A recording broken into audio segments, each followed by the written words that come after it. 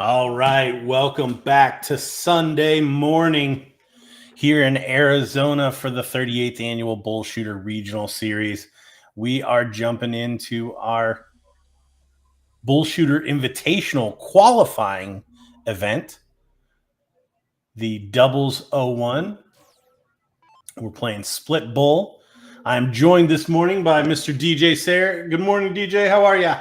Good morning. What is going on? Excited to see which one of these teams is going to come through, and both players going to earn their spot in that invitational that we'll hopefully have the pleasure of covering again in Rock Hill, South Carolina. Absolutely. Yeah. This I know in the interview yesterday, Dave Fatum talked about the ESPN Invitational, so I know that this is on the minds of the better players in the room. We do already have Ruben Herrera qualified from Friday's singles. Adam Savada, the runner up there, and if past history is any indication, Adam essentially has two shots here. He will either want to win doubles with his partner JC, or if he doesn't win, he wants Ruben and Rob Dixon to win because the default extra spot tends to go to the runner up in singles. So something to keep an eye on there. But yeah, I'm glad to see we're playing some split bull here on the 15-inch board. Yeah, this has been something that I think has been a very good switch up for the BullShooter series.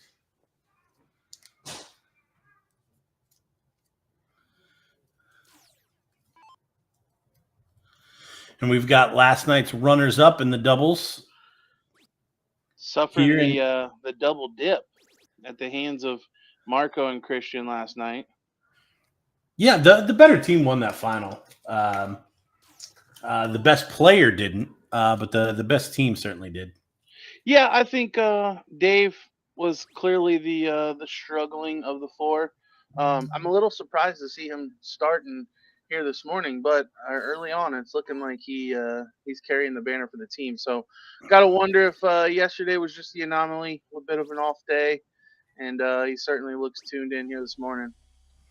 Well, Sundays are tough for Patriots fans anymore, so we gotta Oh man, gotta give them a little break. They were so high for so long, and now not so much. it's probably worse for Cardinals fans. They're in Arizona. I mean, your team is actively tanking. It's very true. It's very true. Good morning, Justin from Chubbuck, Idaho.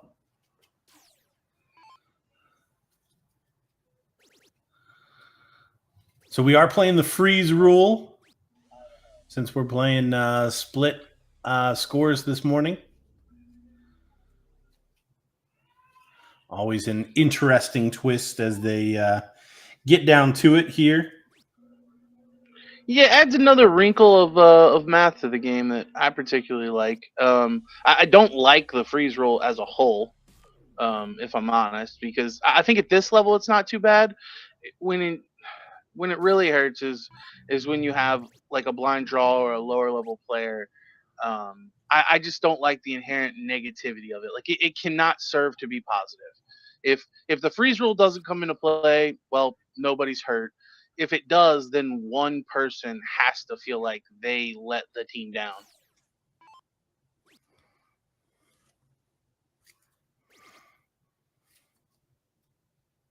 But I think at this level, it does add a nice little wrinkle where the players have a little bit more math to think about. It adds a little extra intrigue to certain shots.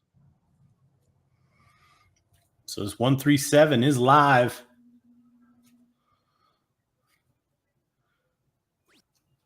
Probably needs to go away too. Yeah, not going to happen. Yeah, Dave coming up looking at double 20. Take leg number one. Haven't. It does look like we're playing 3 out of 5 here on the winner side again today. according to the bracket. And if you want to follow along with our bracket, it is live in the BullShooter app. It is titled 04 A01 501 doubles. As Dave does get it done in the first leg.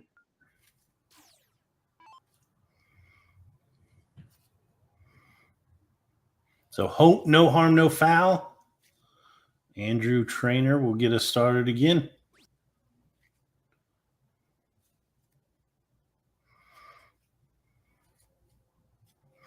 Very mature shot there from Andrew. Throwing it open beds, moving around the board.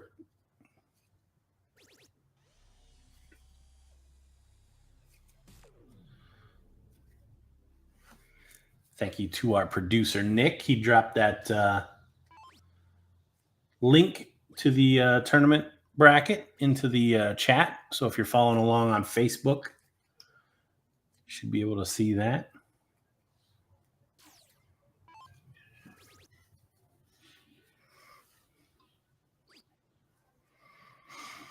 Chucky Pipes looking to go to work here. Putting in a 140 to open up. Chuck played really well yesterday, pretty much start to finish. Yeah, most of the time 6+ in the what I would call the scoring phase of the cricket. There's always a little bit of a drop off, especially shooting bulls. But yes, did very well. Had a struggling partner. We talked about that last night. That sometimes maintaining your head and your level can even be multiplied when you've got a struggling partner, regardless of how you started throwing. Jamie and Andrew just need a little bit more firepower here, I think, to maybe overcome Dave and Chuck. But as I say that, opening.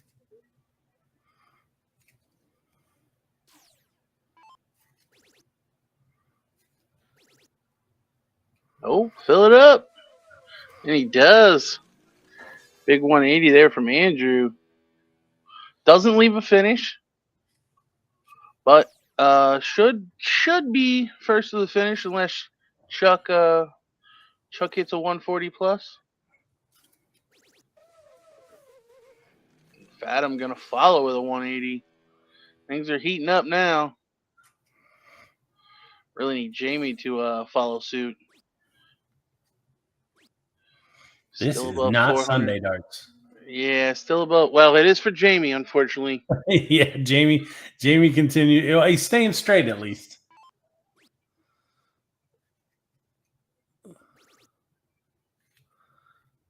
Another trouble will leave him and out.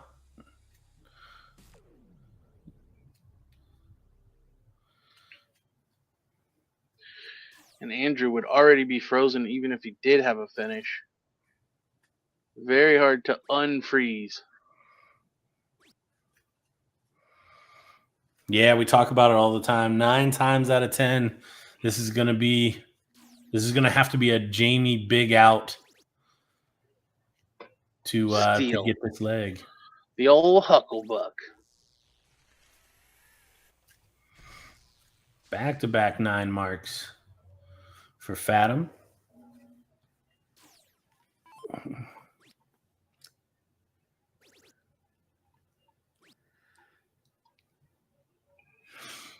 Jamie sees the funny side of Sunday darts.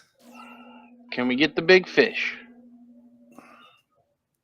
Can we get the big fish? Oh, it's on. Can we? No. Good effort there from Chuck. Until that last dart. He wanted to place it. It's like, go right there. Oh, crap. So Andrew just trying to leave 2. He does.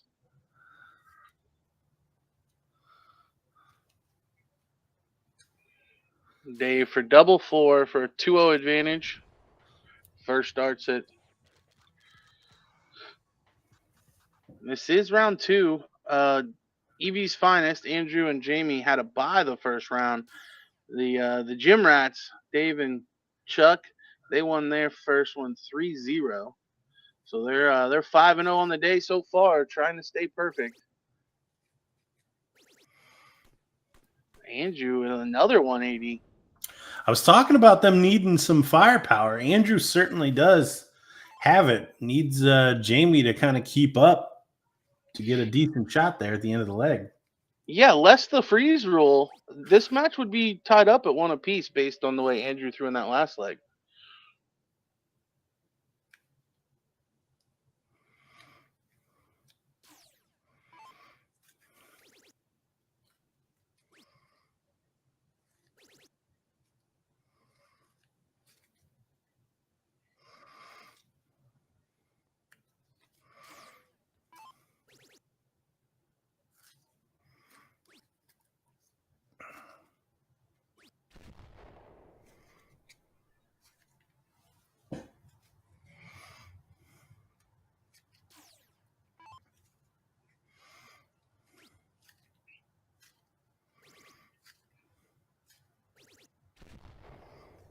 Yeah, 180, 140. Good leg here from Andrew.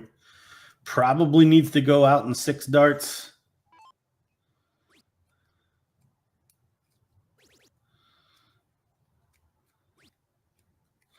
I think somebody's bumping our camera. I think it's to the back left where the players are trying to stand. I think given the venue, it's just a little tighter quarters, and we don't have the typical stanchions surrounding it to protect the tripod.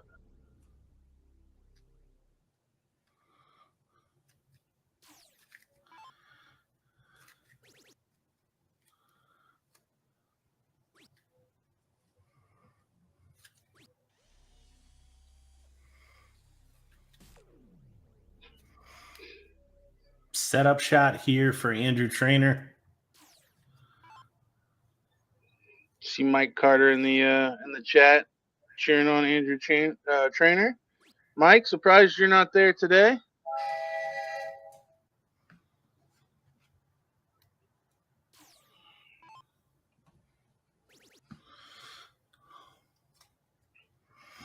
Just learned our stanchion or tripod for this event is a pool table.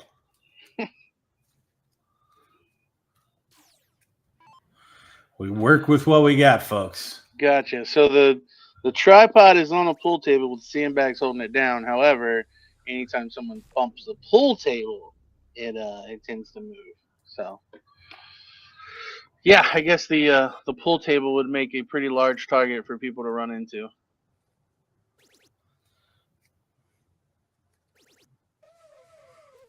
Another 180 from Chuck.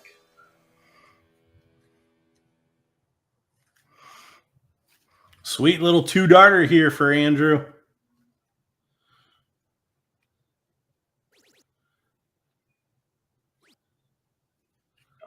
Oh no. Not going to leave an out with that dart, so he'll have to clean it up. Wisely hits the 7 to leave 32. Now, I mean, an argument could have been made there to score a little more to try to maintain the freeze. Give Jamie as much of a cushion as possible against Dave's shot here.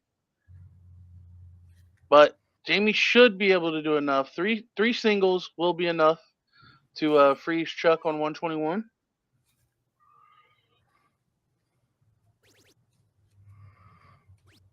Yeah, basically needs to be at 127 or lower. 50 does not do it. Exactly 160. So Chuck is able to shoot at the 121. So you and your partner score have to be less than the other teammate. So 160 tied, but Chuck's not going to take it out. Andrew can breathe a sigh of relief.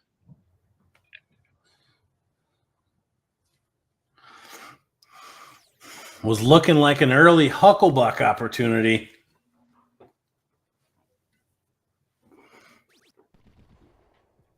Dead center. It's a good dart. Yep. We are 2-1, but Dave and Chuck with the start here in leg 4 will be throwing for victory. Their perfect record erased. Oh, that's true. Their first leg loss on the day.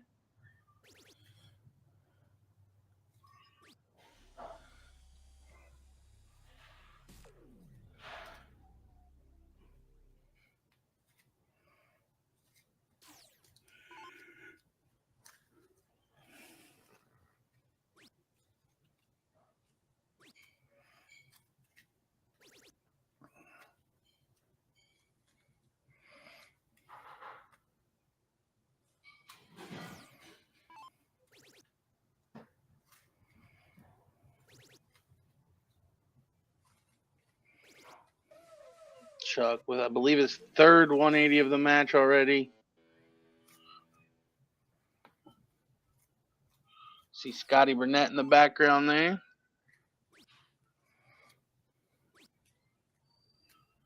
Making the trip from the Sacramento area.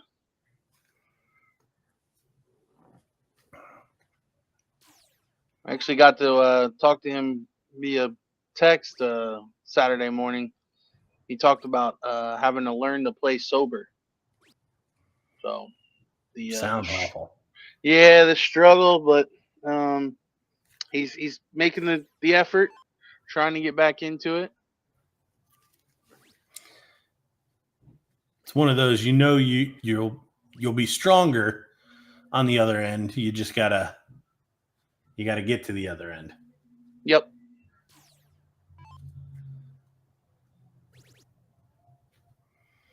Chuck. Oh, it takes 5 to miss. It's still leading the way here in this leg. Jamie needs a 140 minimum here.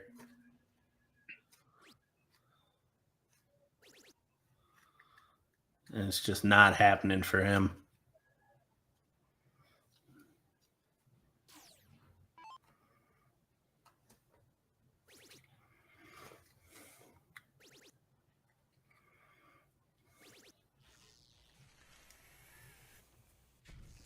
Dave with a nice 171, set up 130. So it's looking like a foregone conclusion here.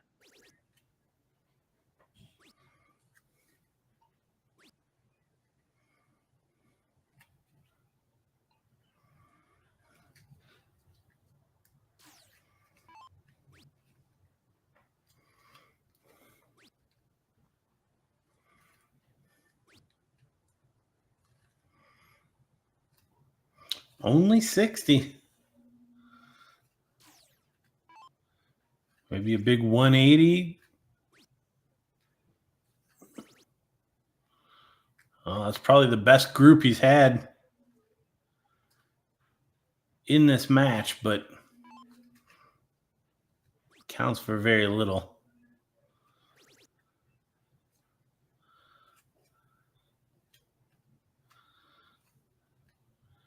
Dave should be free to throw at this. And he does ultimately take a whack. Yeah, nothing hurt by going for it.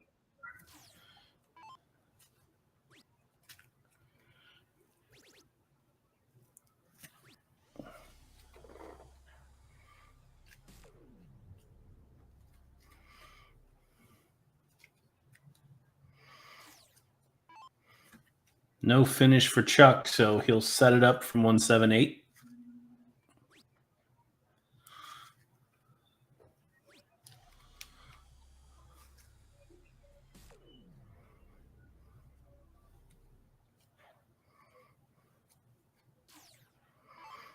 How about now a 180? How about now a 180? Yay! All right.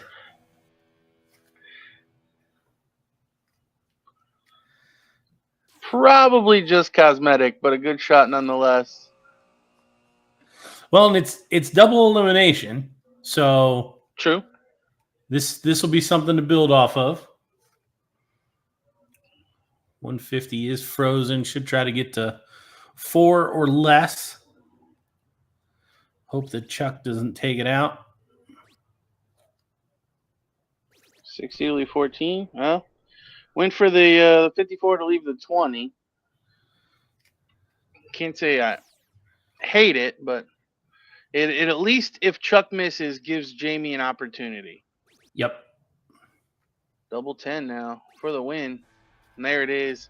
So the Gym Rats do get the victory 3-1. Doesn't look like we've got a match ready to go, so we will pause for a quick second here, trying to get another match. Don't go anywhere. We'll have more darts coming to you from Phoenix, Arizona.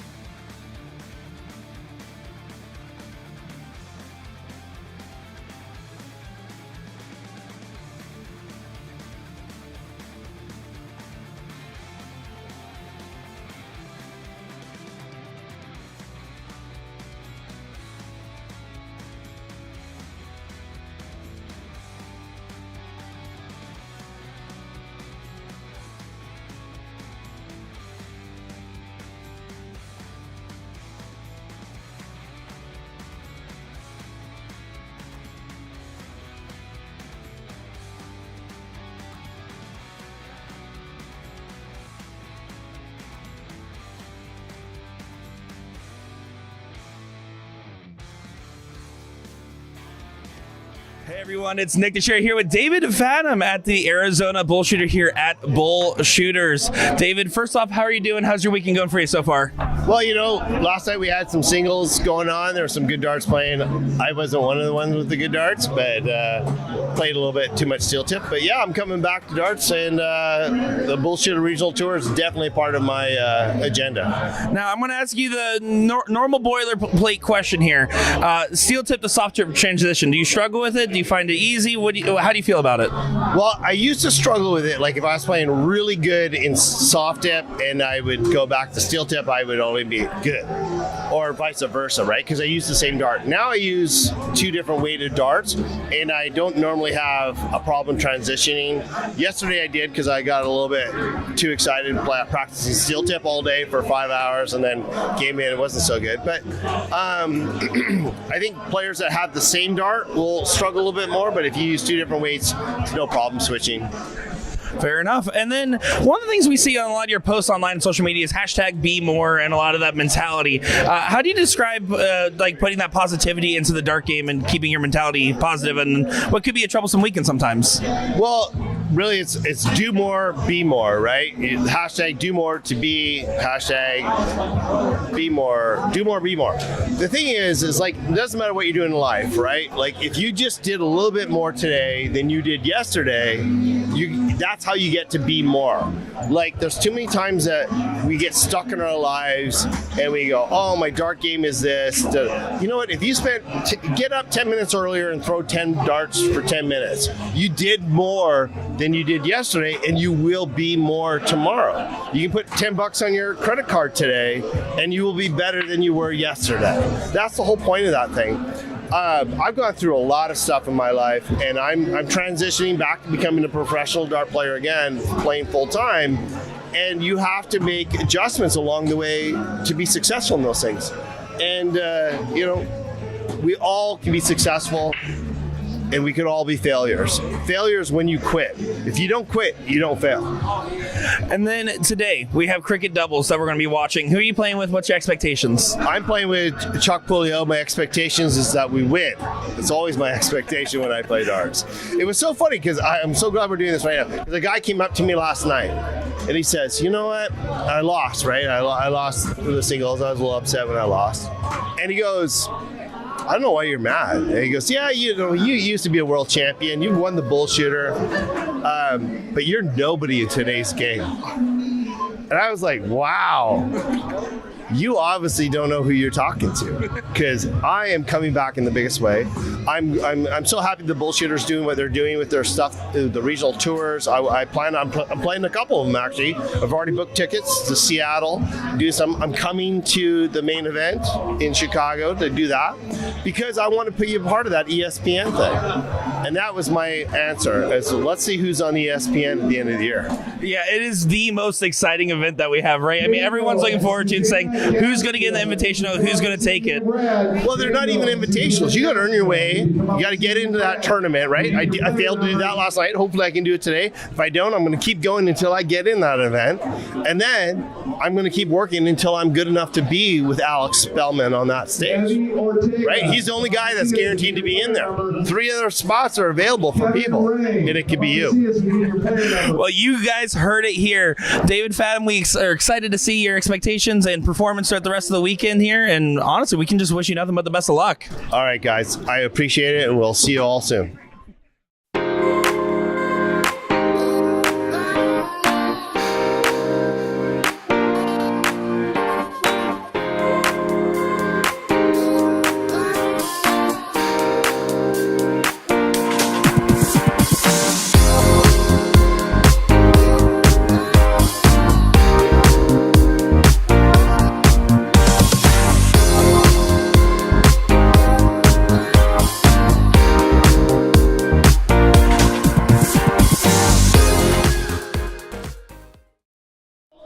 It's Nick DeShare, joined by Adam Savada here at the Arizona Regional here at BullShooters. Adam, you had a great run last night, falling just shy at second place in the level 1 singles. Can you talk to us about your run yesterday? Yeah, I mean, first match I was feeling pretty good, a couple of 6, averages, and then second match against Brandon Perez, It was a little slow, and then went into the losers. Been a long time since I was in the losers bracket, but I had to fight back, and I was doing pretty good, then made it to the finals and almost had the double dip, soft tip. I'm a still tip guy, but soft tip, you miss one dart and that's kind of it. And that happened to me on the 16s. I had 3 single 16s, and that was pretty much it for me. So, well, statistically, I mean, you put on a clinic. You had the highest averages. I believe you had a 736 on the stream, amongst other great high-performing games. Your upper gear was amazing, but a lot of people were in the comments saying, man, if they didn't know Arizona darts, they were like, who's this guy? What's going on? So can you talk to us a little bit about why you do or do not travel? I stopped traveling a lot because of my job. I was in corrections for, many years, and then I'm in the funeral industry now. Hence the name. So I work pretty much 24/7. Now I kind of have weekends off, so I'm trying to travel a little more. But when I went to the CDC a couple years ago, a lot of people didn't know who I was, like commentator-wise, but a lot of players did. Same around here, but as far as like traveling, to all the other soft tip tournaments, I'm not really a soft tip guy. I'll have to do like the local stuff, but. Yeah, I mean, a lot of people kind of know, but just maybe like I said, commentators, other people like that, they're really, I'm not too sure. Well, I mean, for not being a soft tip guy, you had a heck of a run last night. Today, I believe you're playing with JC Martinez. Can you talk to us about your expectations for today's run?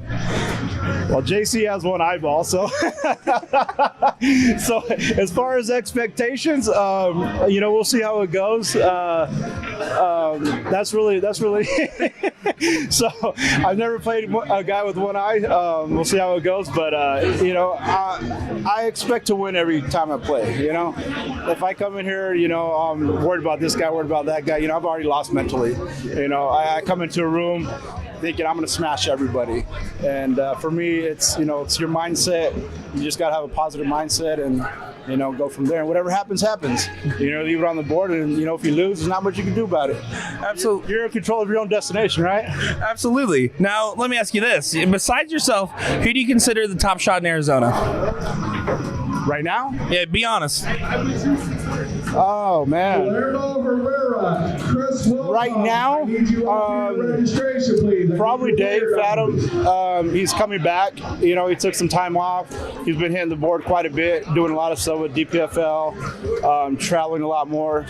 And I noticed his game is picking up a lot more, so I like to be humble. I'm not saying I am or not, but he was probably, it's against Chuck, him and Chuck, but Chuck's kind of, for me, kind of falling off a little bit. So yeah, Dave. Now, for a lot of people that are going to be watching you on the live feed and might see some of these high averages and decide, you know what, I want to start playing darts because that looked cool. What advice do you give to a brand new player?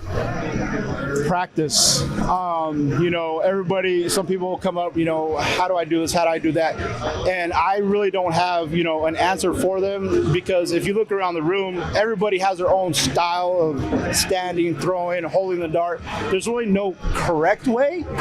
My thing is I always say, find out what works for you and just practice with that. Consistency. Well, listen, we're excited to continue seeing your consistency. Adam, we wish you nothing but the best of luck with the rest of your run this weekend.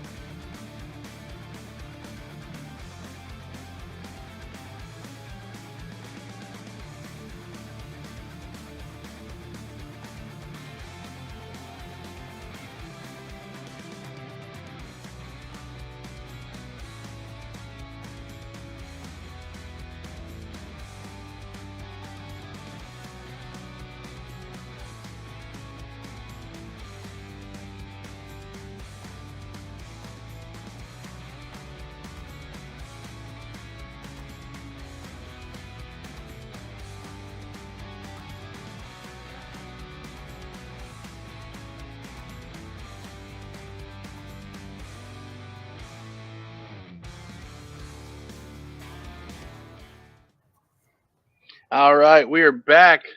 Well, we don't have a winner's side match to run, so had to go with what's available. We got a loser side match with Andrew and Jamie back at the board, taking on Douglas DeMichelle and sorry, I don't have Victor Thompson. His tag on the board is "Let 'Em Fly."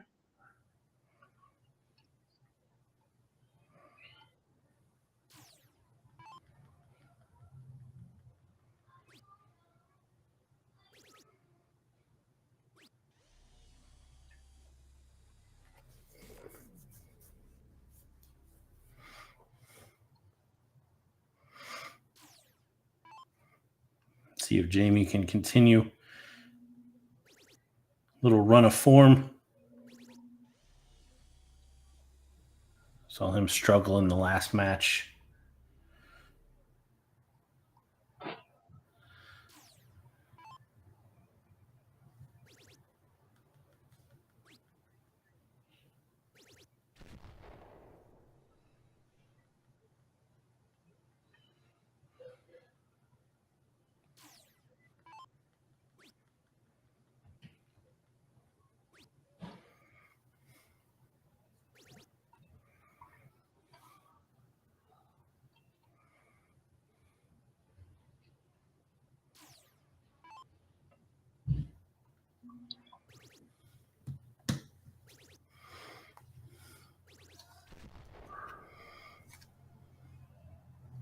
Starting to come alive a little bit here, Jamie.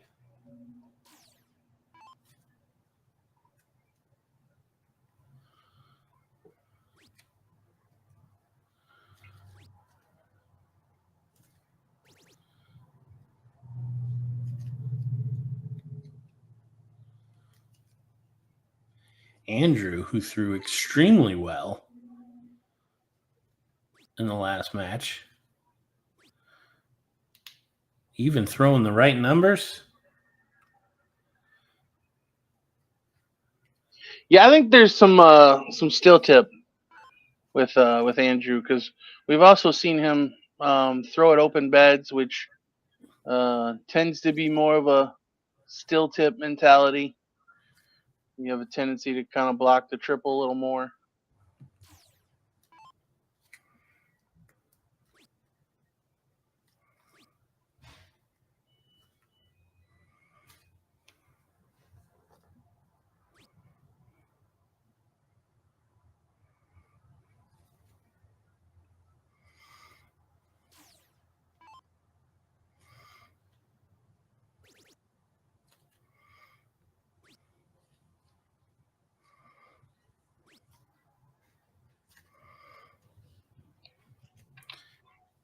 Big triple a turn there, but partner lingering back on 332 may not even get a chance. And as we were just bragging Andrew up about moving to open beds,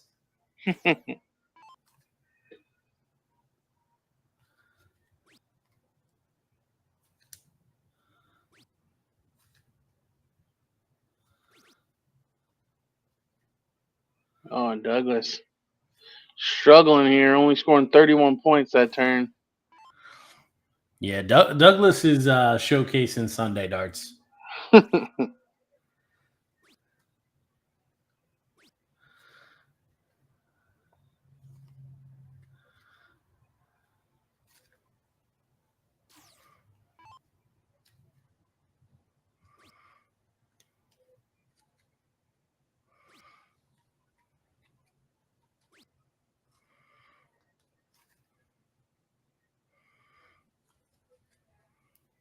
So what can Andrew do here?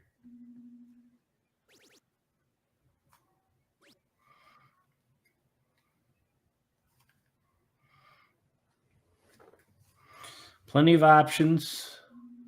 Trip 16. That's where he decides to go. Great shot. Good leave.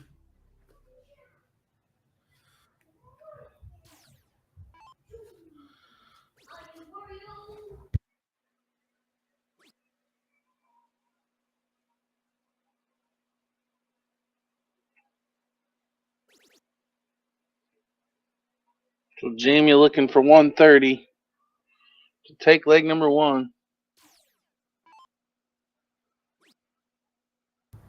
420s and a double bull. It's not going to get there.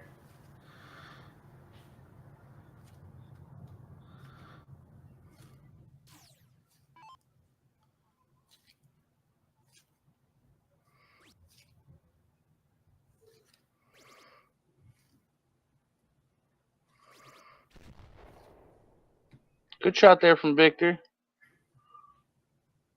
But because Doug back at 237, Andrew will get a look at double 12. Ooh. Double 6.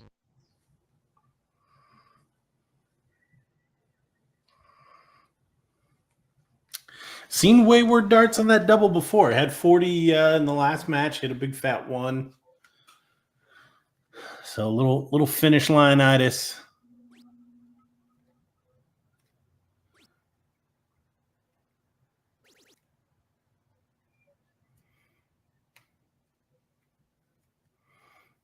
Douglas at least within touching distances.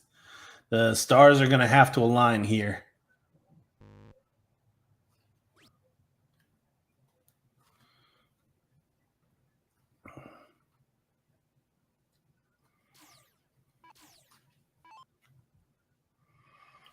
So Victor going to push off. Probably not the smartest thing to do with 12 left. If Andrew leaves 2, it would actually freeze Doug with the 140. Not going to happen, but yeah, I mean, still, I think you have to plan for that. Yeah, you got to shoot the 8 and at least get to 4. But Andrew does get it done, taking a 1-0 lead. And Douglas, will lead us out in leg number 2.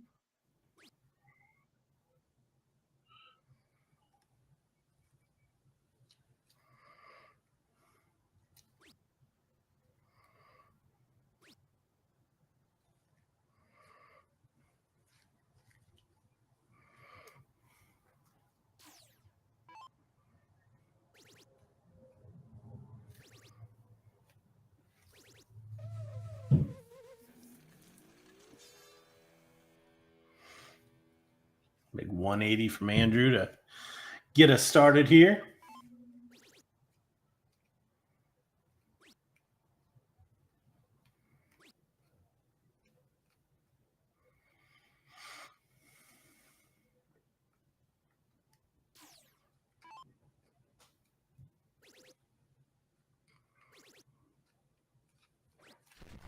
There's Jamie. Oh, last one went a little high, but still 140 open. So Andrew and Jamie already kind of running away with this leg. Yeah, and the best 2 out of 3. This is not the position you want to be in.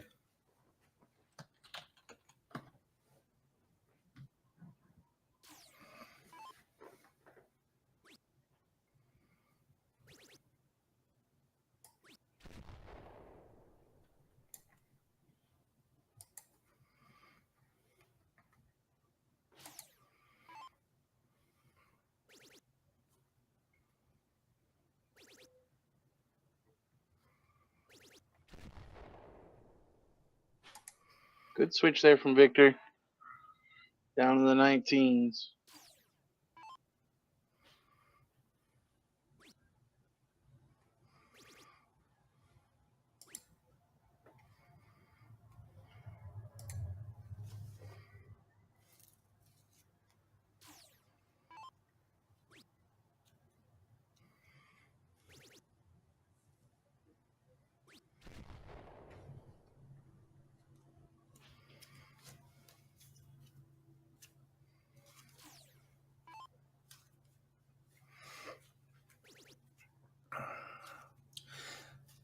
So last night's winners against the team that they double dipped, I believe, is going on right now in the winners bracket. The Gym Rats taking on the Dog Pound. The Gym Rats leading 2-0 in that one.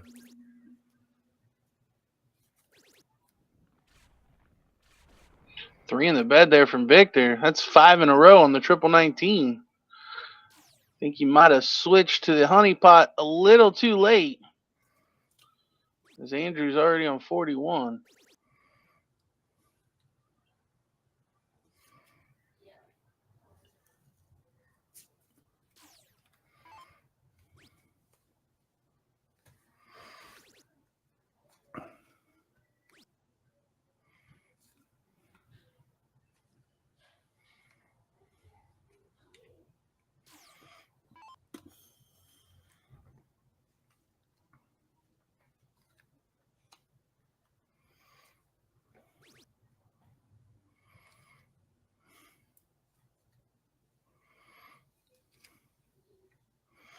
Andrew going to mess around with another out. Big time. From 41, never even sets up a double.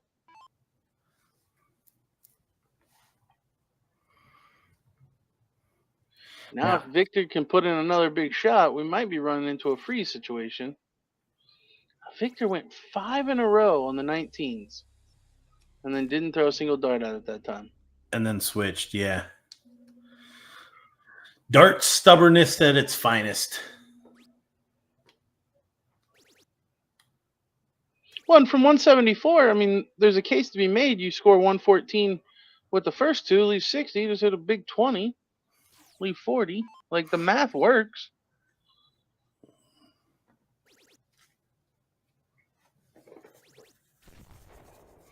And the freeze is on. Doug did manage to freeze.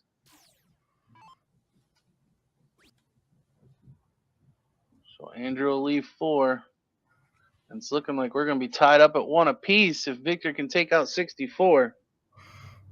Yeah, from nowhere.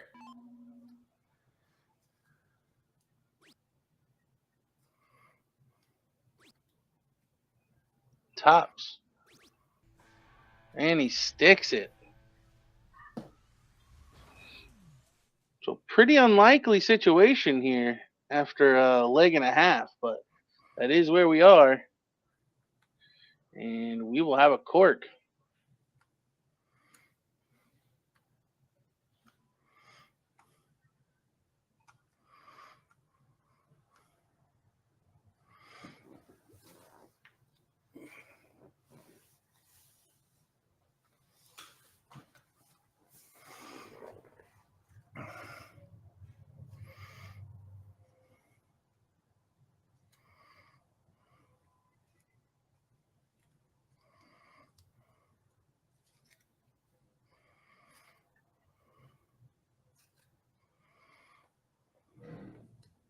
Looks like Andrew was able to find a bull there.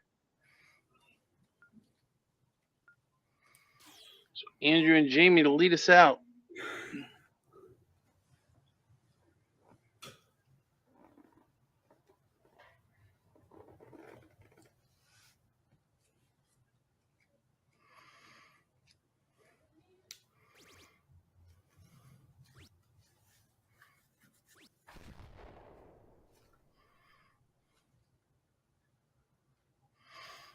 These players clearly familiar with one another.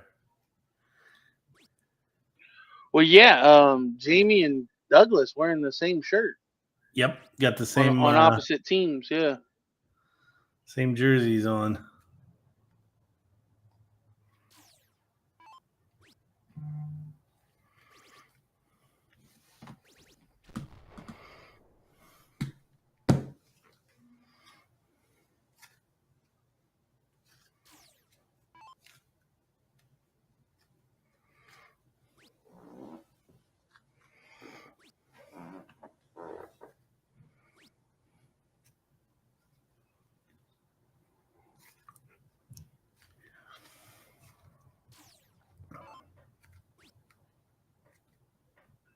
Early advantage for Andrew and Jamie again.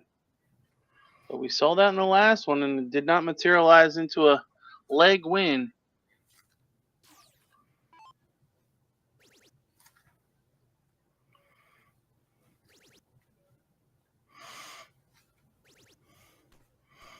Douglas with a 180, starting to straighten him out. Yeah, I think he was having a little bit of stream nerves early on, a little camera shy, and has settled in.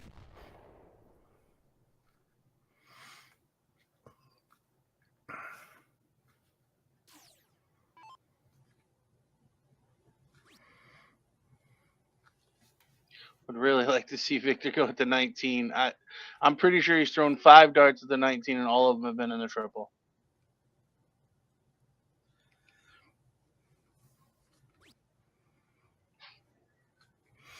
He's staying away from it. Wants to keep that perfect going. Yeah. Don't want to ruin it. At the end of the day, he wants that perfect record on the 19s. Big 140 there. Oh, that's 180. My apologies. 180 from Andrew.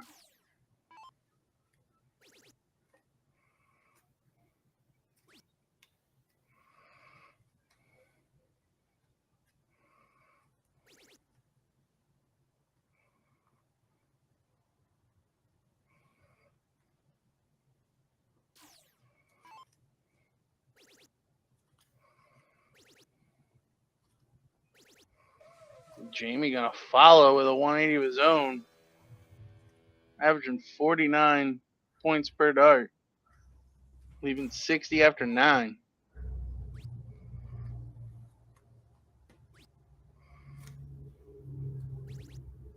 Six for 6. You were just waiting for that dart to go in. Yep, I saw his eyes shift.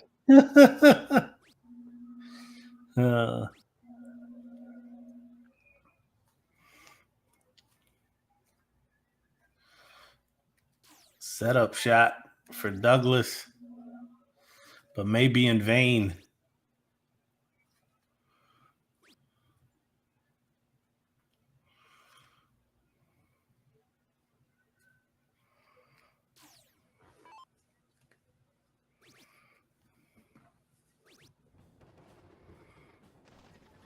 There it is. A 11 dart leg for Jamie, polishing off that match 2-1. And we will have Lakina taking on Lefty and Shu on board 40 coming up. So don't go anywhere. More darts to come.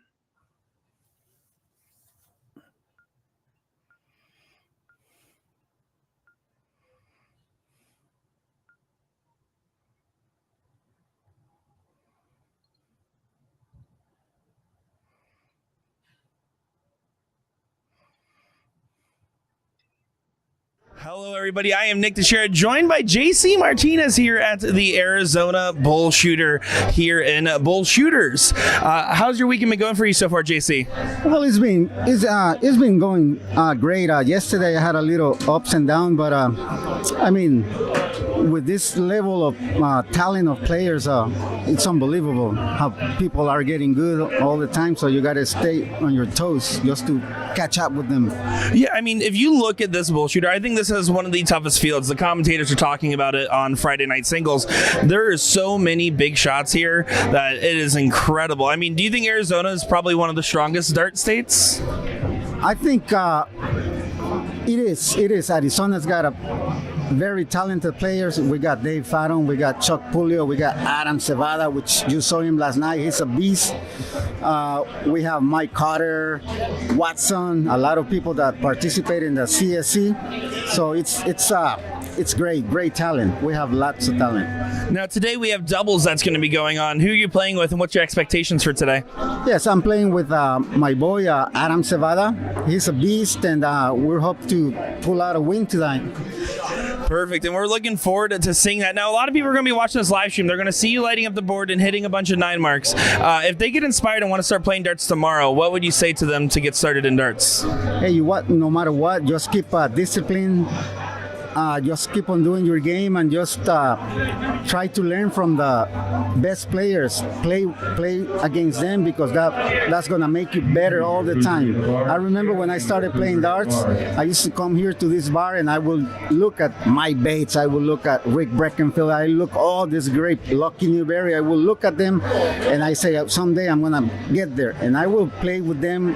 They'll get money out of me, and guess what? After I got good, nobody wanted to bet money against me. So it was great. It was great. Just stay disciplined. Discipline is one of the most important parts when you start playing darts, and discipline will get you everywhere. That's awesome to hear. Now, one more thing for you here. With everybody in the dart room, who do you think's the best shot in the room besides yourself today? For me, it'll be Adam Savada. Yeah, I will take Chuck Puliio. Ruben Herrera is a great shot. And those will be my top three. Well, you heard it here, guys. We're excited to continue bringing coverage of the Arizona BullShooter Regional Tournament. Nick Teixeira, JC Martinez.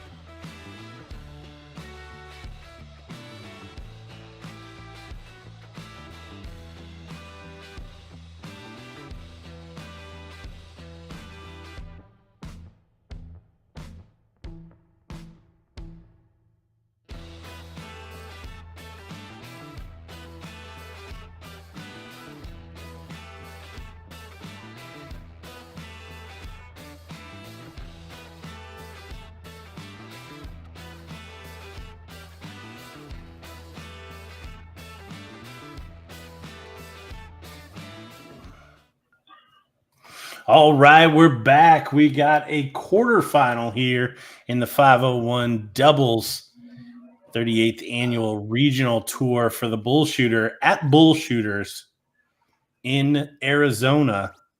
This is the BullShooter Invitation qualifying event, and we see straight away Adam Savada with a big 180. Yeah, we've got Team Lefty and Shoe, which is Jeff Madonna and TJ Shoemaker, taking on La Maquinas, which is JC Martinez and Adam Savada.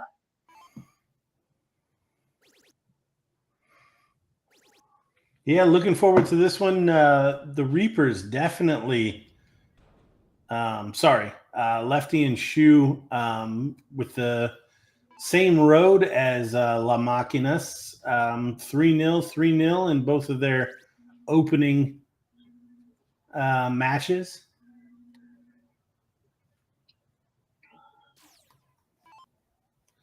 This one is a part of the quarter on the top half of the bracket.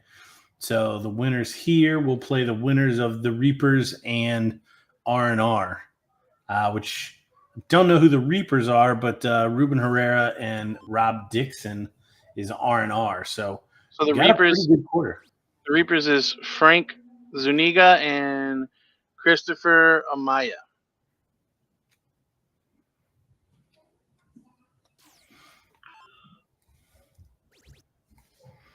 On the bottom half of this bracket, the Gym Rats have already defeated Dog Pound, and the Chippendales and B Flowers will be facing off to see who takes on the Gym Rats in the semifinals. TJ finding a couple of triples there, trying to claw his way back into this leg.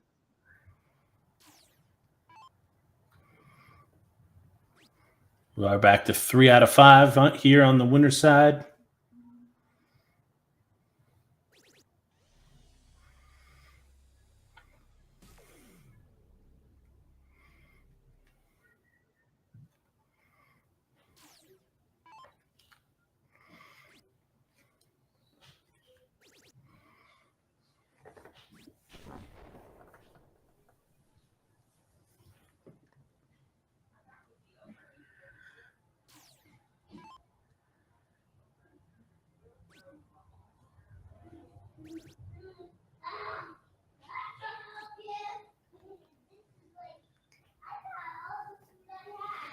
JC gonna leave a 140. TJ gonna need at least 2 triples to leave a finish.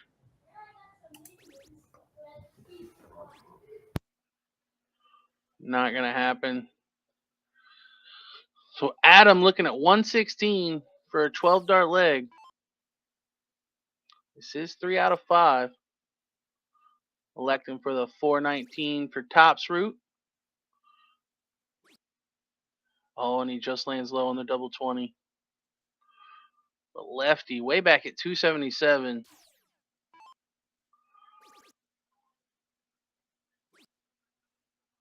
Oh, very wayward with the second.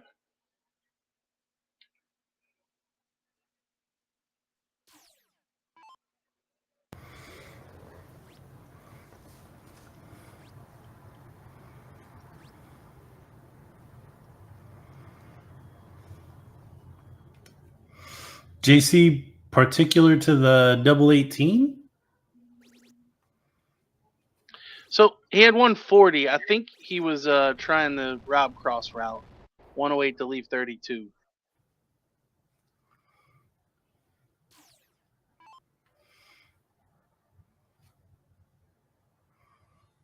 Double 10 now for Adam. First starts it. 1-0 advantage for La Maquinas.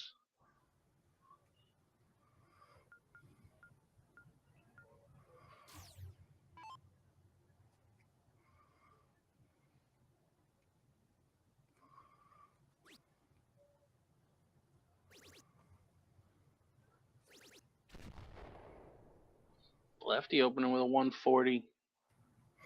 Much better grouping. From him straight away.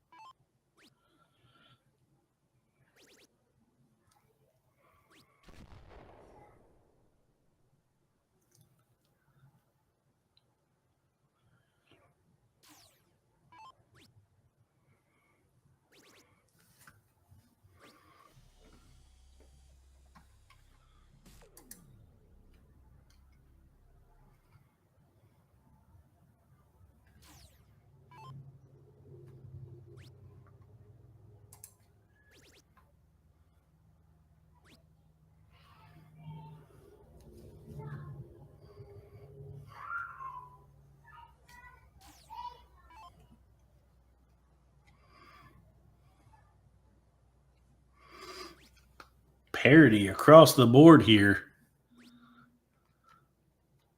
early in this second leg.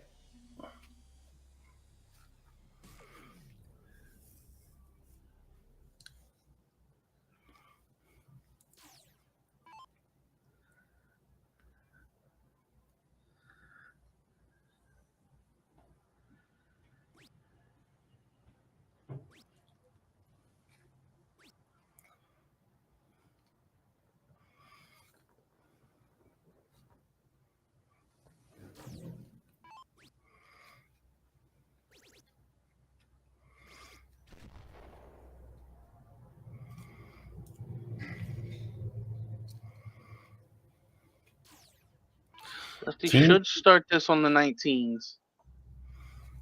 Doesn't. 140 won't leave a finish, but a 136 could have. That's the reason behind the math there.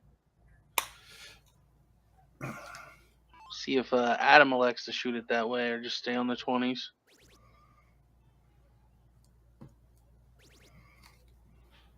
Now I should definitely switch to the 19s.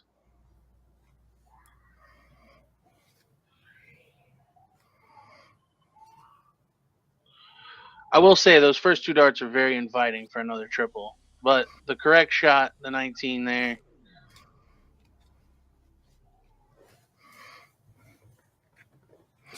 Yeah, only up a leg. Not a lot of upsides to staying on that 20. Outside chance now on 167 for him. Setup shot for JC.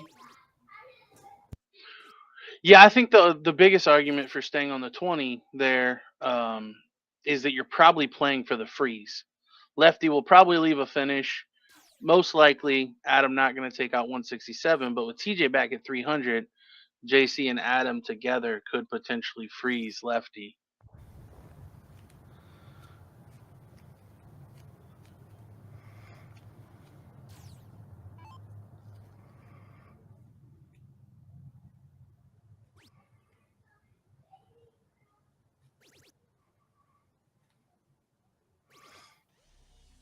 But Adam's just going to set up 36, not worried about scoring as much as possible. Good leave.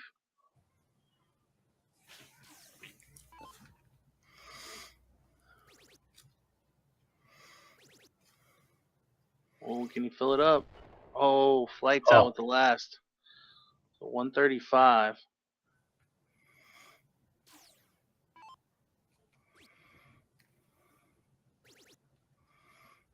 Yeah, and the freeze is on now. So Lefty not able to take out the 125.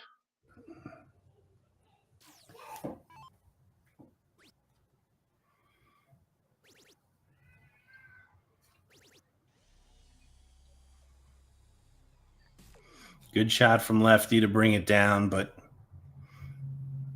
going to need a lot to win this leg. Double 18 for Adam. Just inside. Ooh, just inside. So we'll make it to the next shot.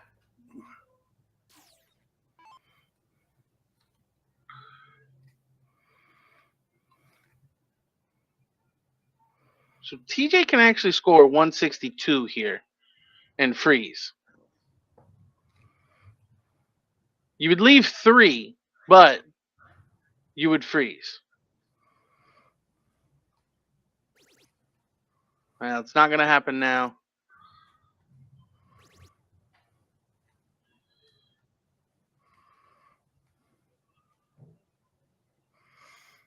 And barring a bust, the 4 is going to be frozen regardless, so no real pressure on this.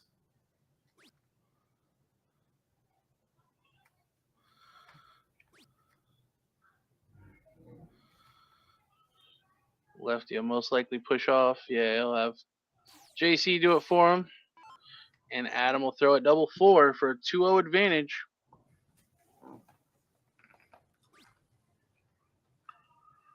I'm just a little bit of finish line-itis here on the doubles. Yeah, wry smile with each dart. And TJ is not frozen, so the 87 is on. The 87 is on, and now the refreeze, a distinct possibility as well. Yeah, he has to leave 3. 3 or 2. 60 for 2? There were so many options on that It shot. really was. I'm sure his head was spinning with every dart. So JC will get it done. So that's back-to-back legs. We've seen Adam score really well and then have some trouble getting the finish. We'll see if that keeps up. See if that keeps up, or he can figure that out. But they are up 2-0 now, and R&R, Ruben and Rob, did complete the win 3-0 against the Reapers. So the winner of this will take on R&R.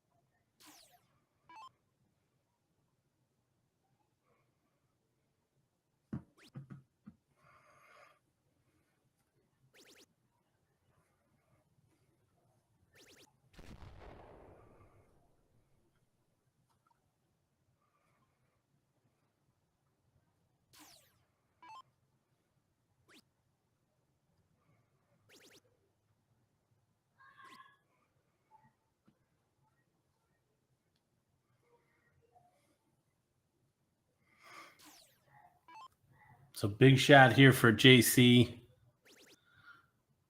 Yeah, going to put him in a very good position to win this one 3-0. Big 180.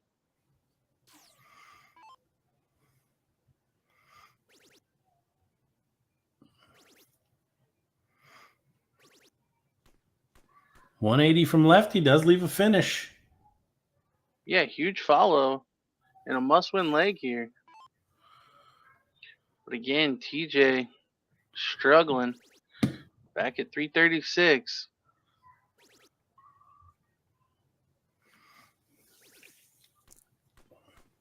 Adam going to follow. So 3 in a row.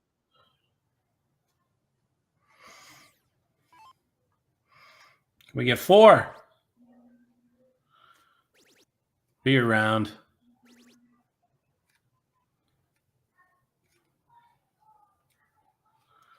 And now lefty going to be frozen after 9 darts. That's a tough leg. Typically, the rule of thumb is give me 12. If I don't take it out in 12, it's my fault. But lefty not even going to be given the option here on 136.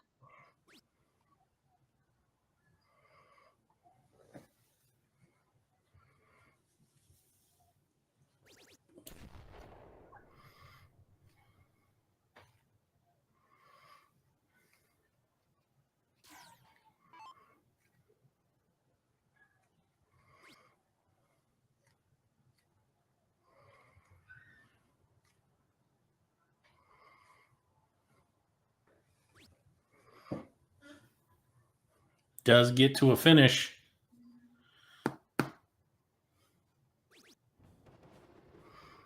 And there it is. Adam Savada, your winner. With JC Martinez, La Maquinas heading through. Lefty and Shu are headed to the losers bracket to finish out the tournament the tough way. That is our first semifinal that is completed. I think we may run to that. We may run a losers bracket first. Just give us a second. We're going to figure out what the next one set up to run. But we'll definitely catch both semifinals before we get to the finals here. Don't go anywhere. We'll be back with more from the Arizona Regional. We're watching who is going to qualify for the BullShooter Invitational. We'll be right back.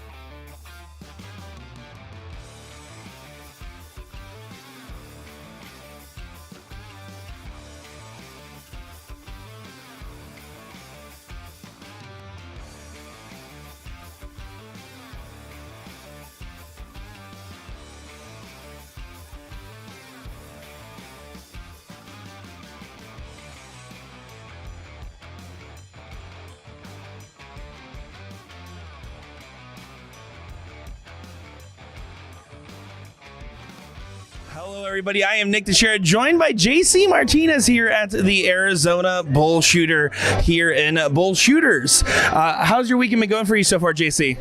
Well, it's been going great. Yesterday I had a little ups and downs, but I mean, with this level of talent of players, it's unbelievable how people are getting good all the time. So you got to stay on your toes just to catch up with them.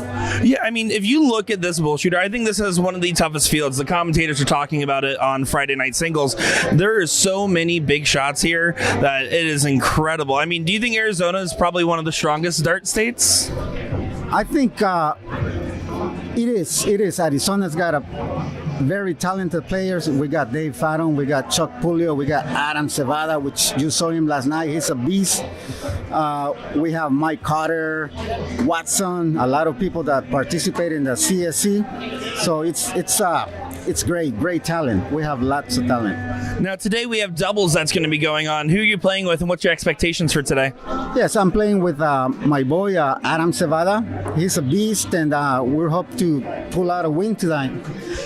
Perfect, and we're looking forward to seeing that. Now, a lot of people are going to be watching this live stream. They're going to see you lighting up the board and hitting a bunch of 9 marks. If they get inspired and want to start playing darts tomorrow, what would you say to them to get started in darts? Hey, no matter what, just keep discipline. Just keep on doing your game and just try to learn from the best players. Play against them, because that's gonna make you better all the time. I remember when I started playing darts, I used to come here to this bar and I will look at Mike Bates, I will look at Rick Breckenfield, I look all this great Lucky Newberry, I will look at them and I say someday I'm gonna get there, and I will play with them. They'll get money out of me, and guess what? After I got good, nobody wanted to bet money against me, so it was great. Just stay disciplined. Discipline is one of the most important parts when you start playing darts, and discipline will get you everywhere. That's awesome to hear. Now, one more thing for you here. With everybody in the dart room, who do you think's the best shot in the room besides yourself today? For me, it'll be Adam Savada. Yeah, I will take Chuck Puliio. Ruben Herrera is a great shot. And those will be my top 3. Well, you heard it here, guys. We're excited to continue bringing coverage of the Arizona BullShooter Regional Tournament. Nick Teixeira, JC Martinez.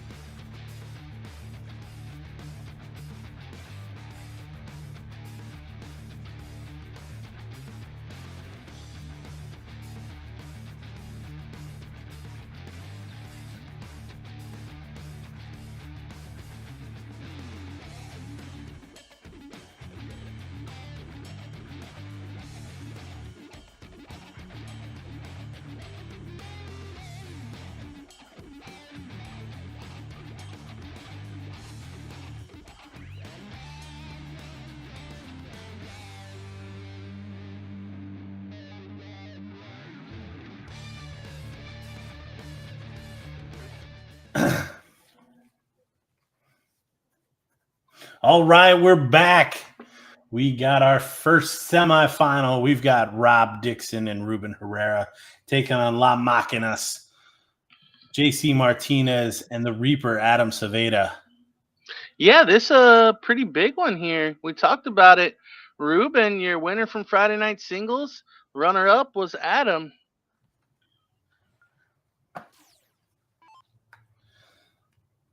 Always good to have some previous winning experience in the bullpen.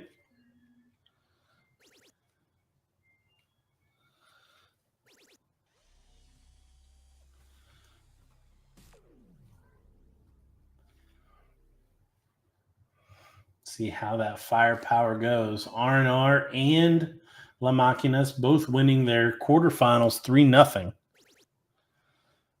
which is the reason they're first up out of our semifinals. The other semi is set.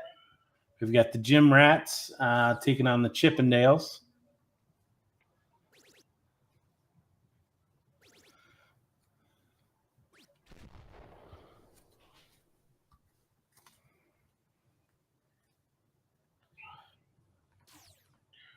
For me, Rob's going to be the wild card in this one. Friday night in singles, he didn't seem to be firing on all gears.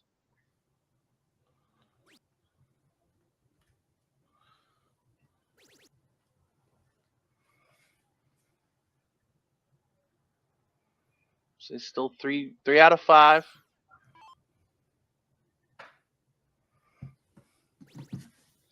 Yeah, got some time to get into this one.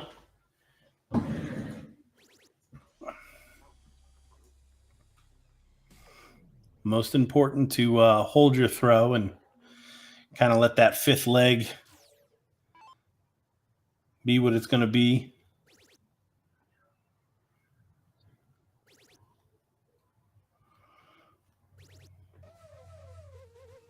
There's Rube with a 180 already. Rube, clearly a Browns fan as well. Spelling dog, D-A-W-G. Established that yesterday, right? Yep. Yeah, he is. The only people on the planet that spell dog that way. Yep.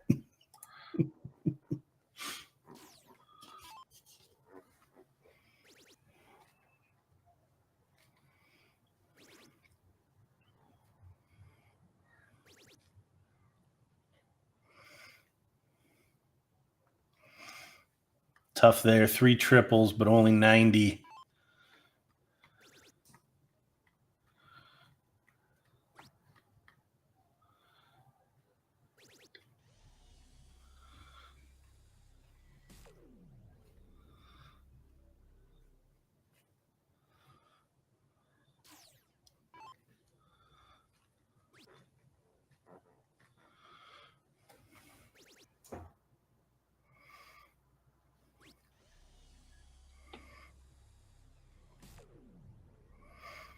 Not quite the setup Ruben would have been hoping for, but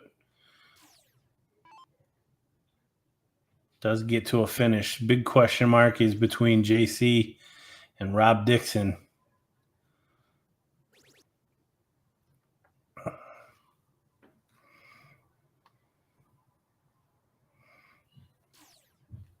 Rob needs a big shot. Still may not be enough.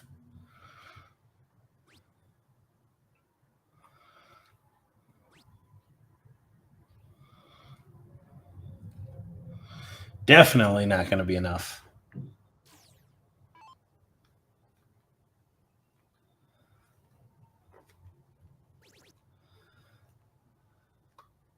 $18 for tops. And again, drops it a little low on the double, but freeze in place here. Ruben not able to take out the 121.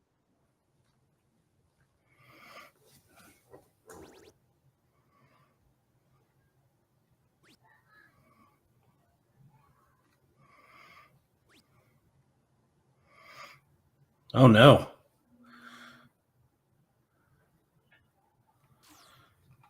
Does not bring it down at all. So outside chance for the 143. Not going to happen. 66, what are you throwing at? 54 to leave 12? Or are you just taking the 60 to leave 6 and not caring? I'm shooting the 60. I don't know that the ends justify the means. We keep talking about that's everybody's best number. Yeah, well, JC goes pee hole. Pee holes. Double eight. If I knew I had a pee hole in my back pocket, I might reconsider.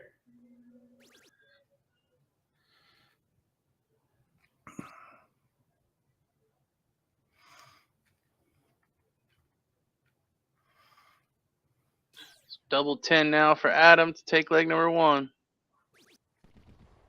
I mean, dead center on that double.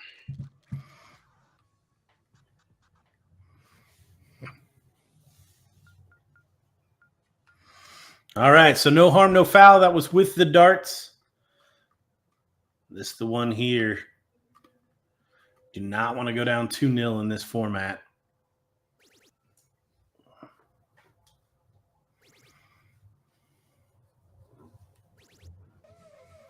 Rube going to kick off with a 180 this time.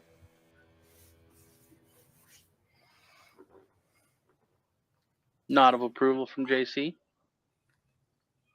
Actually, JC named Rube in his top 3 of players there, so clearly a bit of respect. Adam also a name that JC named, and both of them kicking off with a 180.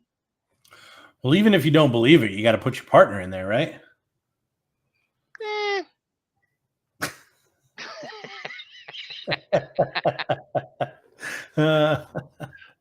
No, Adam. I just think back to his quick rise with the CDC.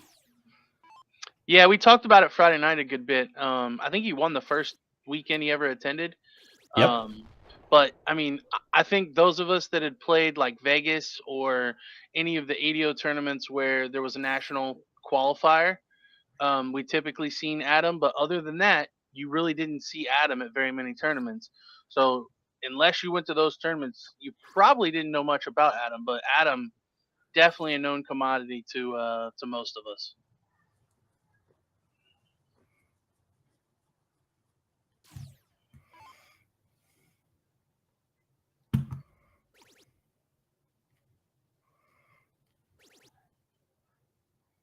And you can see why.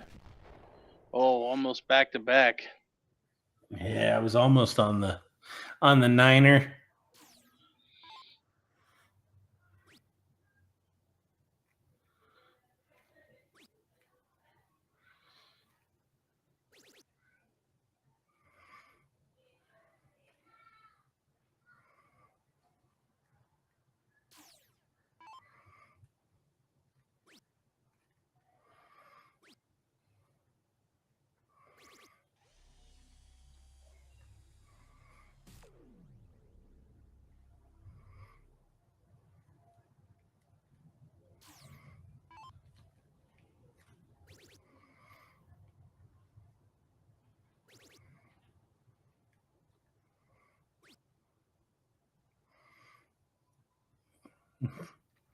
Oh, and 68 there from Ruben to leave 170.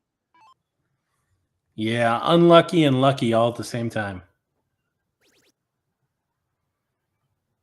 Don't think it's going to much matter, though.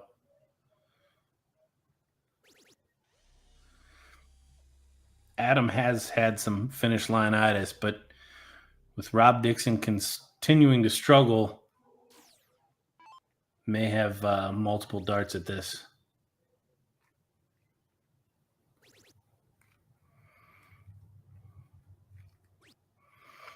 I will say that was the first visceral reaction Rob has had to a dart. Yeah, I mean, as time goes on, it'll pile on more and more, right? So we're now almost through 2 legs, and he hasn't snapped out of it.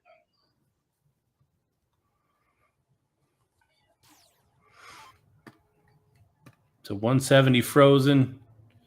Just want to bring this down as much as possible. Would have had a look at the 170.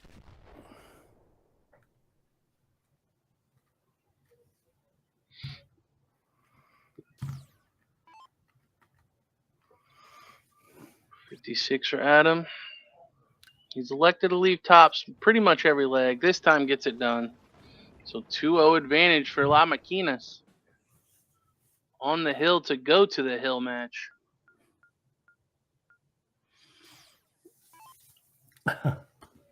Yes, Kyle, our camera is sitting on a pool table there just off to the left of our screen, the player's right.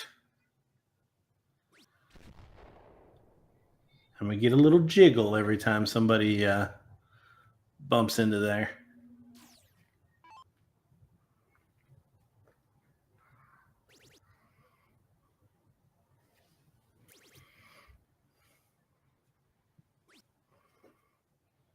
Oh, and the first real slack visit we've seen from Adam on the scoring.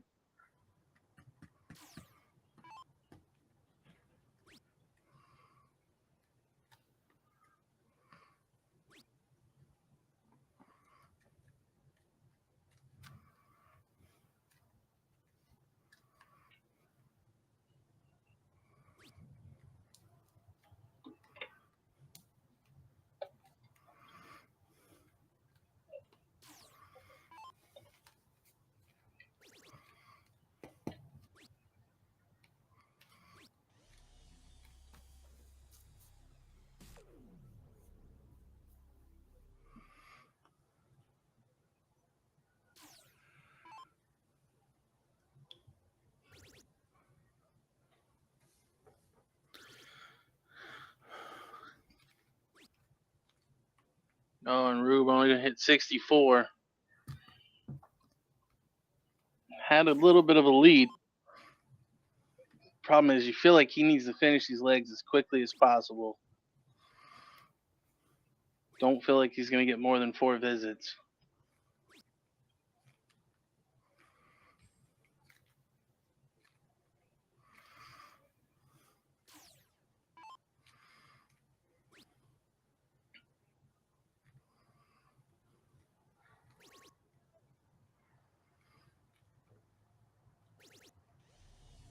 Yeah, Rob, finally finding the 140.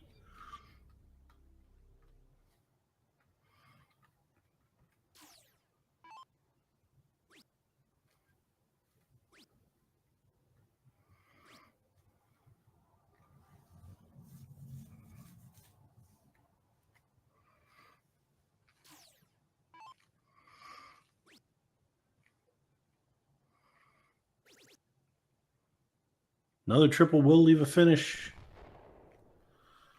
It's not going to happen this time.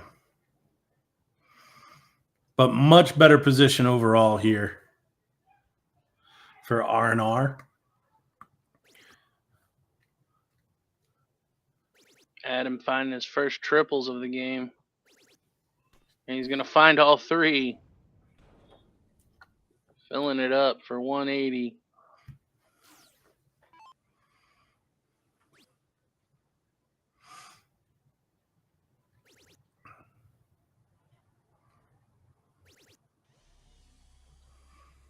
Rob with back-to-back ton 40s.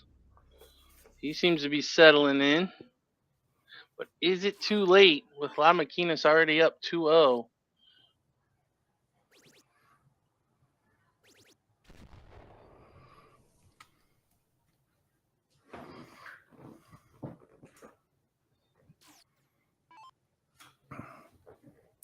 Setup shot. Yeah, Rube should look to score a 177, lead 20.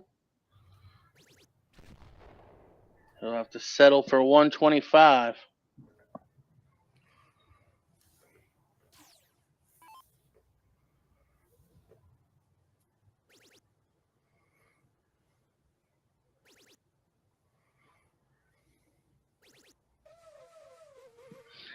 Adam throws his first 6 darts, doesn't find a single triple, and then finds it with all 6 of his last 6.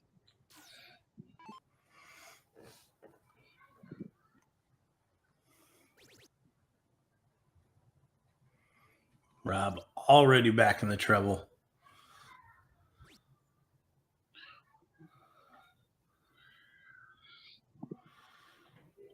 Well, it takes more than 2 triples for a freeze.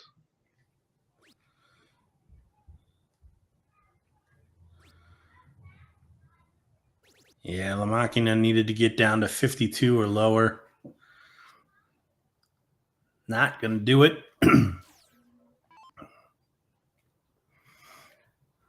So Ruben to win the first leg for R&R here in this semifinal.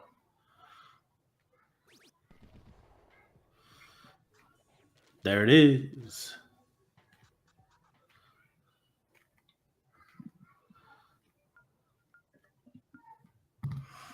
Nod of approval from the partner as that double 10 goes in. But this is the one. And Adam coming off back-to-back 1080s.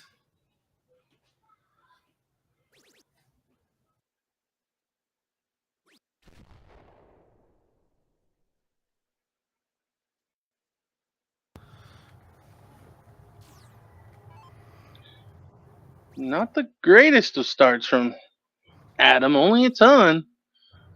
Rube can fill it up. I was just going to say, I feel like that's got to be looked at as an opportunity.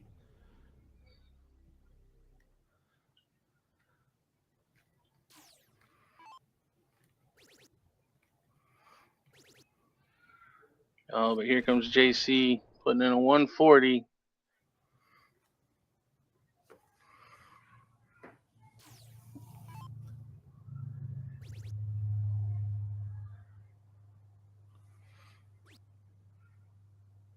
Rob needs to find a triple with his third. Well, it's a triple, but it's the 555.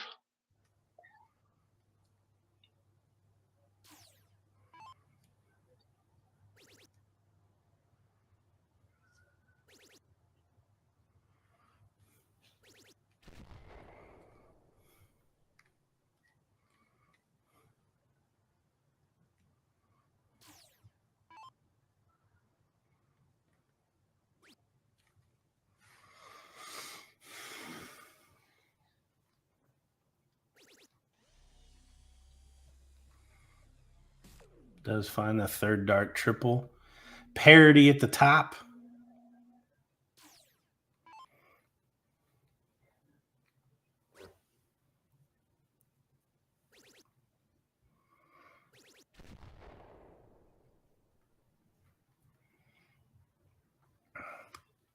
Back-to-back 140s for JC. It's a good first.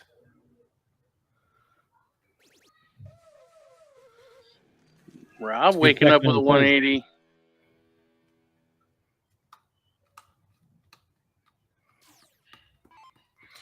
Yeah, catching up quickly there.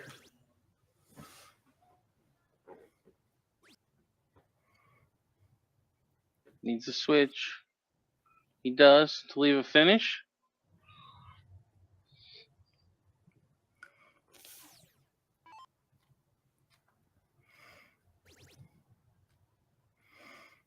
About a couple of triples from Ruben. Oh, just narrowly missing the third. What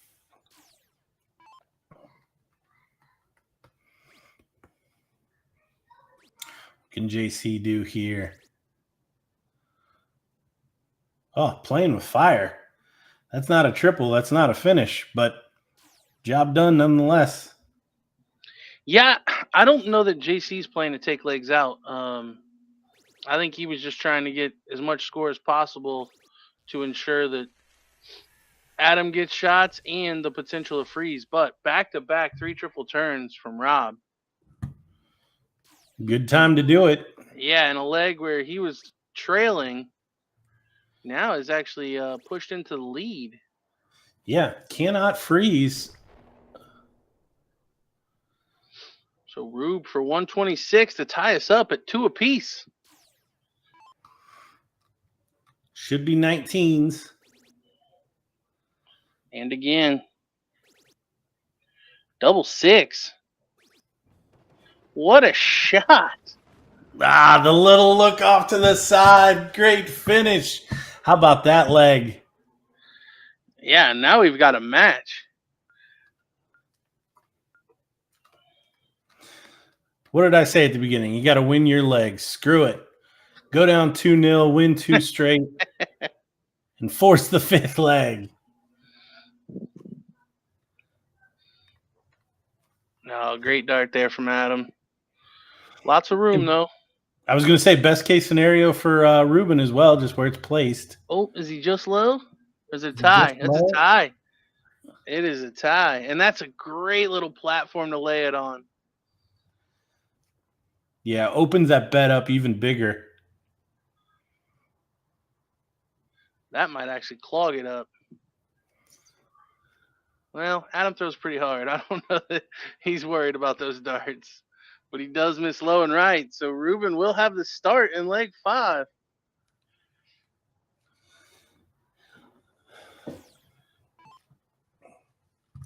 So you called Robbie Dixon the question mark at the start. Really coming through, settling his partner in there in that fourth leg.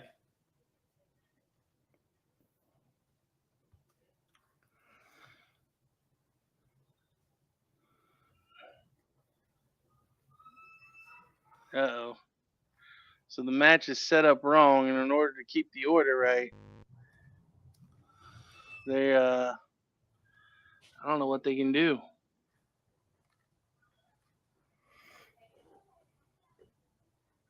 Otherwise, it's going to be out of order every turn.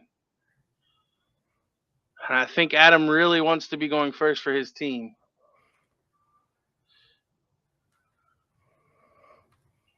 Because the only other option would just be to push the button, let Ruben start, but then JC would be going first for Lakinas.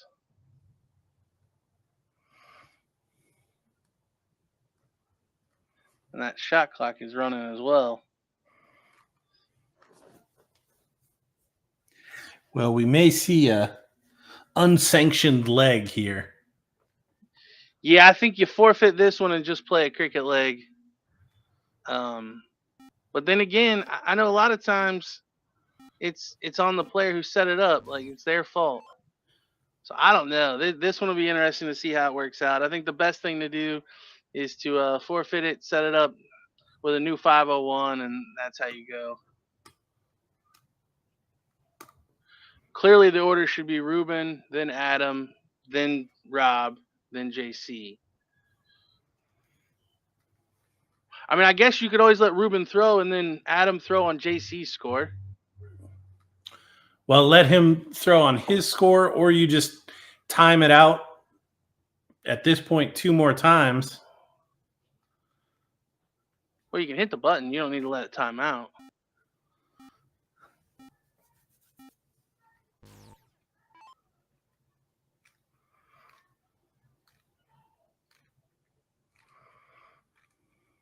But that's why we have board officials on site.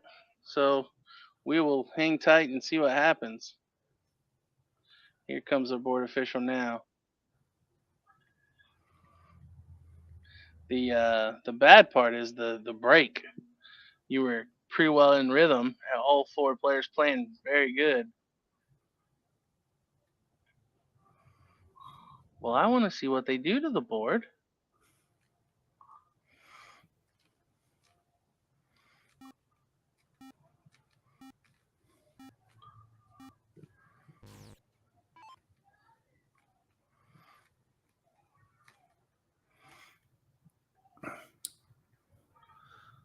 Up, down, left, right.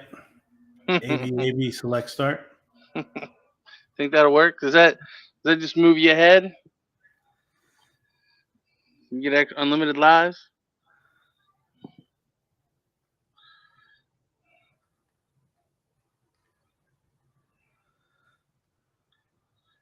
Unthrow's not going to work.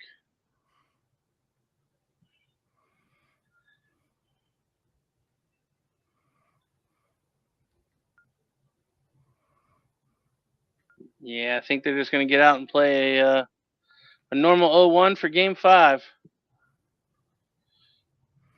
Open and double out, split bull.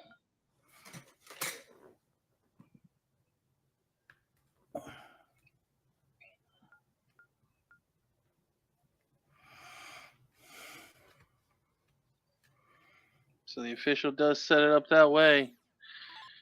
All right, and we're off.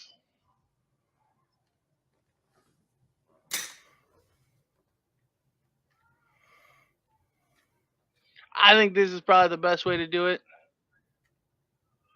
Just to keep her fair.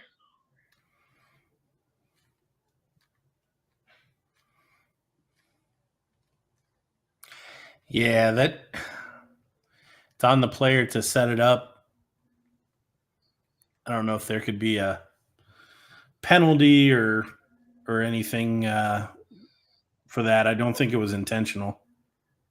No, clearly not. I think if you're holding to the rules, I think it probably just stays, and you push the button. Ruben starts, and then JC's going first for Lakinas. But I think this is probably the better way of doing things.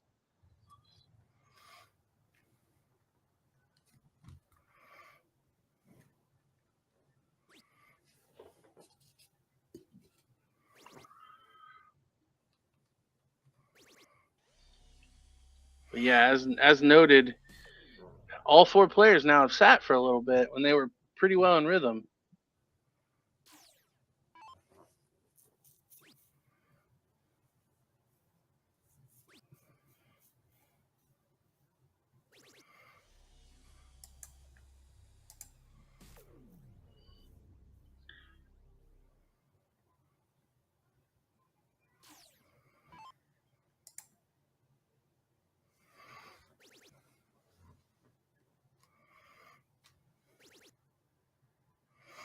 Look at this from Rob Dixon. Oh, into the 5. 5th leg. Time to come alive. Well, he came to life in that last leg with 6 perfect. But yeah, all 4 players playing well now.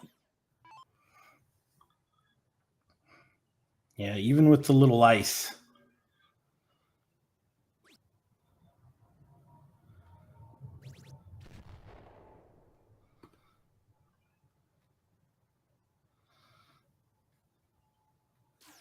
I feel like that one got a little bump from the pool table into the triple. You mean he's hitting moving targets? Was that Chuck-a-luck? Playing a little Chuck-a-luck up there?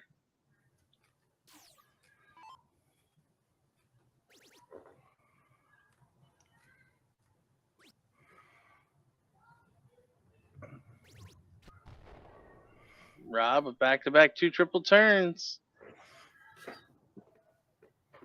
The question mark turning into the exclamation point.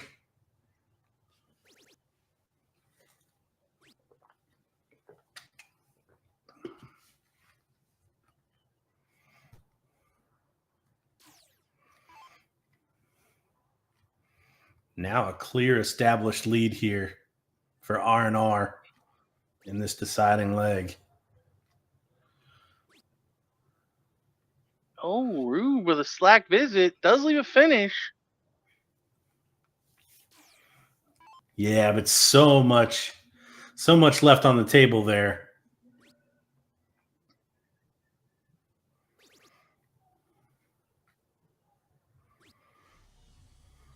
Oh, Adam only with a ton.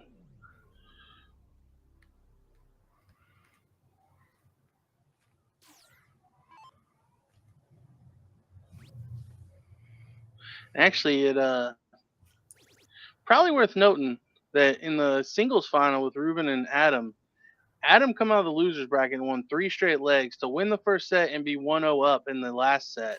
And then Ruben won 2 straight. Here, Adam and JC up 2-0, and it's looking like Ruben and Rob might win 3 straight. So Ruben at his best when his back's against the wall.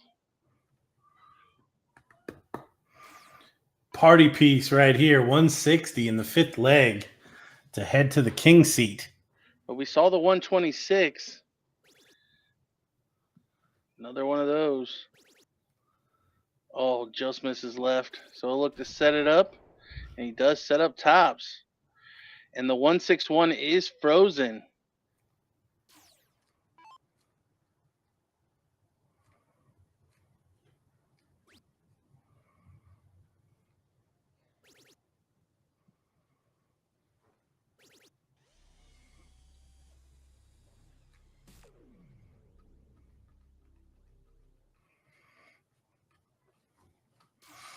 A 130 would be handy.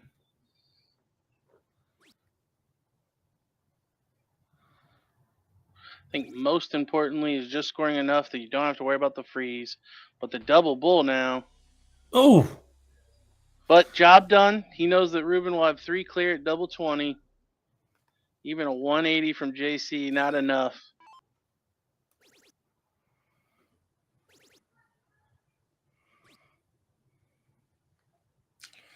JC not even to a finish. So no pressure now.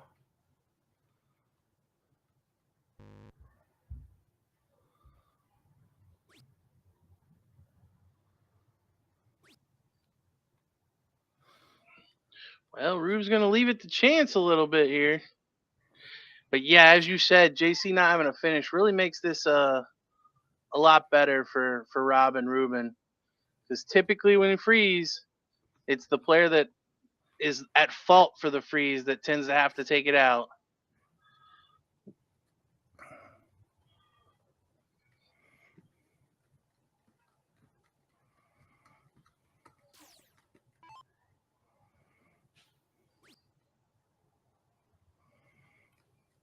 Good single 9.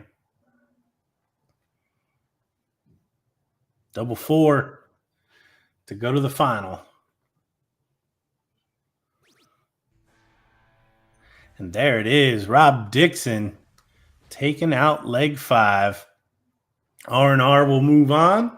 La Máquinas, Adam Savada and JC Martinez will do it the tough way through the losers bracket. We will have that next semifinal up next between the Gym Rats and the Chippendales very shortly. In the interim, while we get those guys queued up, head over to BullShooter.com. Check out the remaining tour stops. We run all the way through, I believe, February or even March before we get geared up for the finale in Chicago. You also can stop over to Spider360.com, find some BullShooter swag. But definitely come right back for the next semifinals between the Gym Rats and Chippendales.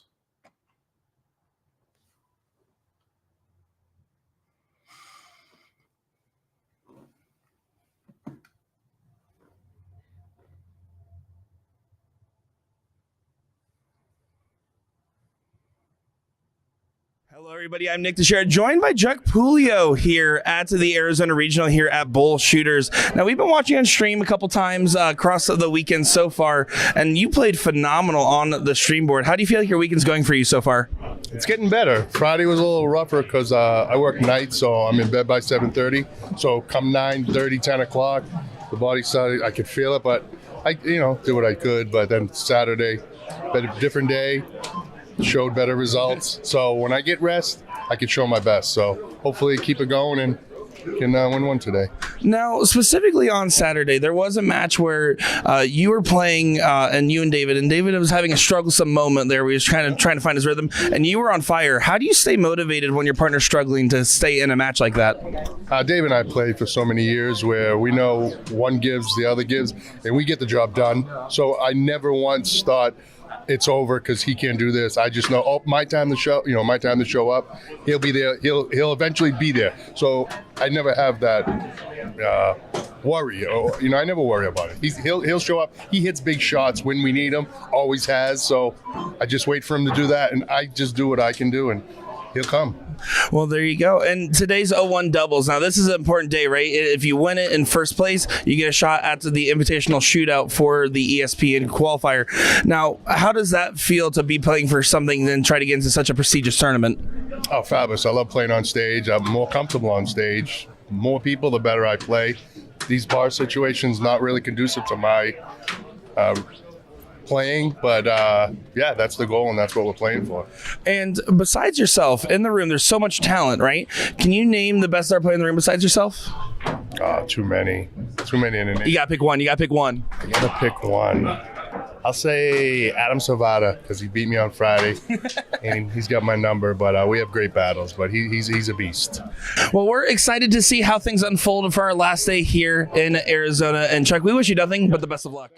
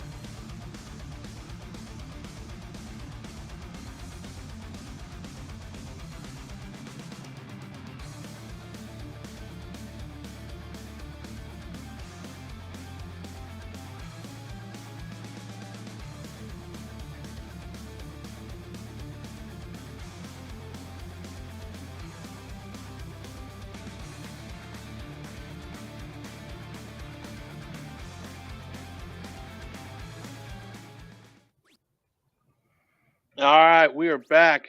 We've got our other semifinal of the winners bracket. We got the Gym Rats of Dave Fatum and Chuck Puliio taking on Chippendales, Mike Scarborough, and James Hopkins. So to get to this point, the Gym Rats have only lost 2 legs.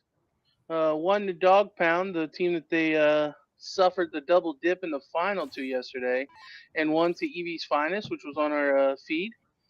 And Chippendales have a little bit more of a struggle to get here.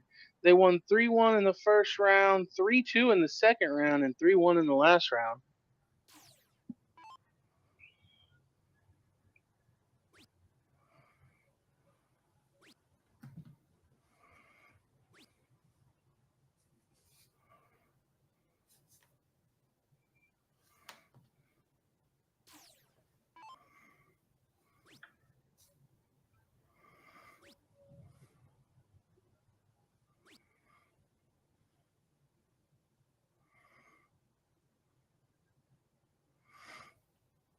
Dave Fatum still making it look tough.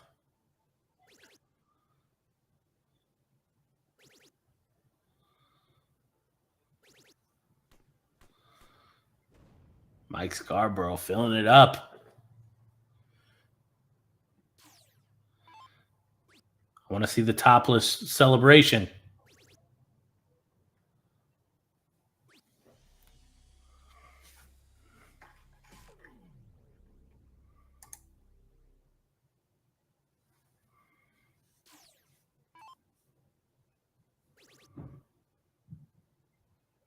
Which we had talked about it yesterday. There was a player that lifted his shirt and slapped his belly. Someone sent me a message and told me that it was Jake Schaefer. Does that sound right? Sounds right. Okay.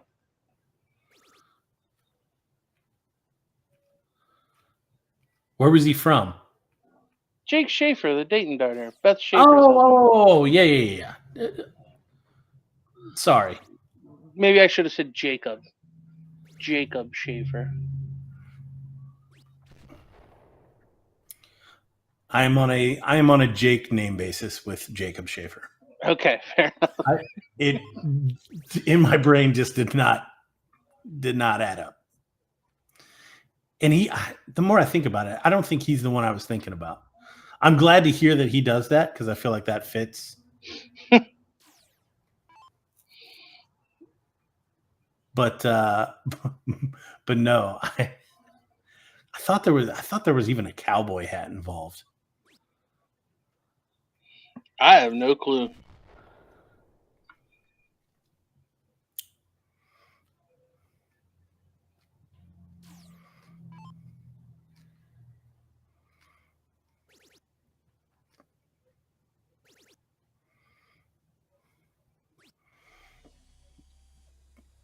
Fatum showing up at the end of the leg.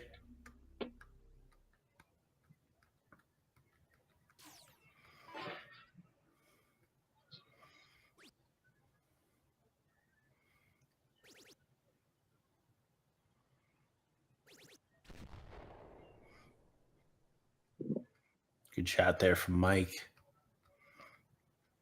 Setup shot for Chuck. Had to back off. Board was moving too much.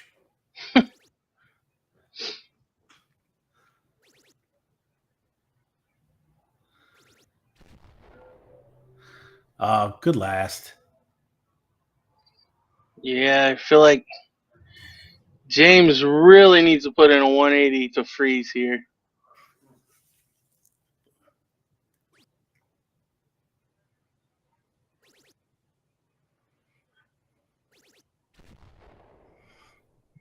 Well, put in a 134 in the hopes that Mike will get a shot.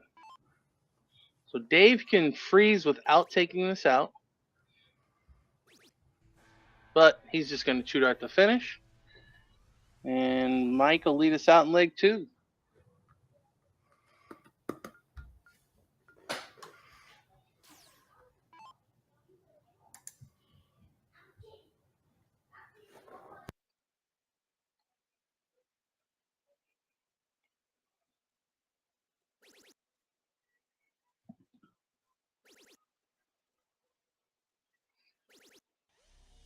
Mike flights out with the third.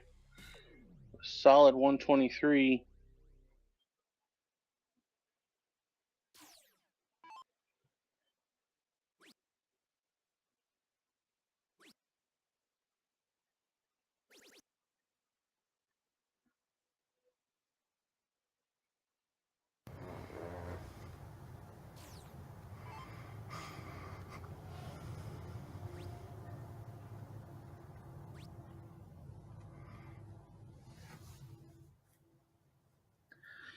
Only 25 from James there.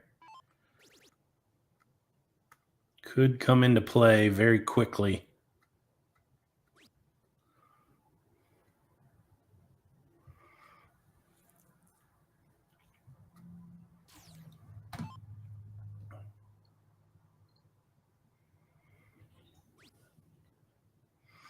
Don't forget, we are playing for a spot in the BullShooter Invitational.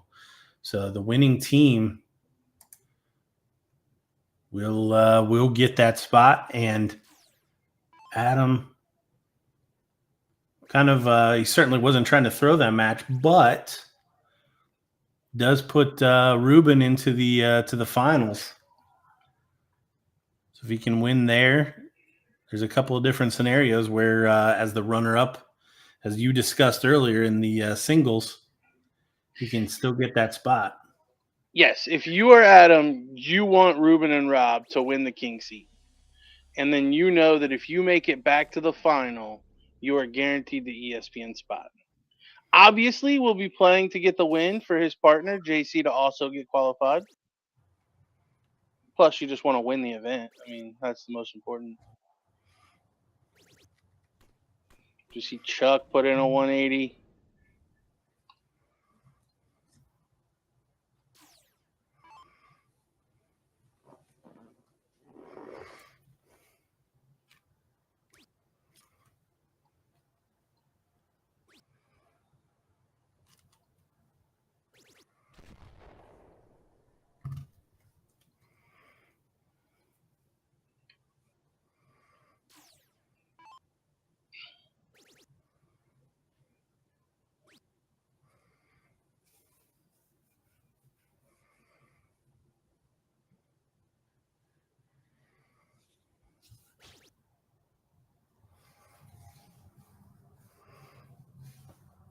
If Adam sticks in there, finds the treble.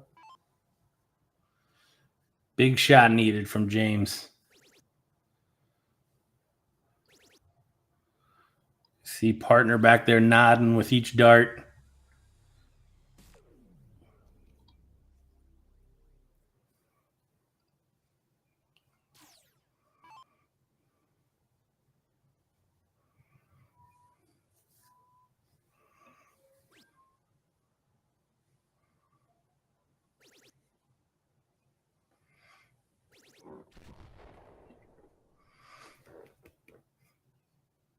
Good setup shot there from Chucky.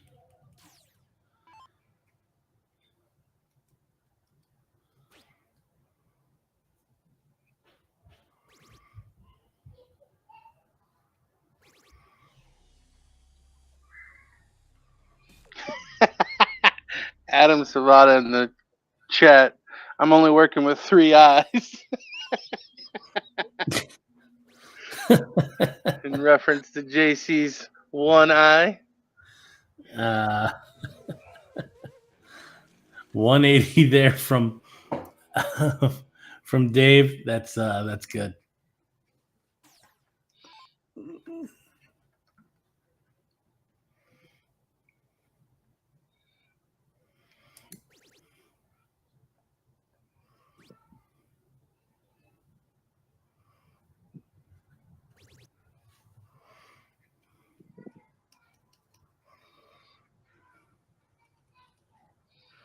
So Chuck now for 98 to take a 2-0 lead.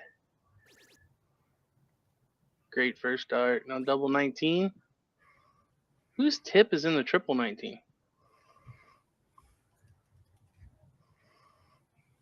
Somebody just left a whole tip in there, didn't they?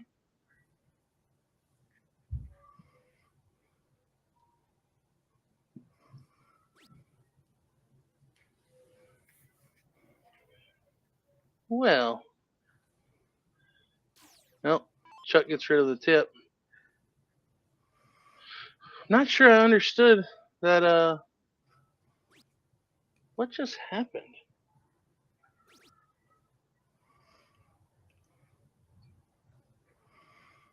Yeah, I don't understand that either. Did Chuck register a single 19 to leave 19? And that's why he went 15 leave 4? Must have been.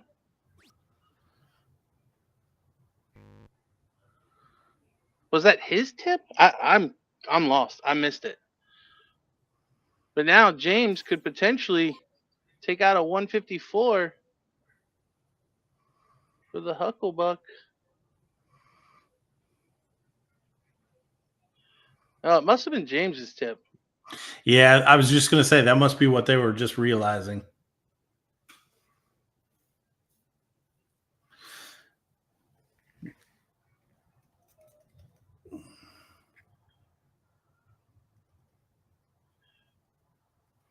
So I'm gonna pause pause the it. shot clock for dart maintenance. Yeah, it must have broke off inside and he didn't realize it.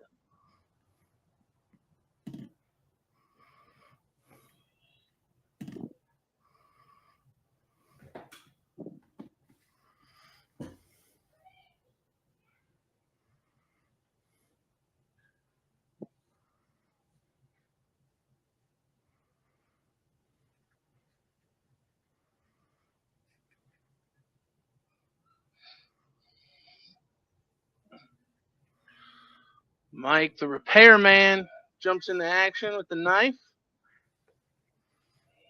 Unscrews the broken off tip. And James is good to go.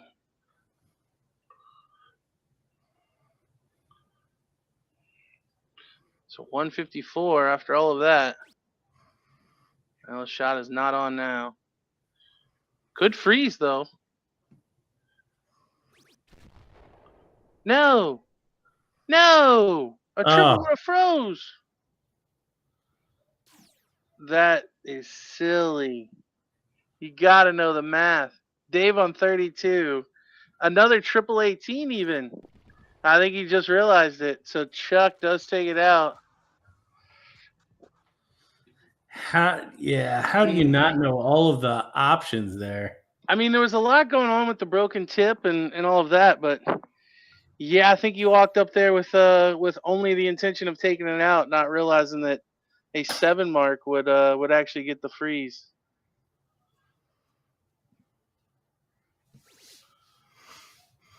Well, in our last semifinal, we saw the team go down 2-0 or 0-2 rather, and then come back and win 3 straight.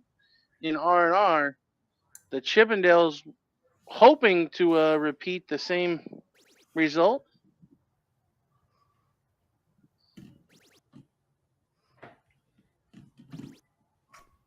Dave definitely looks a lot smoother today than he did yesterday.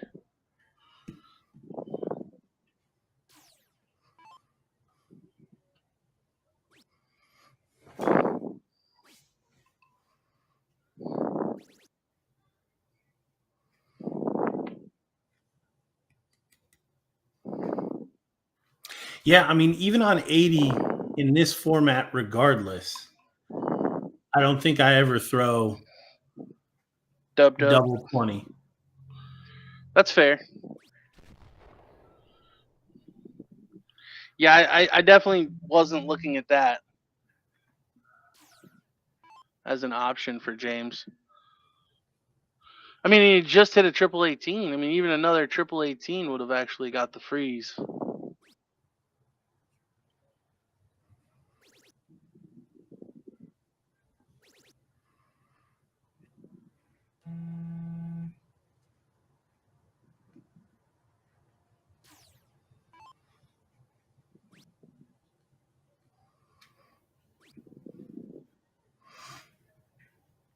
Shake of the head after each dart there for Fatum as he waves that entire turn off. I agree, though. He's definitely, I mean, not that it was going to be hard. I mean, there was a couple of 1-3s there in the cricket yesterday.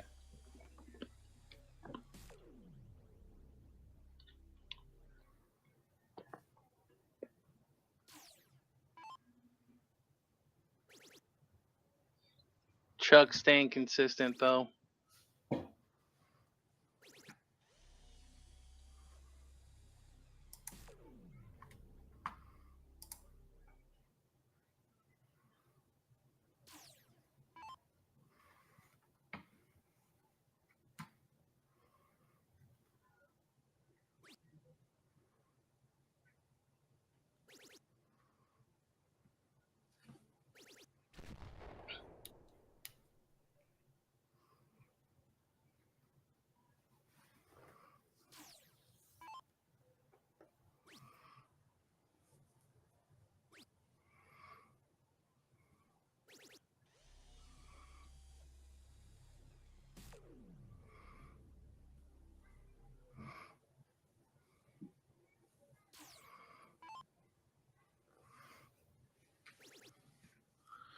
$140 be handy. Not going to leave a finish.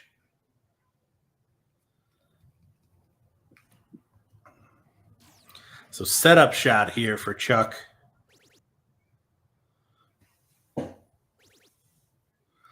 How low can he go? 46? Can you go down low? All the way to the flow?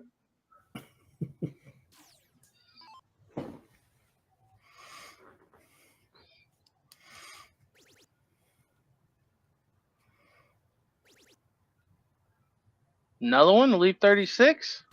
Yes, sir. 180 for Scarborough.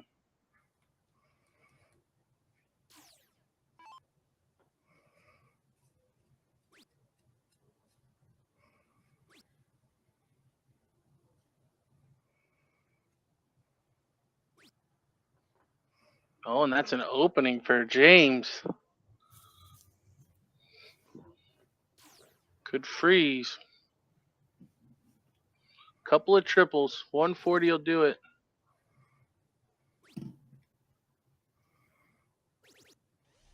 And he does get exactly that.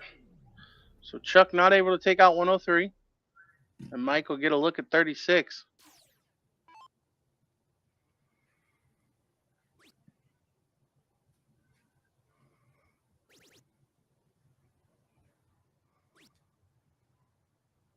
Oh, Chuck narrowly busting. Yeah, I quickly rechecked his score if he was looking for another treble. But Mike to bring this to 2-1. First dart. So shaping up like our second or our first semifinal.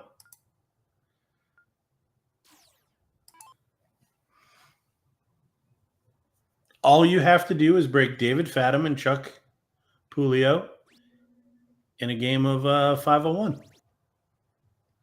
And then win the cork and win going first. Or break them again. Yeah, guys, the path is clear. Seems manageable.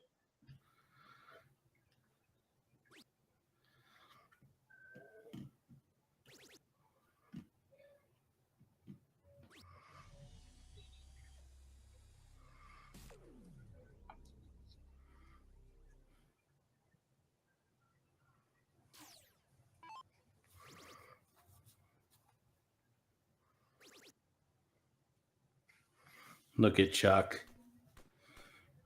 Eventually, we got to have another lineup change, right? It's not nearly as pronounced as yesterday. But Fair. Chuck's still, for my money, the more informed player. But yeah, yesterday, I mean, it was desperate.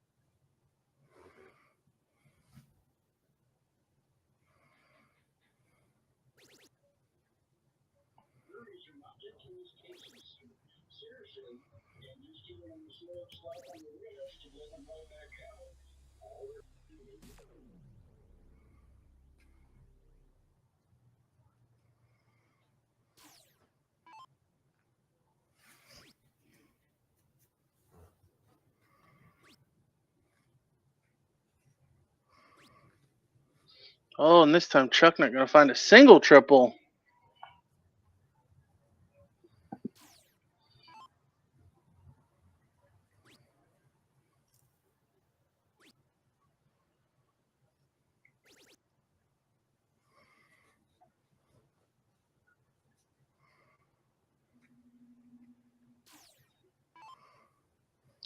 .305 for Dave. Does the smart shot mathematically, starting on the 18s, but not a great turn. Only 69 scored.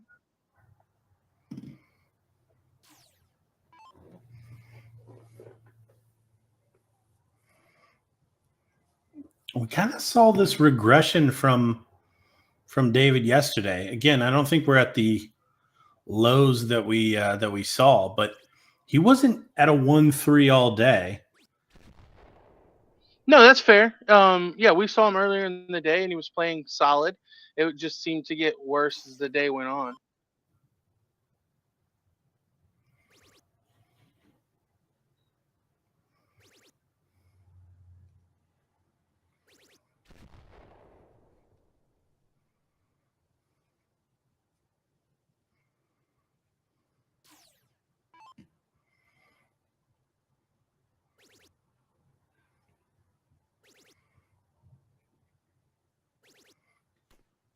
Huge 180 there. Fills it up. Huge shot from James. You see what Mike thought of it in the background.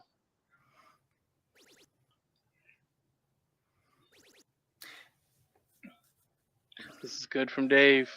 He follows with a 180. Putting the pressure on Mike to have to take out 126. We've already saw this once today from Ruben in the last match. Yeah, but he did it the easy way. 2 triple 19s and a double 6. You think Mike's going to go bull? We got to see it. We got to see a bullseye. All right. Does he stay on the triple or is he at a single? Oh, he missed right. Oh, no. Yeah, wisely. Yeah, can't argue with leaving 3 with the scores so close. I think at this point, all he's hoping is to get another shot. Chuck leaves 6.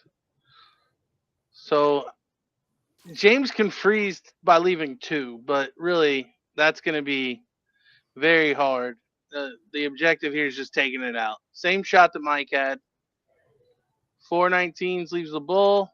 6 19s leaves double 6.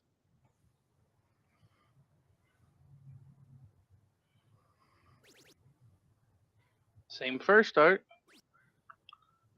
Better second dart. Now the bull. Bull. It's to take us to a decider. Hit it and win the leg. Miss it and Dave probably takes it out. Or go 48 and freeze. No, I'm kidding. Oh, he does hit a single. So 56 now for Dave.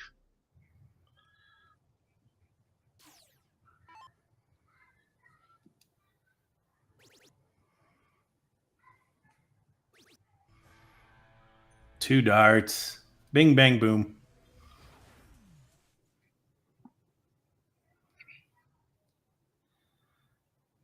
All right. So our king seat match is set.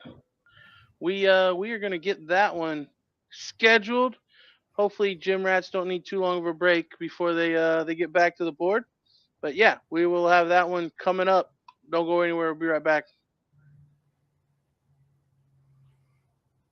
Hello once again, everybody. I'm Nick Teixeira, joined by Ruben Herrera here at the Arizona BullShooter. It's exciting to have you out here, and you had an impressive performance Friday night, coming out on top in singles there over Adam Savada. Can you talk us through what you were thinking in that finals and how everything was going for you in that match? Yeah, I played Adam Savada in a couple finals before, and he's got my number, and I'm not going to lie, there was a moment there where I said, I ain't backing down this time. We're going all the way, man. We're going. Yeah, I mean, and it started off with a little bit of a scare there, right? Because you he took the first set and then jumped right into the next one there. I mean, how do you stay focused and kind of get yourself back in line when you're facing hard circumstance like that? Honestly, took a quick glance at my team, and they gave me that look, and I said, all right. It's not the size of the dog in the fight. It's the size of the fight in the dog. Let's do it. Absolutely. And now, I mean, you booked your shot for the ESPN shootout as well in South Carolina, and that's one of the most prestigious soft-up events that we have going on currently. I mean, does that excite you at all? Yeah, I'm very excited because I tried to qualify last year and fell short, but I'm glad I made it this year, so absolutely looking forward to it. And today, I mean, you're playing 0-1 doubles. Who are you playing with, and what's your expectations for today? I'm shooting with my partner, Rob Dixon from San Diego, and I expect maybe a 9-darter today. Ooh, I would stream board, and if that happens on the stream board, right, people are going to go crazy, and maybe someone that's never played darts before decides to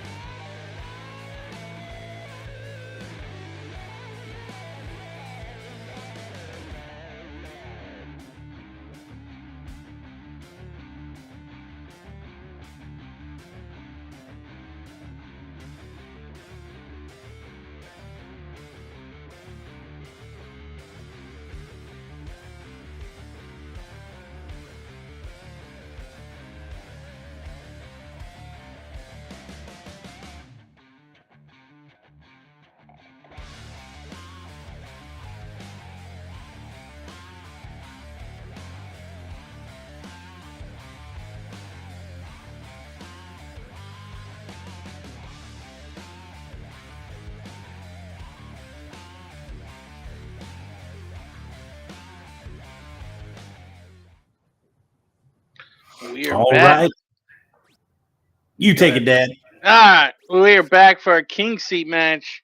We got R&R, Ruben and Rob taking on the Gym Rats, Dave and Chuck. Updating you on the loser side, we currently have both of our 5th, 6th matches going on. They just got underway. B Flowers just took out yesterday's cricket champions, so they are facing off against La Maquinas. And Lefty and Shu taking on the Chippendales, who we just saw lose to the Gym Rats. So, yeah, down to the top 6. Got 6 quality teams left. And an ESPN, well, 2 technically ESPN invitational spots on the line. Yeah, this is a big one. This one sets you up to have to be double dipped. Basically over 6 legs in the final, because remember the double dip, the second set is still the winner's bracket format.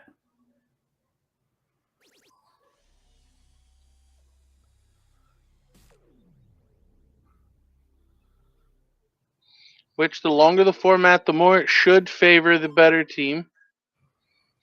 So if you felt like you've been the best team all day, you won the king seat, you'll like the fact that it is 3 out of 5 in both.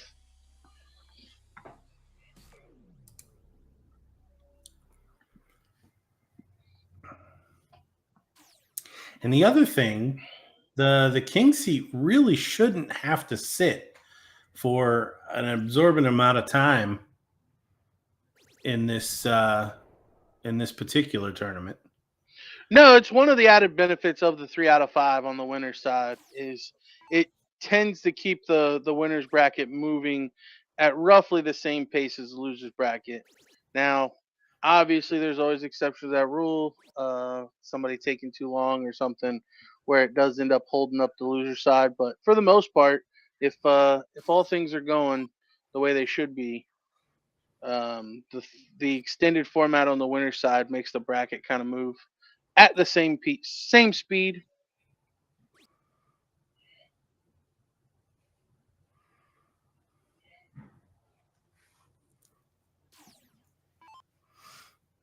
So big setup shot here for Ruben.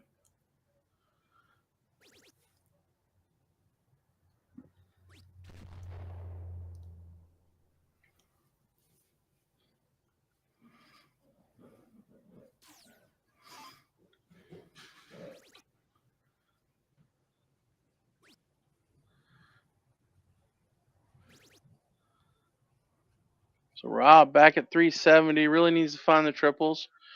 In the semifinal, we saw Rob really struggle in the first 2 legs, and then he came on about halfway through the 3rd leg and never looked back. Here, not taking nearly as long to find the triples. Is in there with 2. Should be enough to give Ruben a shot at the 91, unless Dave can put in a 180.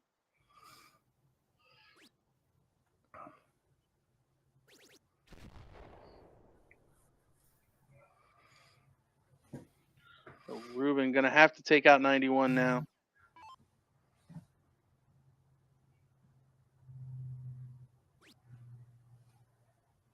$74, $42 for double 16. Oh, No. bit wayward.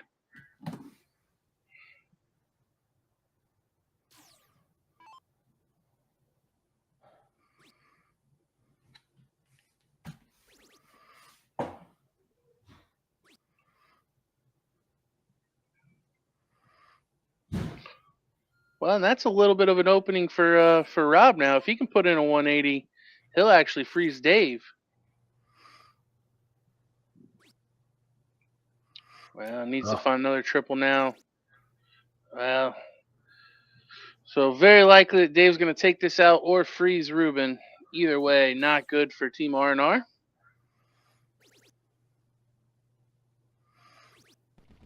Yeah, and Dave 2 darts it for the first leg. But competitive leg. Certainly. Ruben got his shot. That was against the darts. Shouldn't feel too bad about that on that side.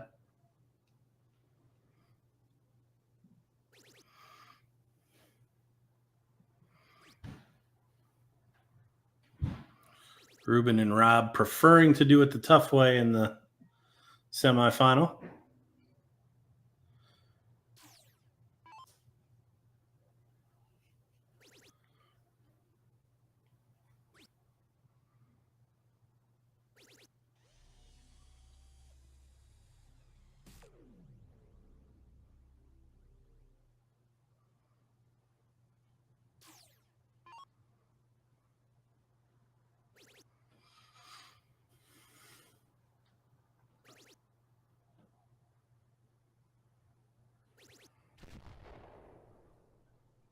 Another 2 triple turn there from Rob. I guess I should be specific. Another 2 big triple turn. Rob found a couple of treble fives for 135.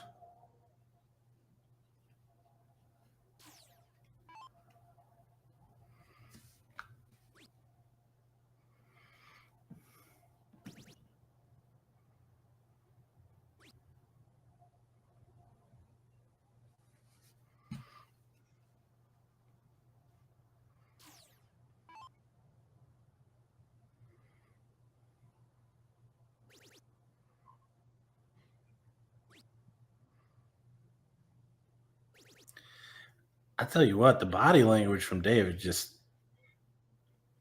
I said he kept making it look tough. It's not that he's completely off today. He just, it looks like he's stressing over every dart.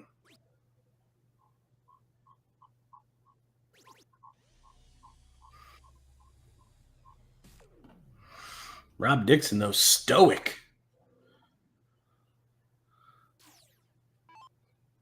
Not showing much emotion at all.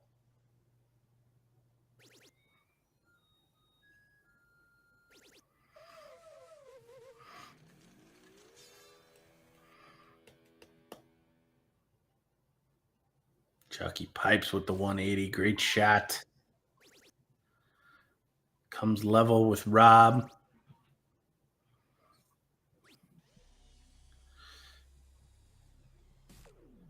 A 140 there from Ruben.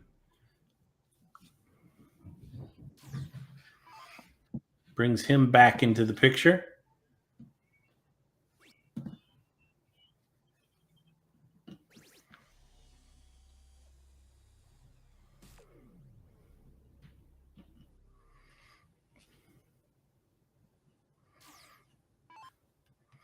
Dave, though, first to a finish. What can Rob do here?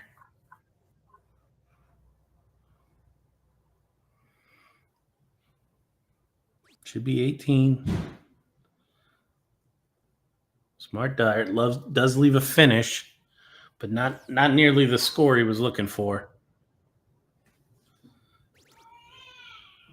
No, and it looks like Dave and Chuck will get the first crack at the out here. Ruben really needs a big shot. Another one of those will help. Great recovery after a slack first. But the shot is on for Dave. Not anymore. So Rob will get a look at 167. I feel like Dave should probably just go triple 20 again. Try to get as low as possible. He's thinking about it.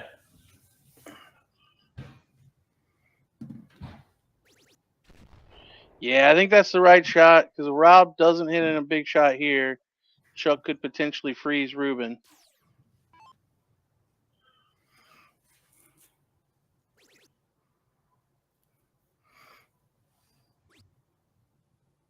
Needs to find a triple. But he does.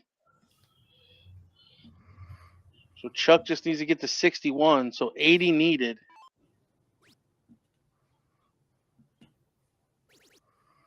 There it is. So can throw at anything really now. Except for the 60. Well, true. Definitely don't want to leave one. we saw a single 20 on 24, pretty darn close to that trouble. Yep. Yeah, you leave one, guess what? You bust.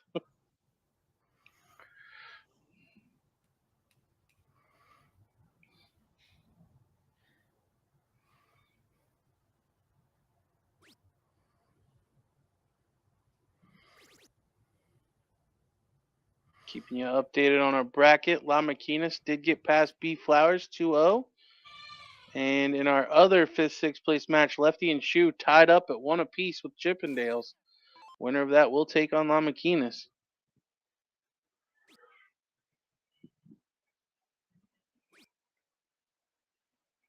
Need to hit this double 2. He does. So 2-0 advantage for the Gym Rats.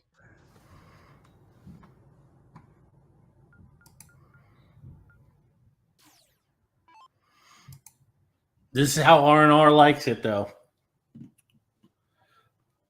Yeah, familiar spot for them. Down 2-0. Reel off 3. But Ruben only 44 to start.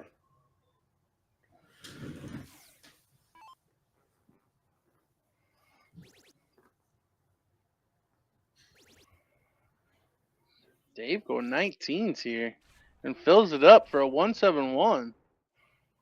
Interesting switch there from him.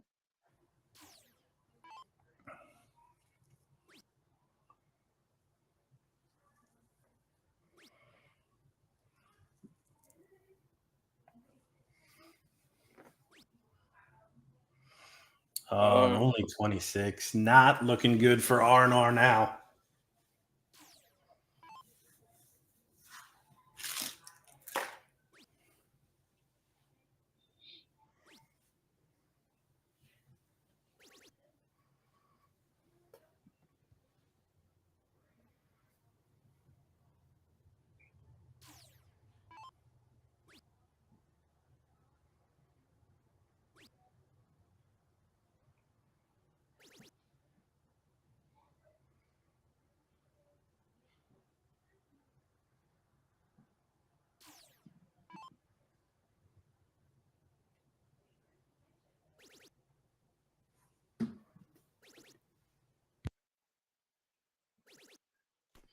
Dave, 6 perfect to open this leg. Sitting on 150 for a 9-dart leg. Not a whole lot that Rob and Ruben can do at this point.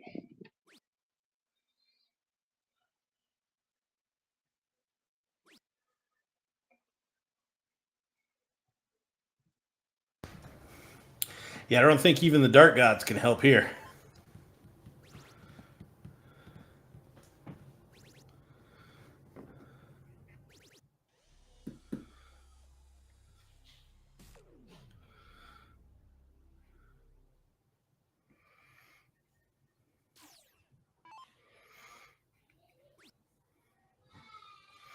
Ruben can't leave a finish.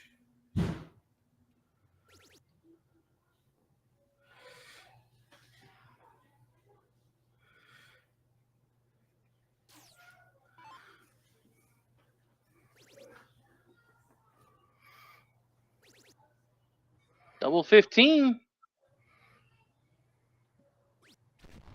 Oh, didn't just miss, but missed the 9-dart leg. Good effort there from Dave. And still left it handy for a 10-dart finish.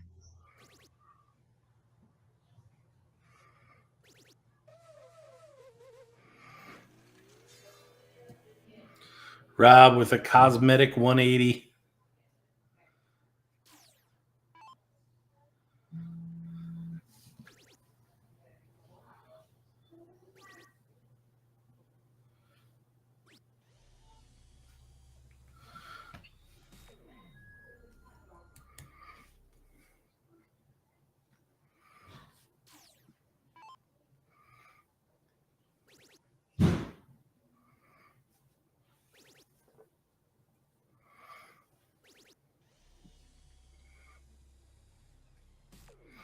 123 does leave a finish, but David Fatum, double 10 for a 3-0 win.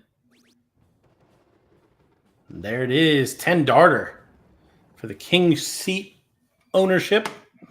R&R are going to have to go through the losers bracket, win a match to get back there. We are going to have Lakina and Chippendales next up on the stream.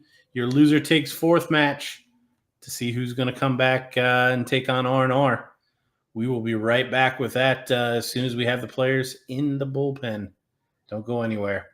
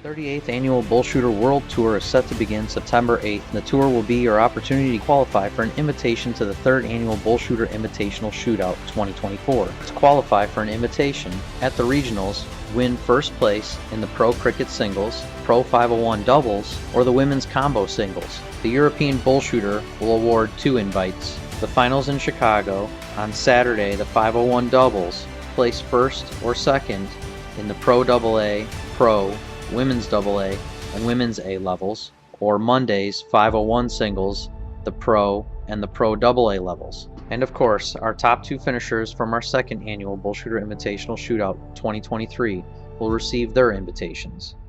We're looking forward to seeing everyone out on the tour. Hey everyone, it's Nick DeShare here with David Fatum at the Arizona BullShooter here at BullShooters. David, first off, how are you doing? How's your weekend going for you so far? Well, you know, last night we had some singles going on. There were some good darts playing. I wasn't one of the ones with the good darts, but played a little bit too much steel tip. But yeah, I'm coming back to darts, and the BullShooter Regional Tour is definitely part of my agenda. Now, I'm going to ask you the normal boilerplate question here.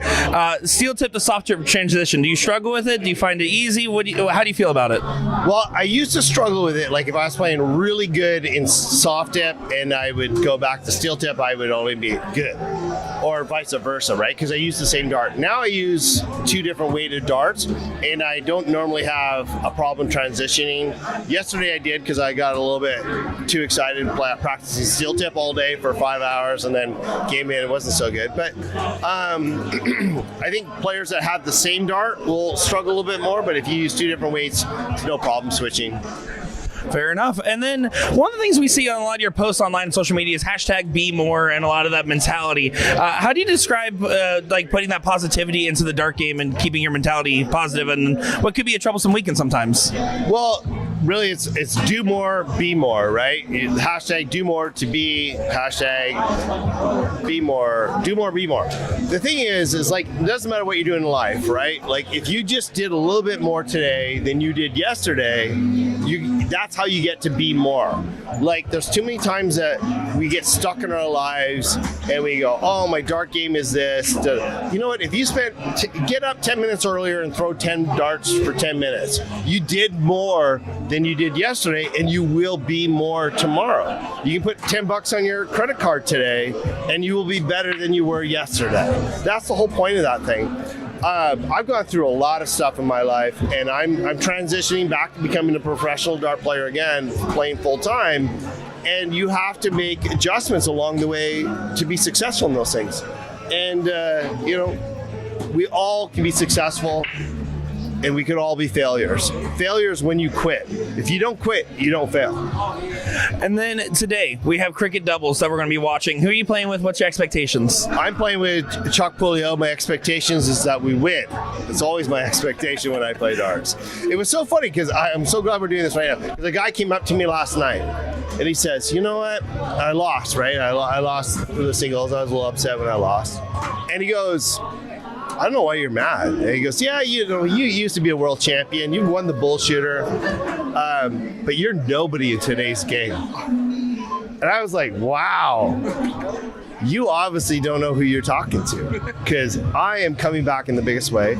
I'm so happy the BullShooter's doing what they're doing with their stuff, the regional tours. I'm playing a couple of them actually. I've already booked tickets to Seattle. I'm coming to the main event in Chicago to do that because I want to be a part of that ESPN thing. And that was my answer. So let's see who's on ESPN at the end of the year. Yeah, it is the most exciting event that we have, right? I mean, everyone's looking forward to it and saying, who's going to get the invitational? Who's going to take it? Well, they're not even invitationals. You got to earn your way. You got to get into that tournament, right? I failed to do that last night. Hopefully I can do it today. If I don't, I'm going to keep going until I get in that event. And then I'm going to keep working until I'm good enough to be with Alex Spellman on that stage, right? He's the only guy that's guaranteed to be in there. 3 other spots are available for people, and it could be you. Well, you guys heard it here. David Fatum, we are excited to see your expectations and performance throughout the rest of the weekend here, and honestly, we can just wish you nothing but the best of luck. All right, guys. I appreciate it, and we'll see you all soon. Hey everyone, it's Nick DeShera, joined by Adam Savada here at the Arizona Regional here at BullShooters. Adam, you had a great run last night, falling just shy at second place in the level 1 singles. Can you talk to us about your run yesterday? Yeah, I mean, first match I was feeling pretty good, a couple of 6, averages, and then second match against Brandon Perez, it was a little slow, and then went into the losers. Been a long time since I was in the losers bracket, but I had to fight back, and I was doing pretty good, and then made it to the finals and almost had the double dip, soft tip. I'm a still tip guy, but soft tip, you miss one dart, and that's kind of it. And that happened to me on the 16s. I had 3 single 16s, and that was pretty much it for me. So, well, statistically, I mean, you put on a clinic. You had the highest averages. I believe you had a 7.36 on the stream amongst other great high-performing games. Your upper gear was amazing, but a lot of people were in the comments saying, man, if they didn't know Arizona darts, they were like, who's this guy? What's going on? So can you talk to us a little bit about why you do or do not travel? I stopped traveling a lot because of my job. I was in corrections for, many years, and then I'm in the funeral industry now. Hence the name. So I work pretty much 24/7. Now I kind of have weekends off, so I'm trying to travel a little more. But when I went to the CDC a couple years ago, a lot of people didn't know who I was, like commentator-wise, but a lot of players did. Same around here, but as far as like traveling, to all the other soft tip tournaments, I'm not really a soft tip guy. I'll do like the local stuff, but. Yeah, I mean, a lot of people kind of know, but just maybe like I said, commentators, other people like that, they're really, I'm not too sure. Well, I mean, for not being a soft tip guy, you had a heck of a run last night. Today, I believe you're playing with JC Martinez. Can you talk to us about your expectations for today's run?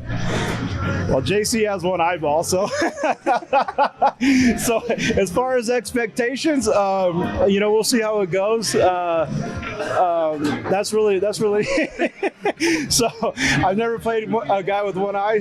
We'll see how it goes, but I expect to win every time I play. If I come in here, I'm worried about this guy, worried about that guy. I've already lost mentally. I come into a room thinking I'm going to smash everybody, and for me, it's it's your mindset. You just got to have a positive mindset and go from there. And whatever happens, happens. Leave it on the board, and if you lose, there's not much you can do about it. Absolutely, you're in control of your own destination, right? Absolutely. Now, let me ask you this: besides yourself, who do you consider the top shot in Arizona? Right now? Yeah, be honest. Oh man! Right now, probably Dave Fatum. He's coming back. You know, he took some time off. He's been hitting the board quite a bit, doing a lot of stuff with DPFL, traveling a lot more, and I noticed his game is picking up a lot more. So. I like to be humble. I'm not saying I am or not, but he was probably, you know, it's against Chuck, him and Chuck, but Chuck's kind of, you know, for me, kind of falling off a little bit. So yeah, Dave. Now, for a lot of people that are going to be watching you on the live feed and might see some of these high averages and decide, you know what, I want to start playing darts because that looked cool. What advice would you give to a brand new player? Practice. You know, everybody, some people will come up, you know, how do I do this? How do I do that? And I really don't have, you know, an answer for them, because if you look around the room, everybody has their own style of standing, throwing, holding the dart. There's really no correct way. My thing is I always say, find out what works for you and just practice with that. Consistency. Well, listen, we're excited to continue seeing your consistency. Adam, we wish you nothing but the best of luck with the rest of your run this weekend.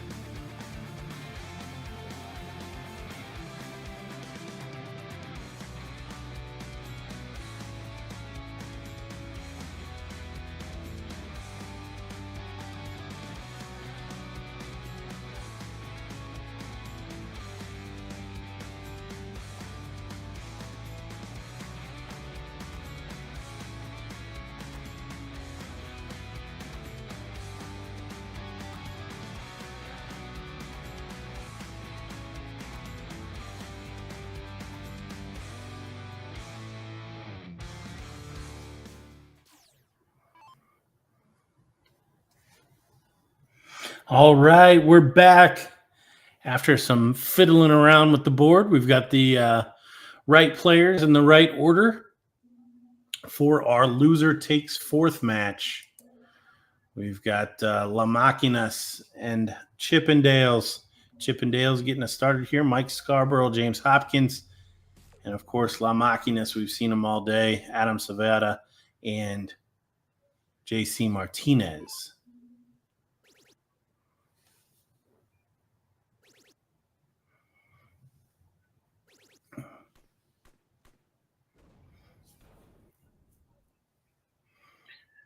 Getting underway. Quick fashion. Mike goes 140. Adam goes 180.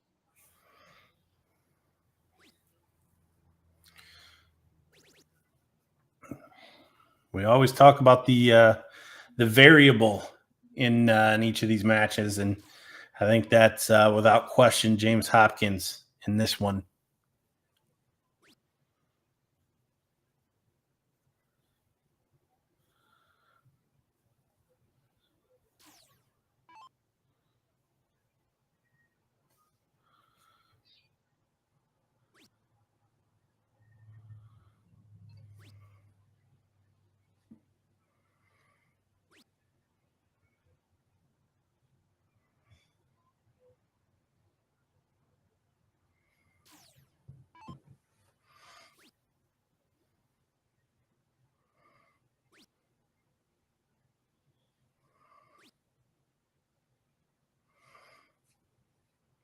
Only 60 for Adam that time. It's a little bit of an opening.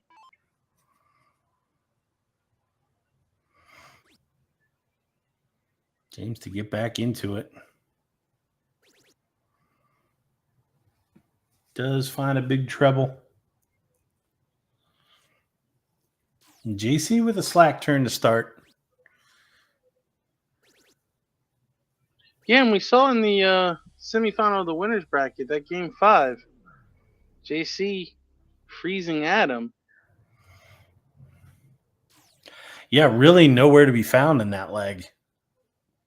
Really the only leg we've seen him play bad, but it just happened to be at the worst time possible.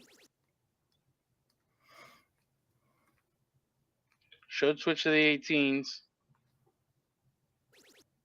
Yeah, smart shot there from Mike.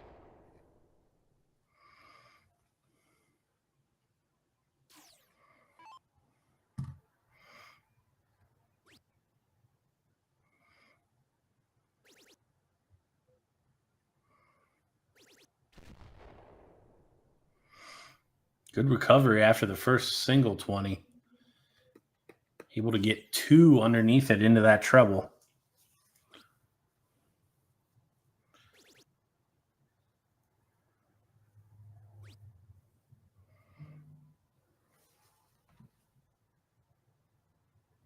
James only able to find 81.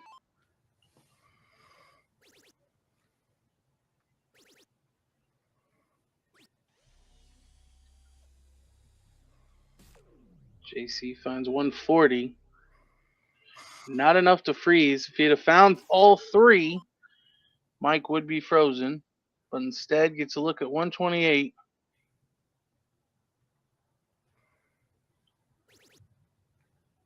Another one of those for double 10. Oh, he went double-double. Not going to hit it. Threw the last one away, really.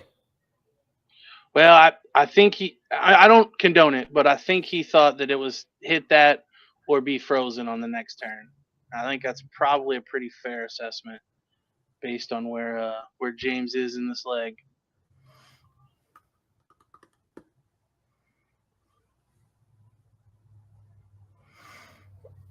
And Adam has been doing this all day as well. Messing around with finishes. Missing big numbers. Scored really well, but definitely some slack finishing.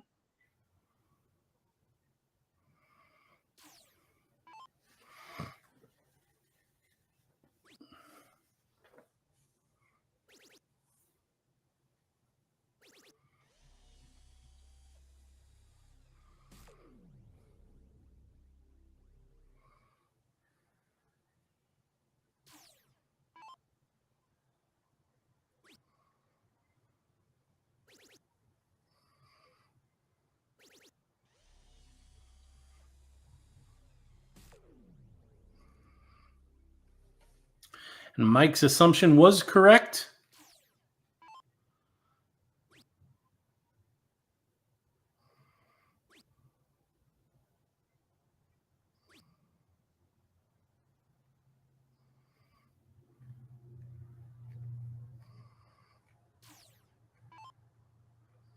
So double 4 for the first leg for Adam.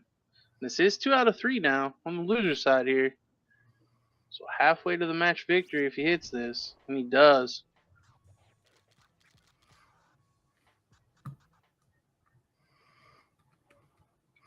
Yeah, not really the place you wanted to mess around. Potential hucklebuck with the 122.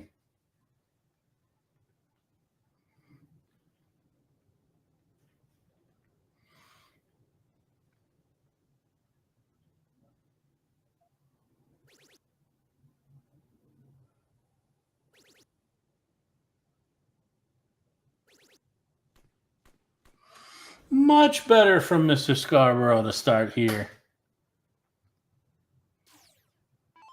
The perfect start, really.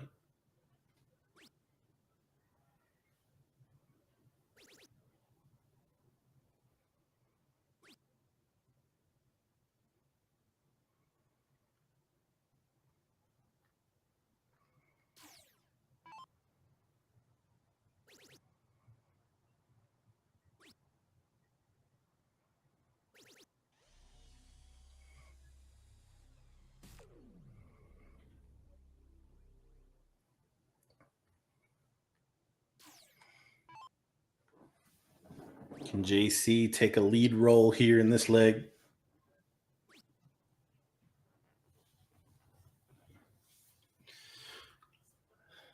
The answer is no. So already looking one-way traffic to tie this one up at 1 apiece.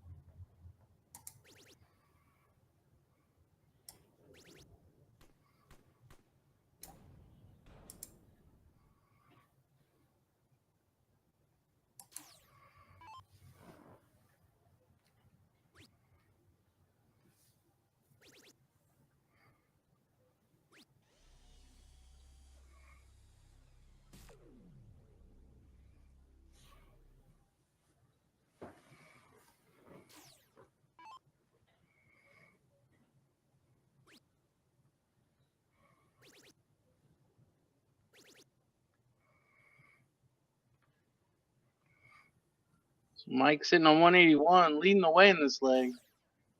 Should look to set up a finish.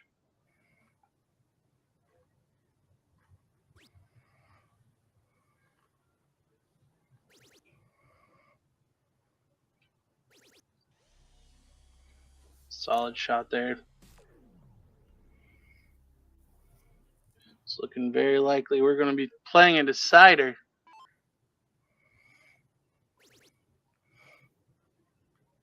Everybody needs to start stretching their cork muscle. I guess not everybody. Yeah, just 2 people, right? Probably Mike and Adam.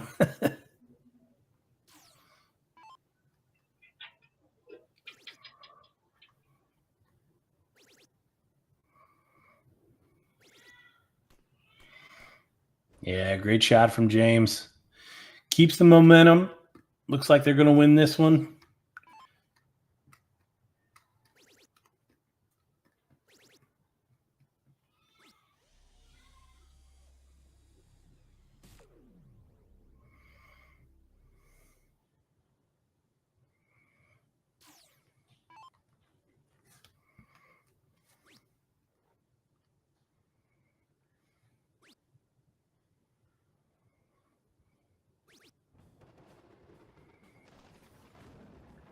There it is, 60 finish, Mike Scarborough.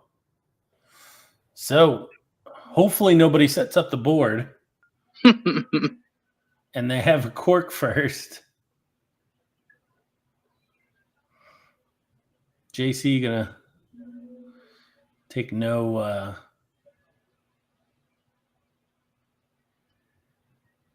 chances there. Left it two clicks away.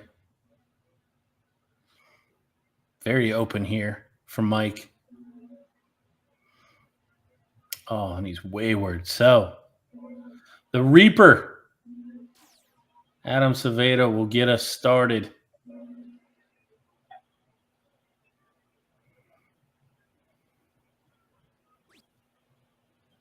Oh, bit of a snatch on the first one. He recovers the score 81, but that's got to feel like an opening if you're Mike after losing that cork.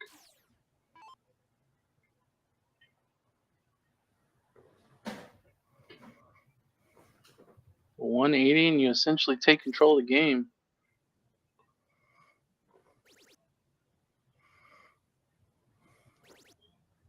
That's exactly what he does. Great shot there from Mike.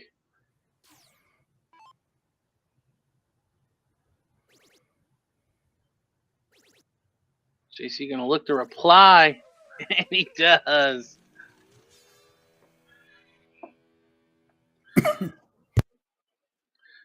Now it's on James.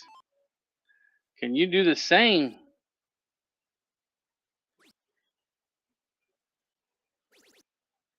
Well, he does the same as Adam. So complete parity right now.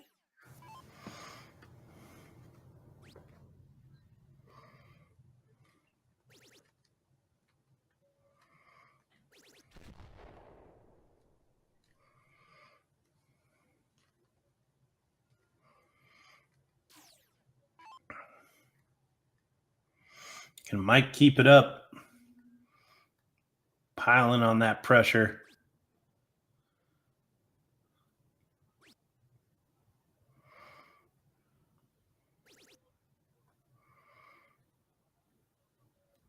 Closes the gap a little bit.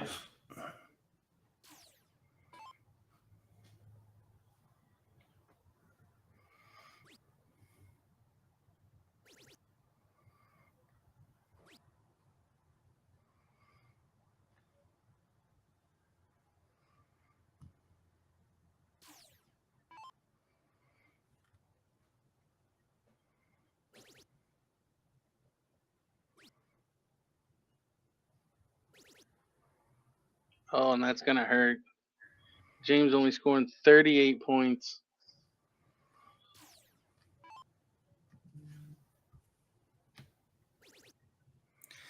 Yeah, with a stroke like James, if you're just slightly off. Adam with 2 more big triples. So first to a finish.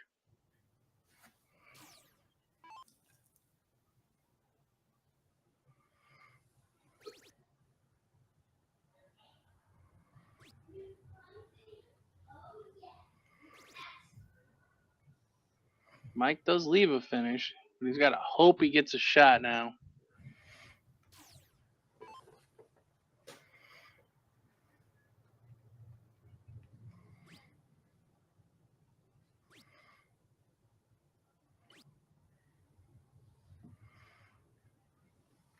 Increases the chances.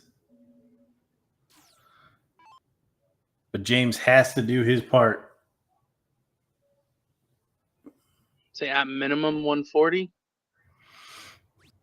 At least force Adam to have to throw a ton plus or more than a ton. Yeah, and that snatchy throw just makes it very tough.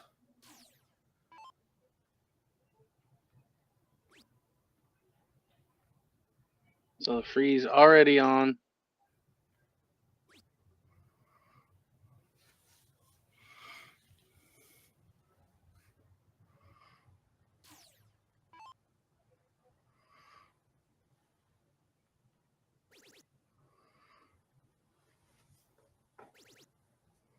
Oh, and Mike would have had a shot at it. Oh, you got to feel Mike would have hit it.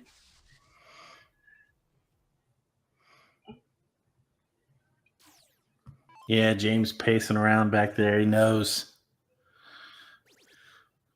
this was a self-inflicted wound here. And JC going to make it hurt even more with a 180. Purely cosmetic here.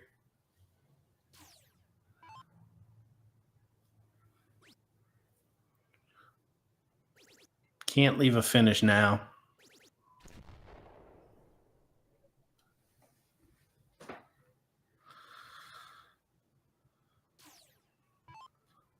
So if Adam doesn't do it, JC probably will. 80 now. To head to the loser takes third against Ruben Herrera and Rob Dixon.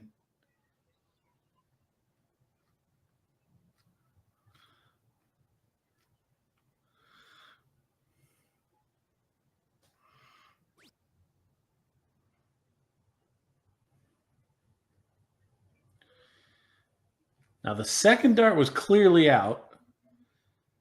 The third dart, however, was clearly not an 8. Must have been a flight. No, from the replay, doesn't look like a flight either. Mike pushes off. Or I guess James does the walk. JC double 10.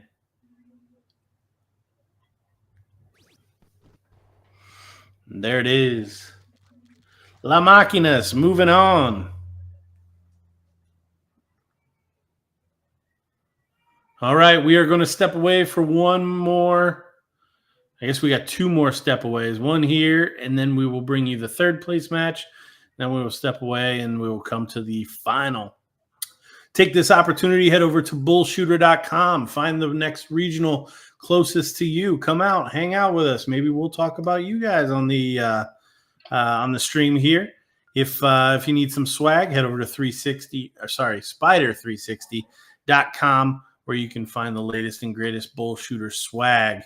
Don't go anywhere after you go to those websites. Come back here, hang out with us. Let's see that loser takes third match and then into the final. See who qualifies for the BullShooter Invitational. We will be back shortly.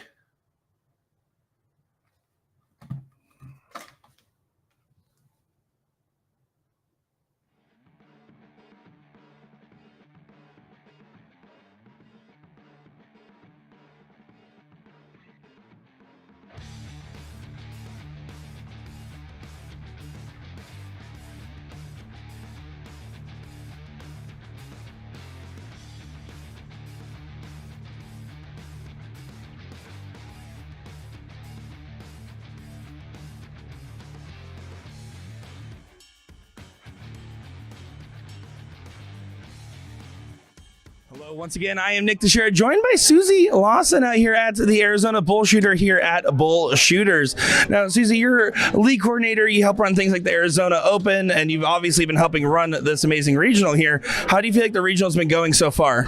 I think the turnout's been really, really good. There's a lot of players that we see from here, but there's a lot that have come from all around the country. So I think the turnout's been really good this year. Absolutely. And I mean, we've seen so much talent in the room. I mean, would you wager to say, especially from your point of view, is Arizona one of the strongest dart states in North America? Absolutely. We have lots of people that shoot over 4s on a daily basis here. So it's really come a long way in a short time, it seems like. Certainly the case. And the Arizona Open being right around the corner in February, if I'm not mistaken here, I mean, that has to be exciting. Is that one of the players' favorites, and what expectations for that?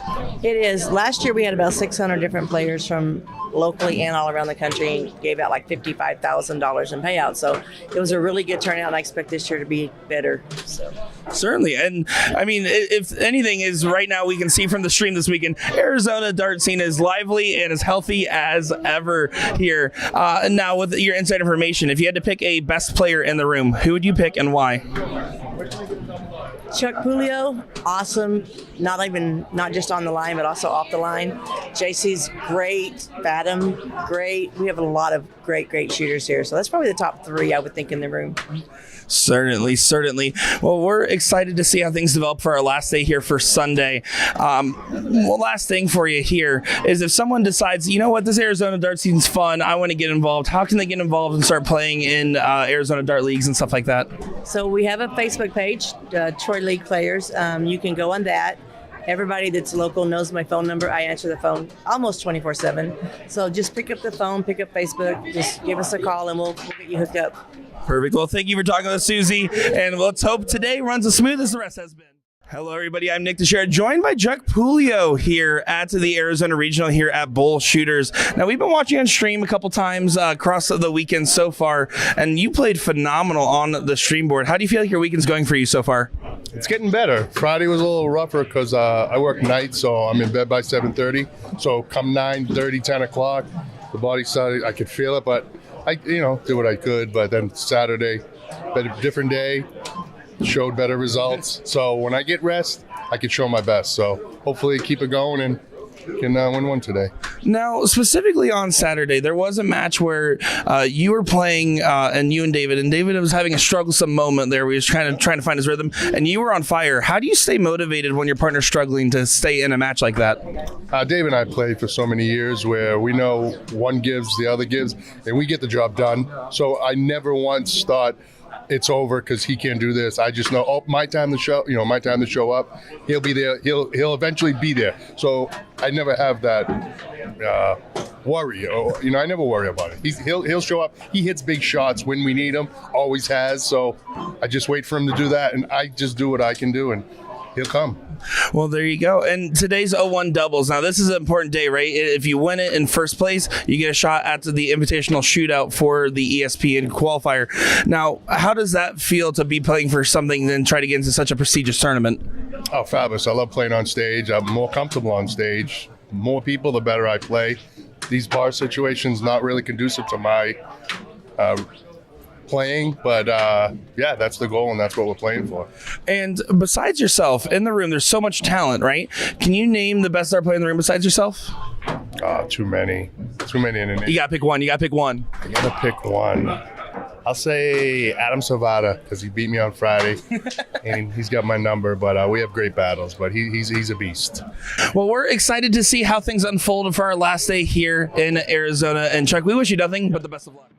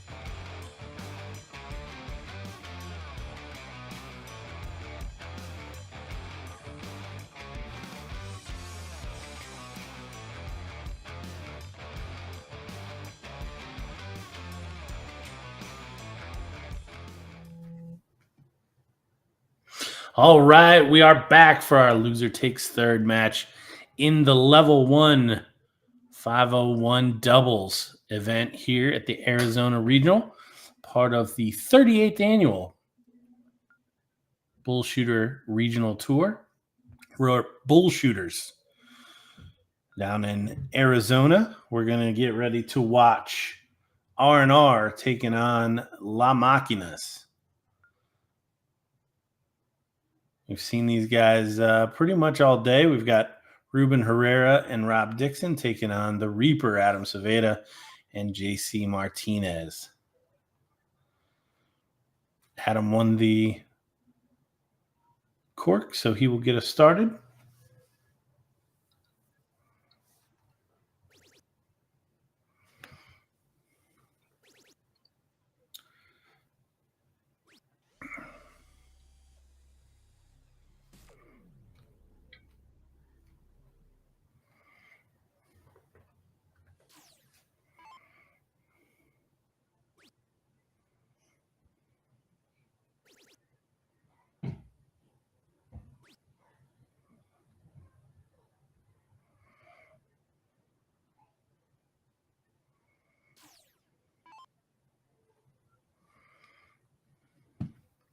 Who you tipping here, Dad? I mean, it's a tough one. I'll be honest. I know that R&R beat La Maquinas the last time, so it's hard to bet against them. But I think Rob's been pretty inconsistent. If he can find a stretch of consistency, I think it's Ruben and Rob. But if the inconsistency keeps up, I think Adam and JC will come through. I would only counter that as the day has gone on, JC has become more unreliable or inconsistent. It's fair.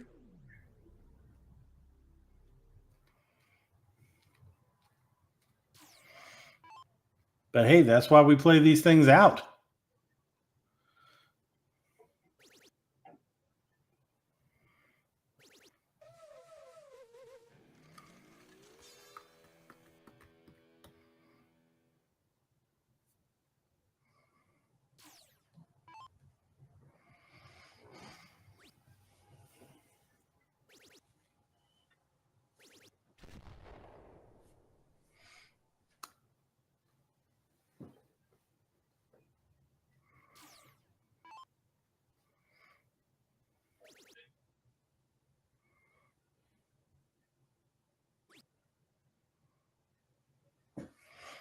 Rob needs to find it.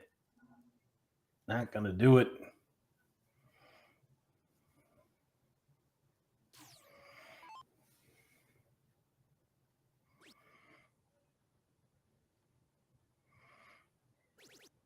Needs 2 trebles to leave a finish. Only finds 1. So nice setup shot here for Ruben. Rob not so far out of the picture that the freeze is imminent. No, but Ruben needs to find something. Switches to the bull to leave 160. I do not like that.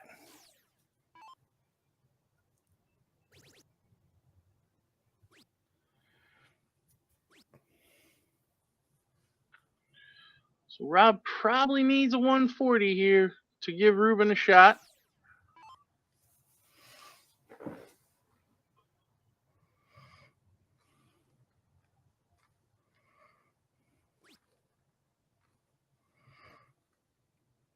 Good marker. Oh, that's going to be real bad. Yeah, that's looking like a definite freeze there. 76 points now for Adam to freeze. Well, needs a triple with the third. Not going to get it. So Ruben does get a shot at 160.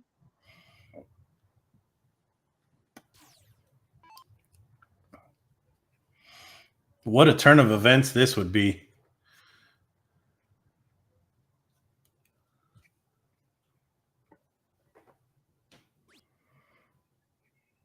Oh, and he's not going to find the first dart.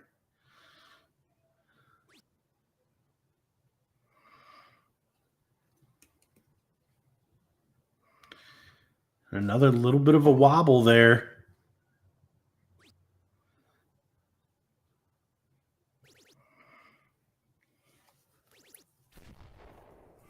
JC with 2 big triples.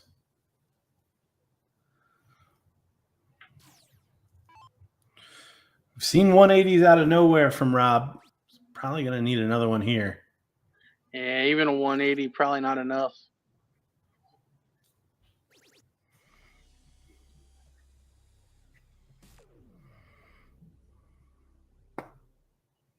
So 133 needed for Adam to take leg number 1.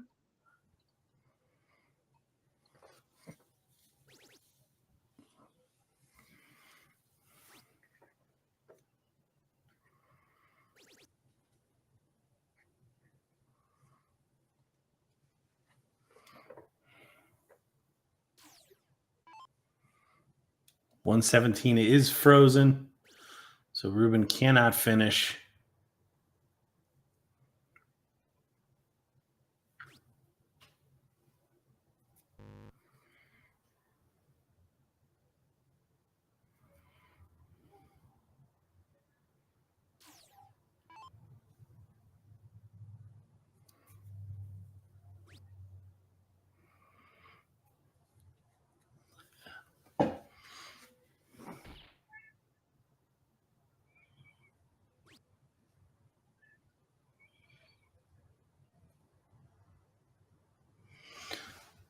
So Rob, no finish.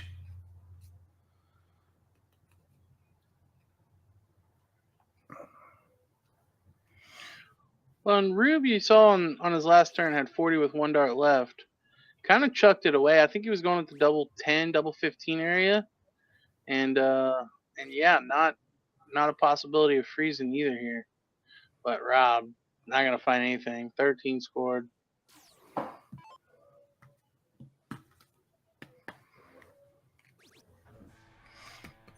Adam straight at it, takes out the double 19. On to the must-win leg for R&R. To prevent going out 2 after playing in the king seat.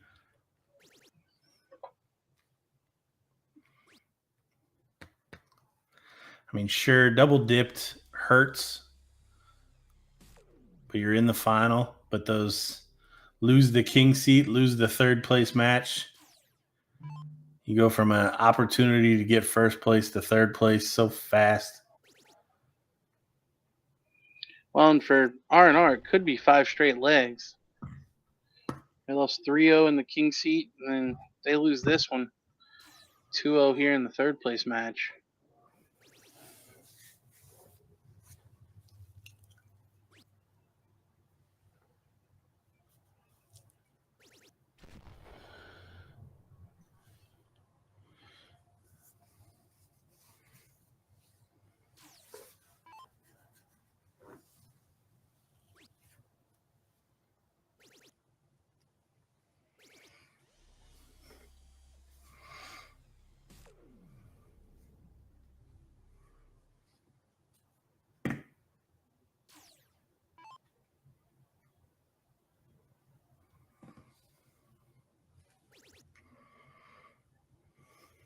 Great first. Yeah, begging for more. That's exactly what he does. Fills it up.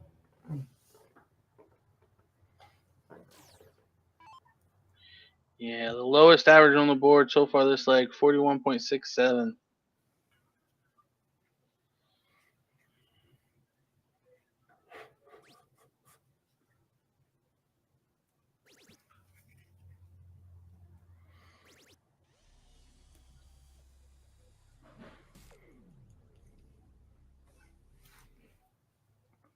We also talked about it a little bit earlier in the event.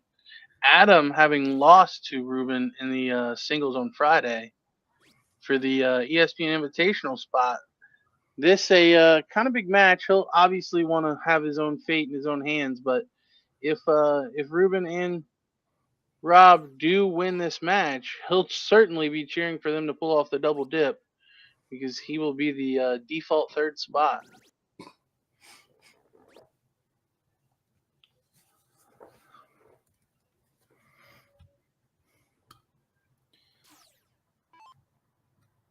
Good leg between all four of these guys.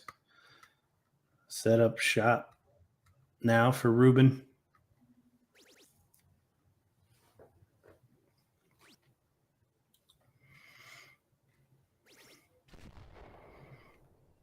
Does find the ton 40. 2-dart out.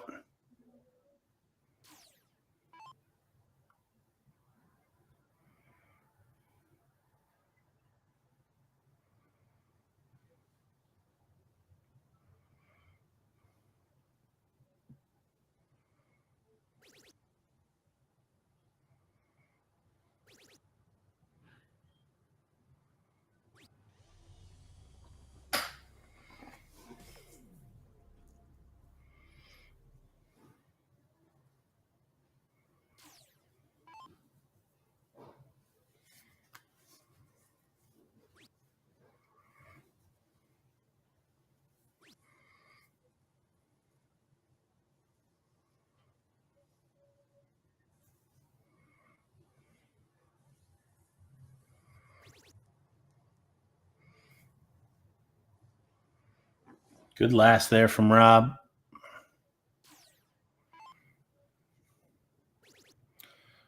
$180 will do it.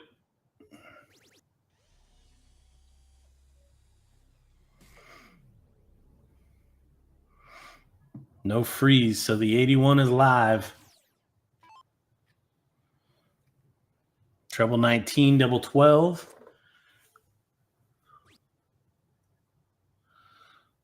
$12 for Bull. 12 for Bull. And you saw what Ruben thought of that one. So 81 to go to the final. Take on the Gym Rats.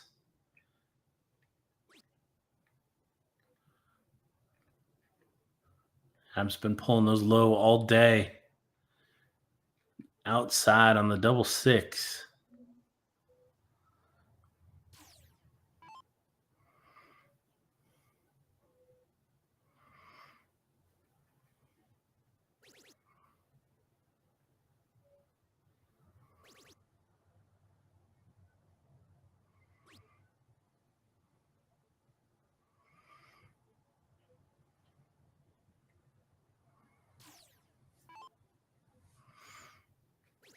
No real pressure.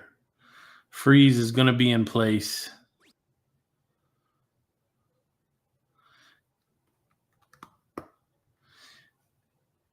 Can't even bust it now. So no shot at the 44.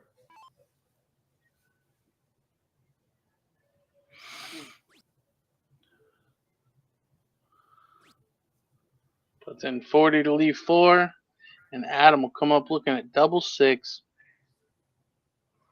to go to the final.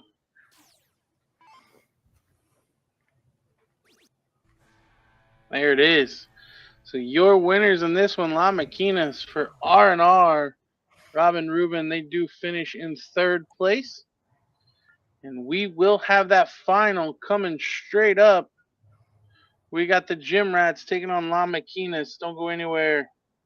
We will be right back for more darts.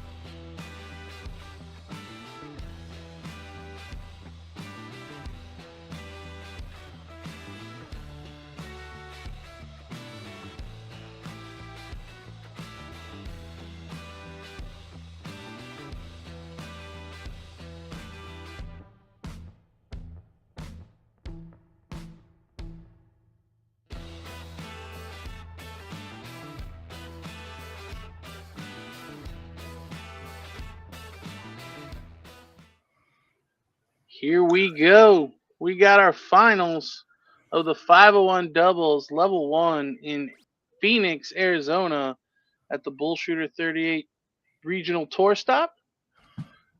Coming from the winner's side, having to be double dipped, we've got the Gym Rats, Dave Fatum and Chuck Puliio. And coming from the loser's side, Lakina, JC Martinez and Adam Savada. Adam finishing runner-up in our Friday night singles, almost pulling off the double dip coming from the loser's side. Will certainly want to do one better here, as we see his partner JC kick off with a 180. But I know for Dave and Chuck, especially Dave, he mentioned it in his interview, the ESPN Invitational. He definitely expects to be there and wants to be there. In fact, I think he said he already has flights booked for Washington. I wonder if those will get canceled if he qualifies here.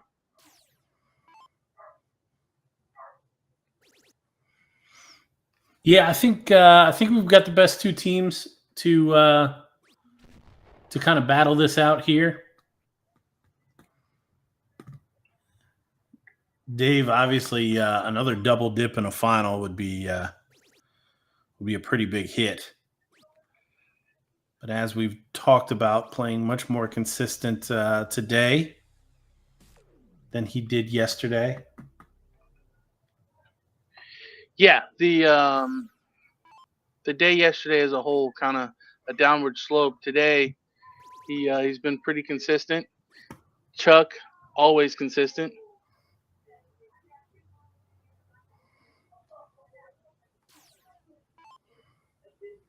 Chuck perfect through the first turn.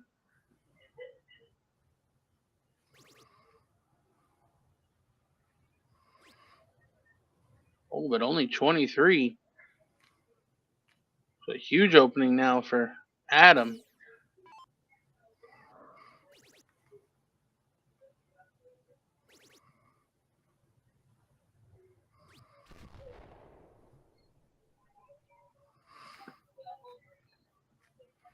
$155 when he comes back.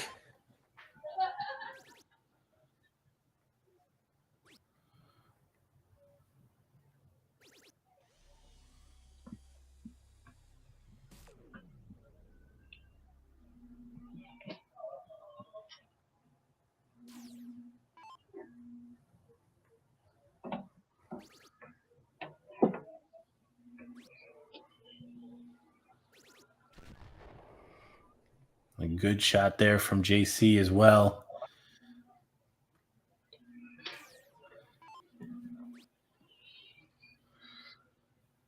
Chucky Pipes coming off a 23. Only 60, but against the darts here.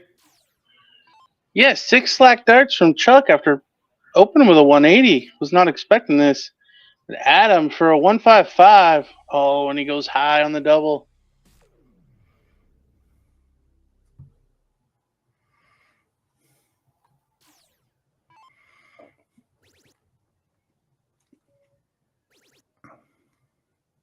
Another one to leave 4.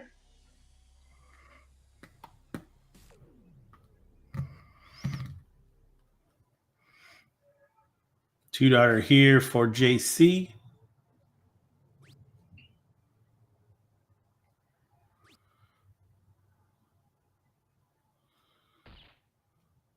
Oh, just missing the double bull. Haven't seen a double bull finish just yet on the stream. Even with a 180 here from Chuck, can't leave or can't get it to where he's not frozen, or Dave's not frozen rather. So Adam now for 19, 3 for double 8, 11 for double 4. I like the route.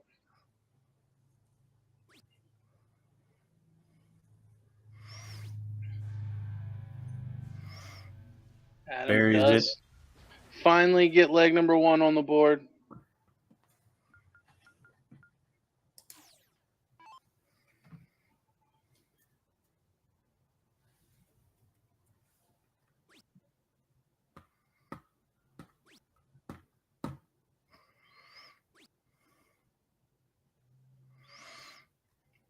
Only 3 singles.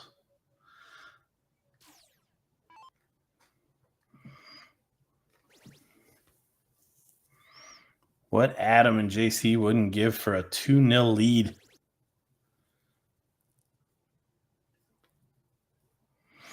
Big let off after the first dart there from Adam.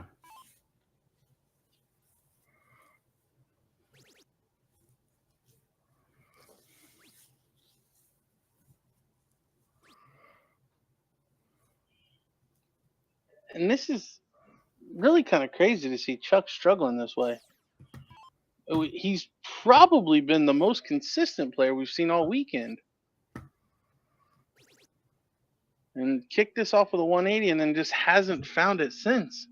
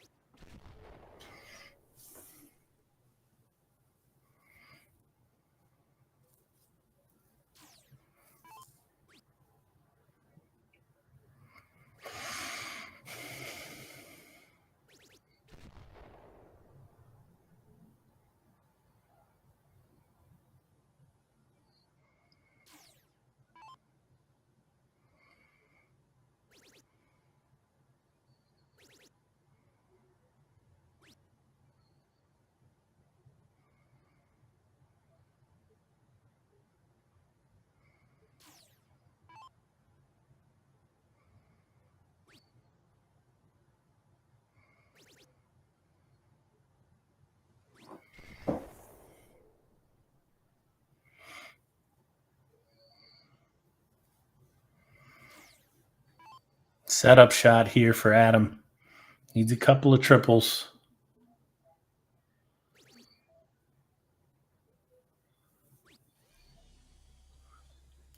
Not going to get to that finish, but job done. Well in front of Fatum. And Chuck still lingering back.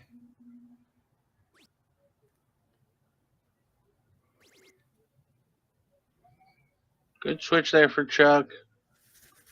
JC had a pretty solid leg in the last one. Could really use a big shot here.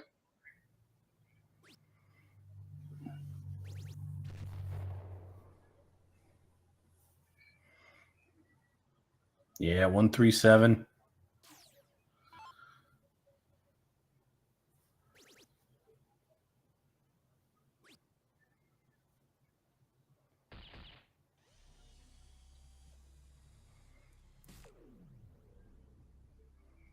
And it was confirmed. The left lens of JC is not just like a tinted lens. There's apparently cotton blocking the eye as well. So the depth perception has to be affected. I'm actually pretty impressed at how well he's played today, given this whole weekend, given the circumstances.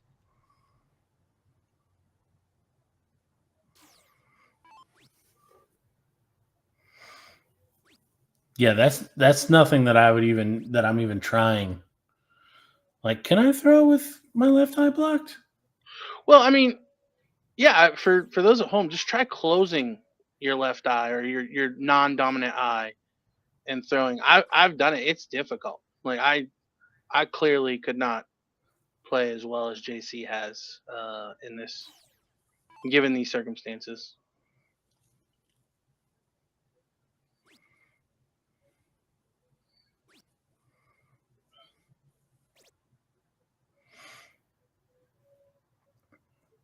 Well, here we are, double 12 for the 2-0 lead in the first set.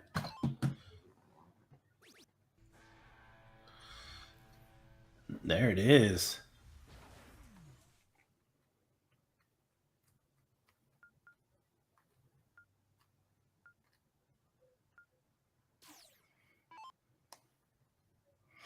So David to get us started.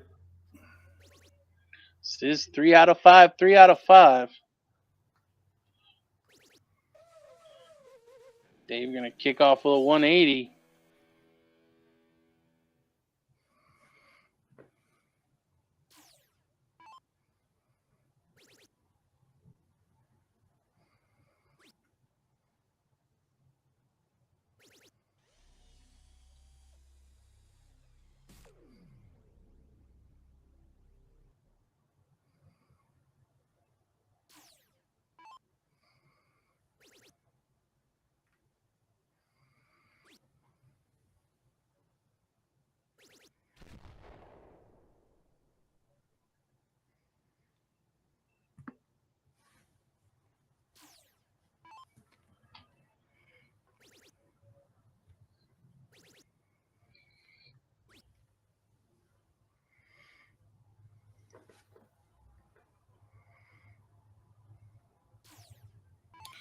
Fatum missing the double 15 for a 9-darter earlier.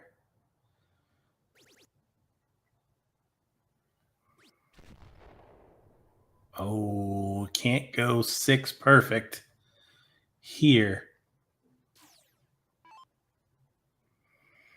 It's not necessarily a must-win leg for David and Chuck.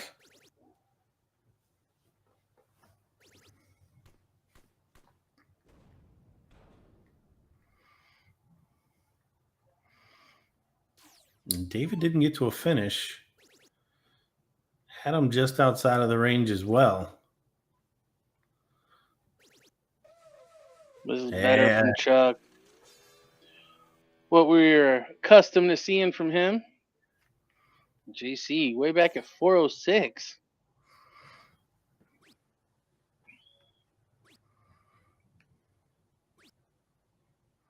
Yeah, that 180 really making JC look bad.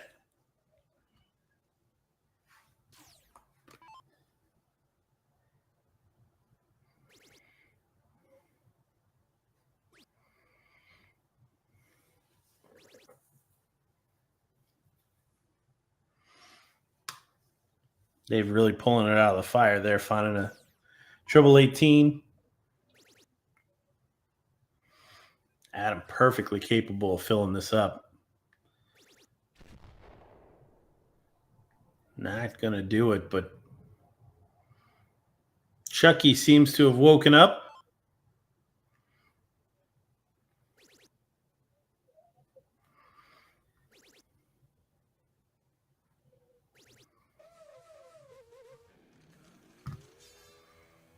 JC way back on 138. Can't even leave a finish with a 3 triple turn to Hucklebuck. Dave looking at 92 for an 11-darter.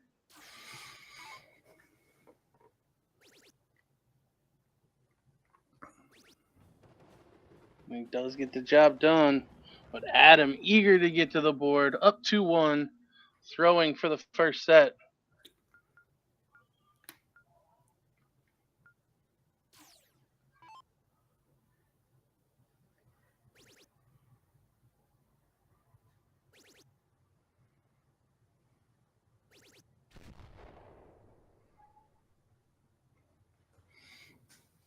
Good open going first.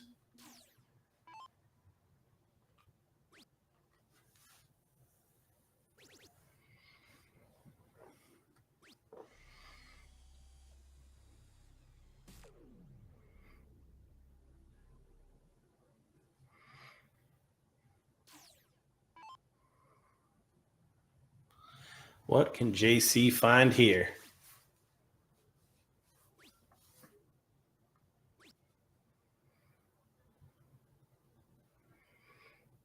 Only 60 all around it. Just unlucky.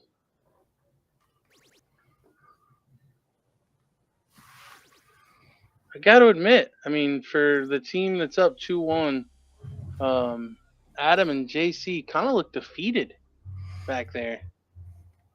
Like the body language does not look good.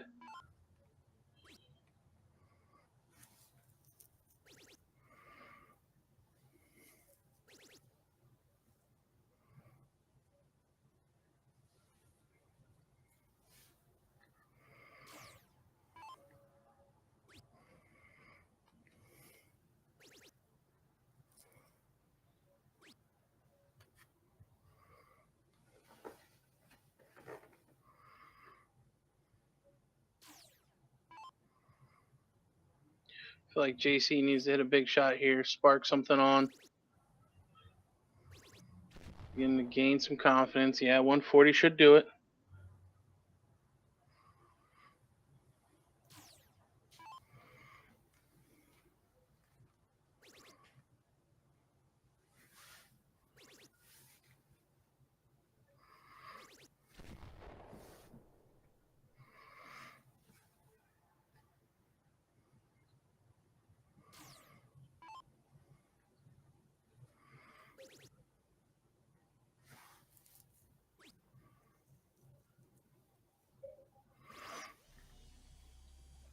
Adam leaves the 150 finish.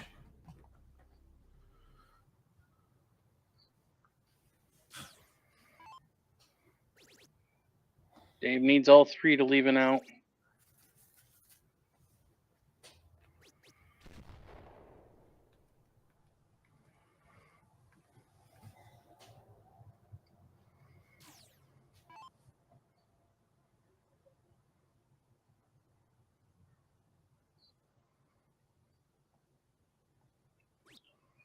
I feel like Adam's playing well enough that if JC can just hang in there with the other two, Adam will get a shot at this.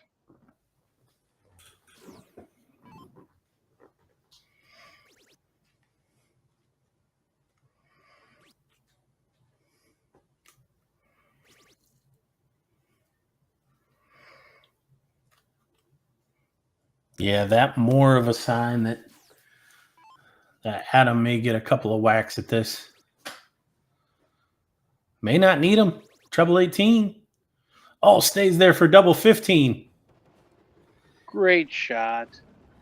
To take the first set 3-1. And the head of Fatum goes down immediately, knowing that it is now on.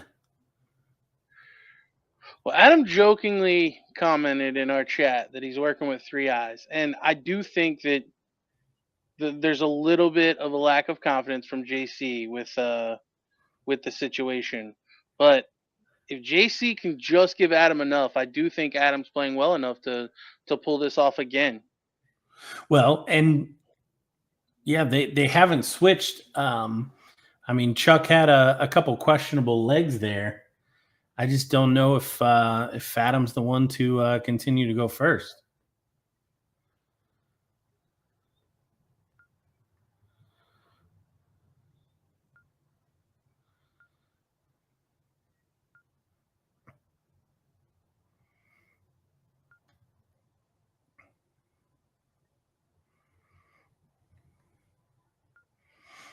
So second set, Adam Savada, get it started.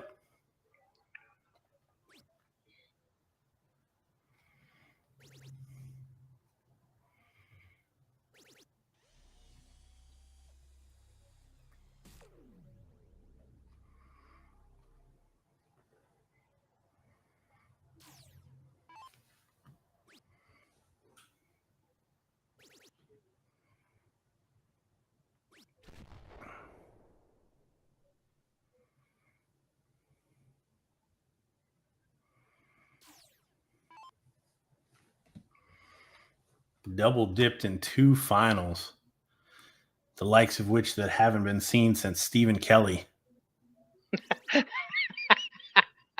Shots fired. I know he's not even listening to. It's dirty.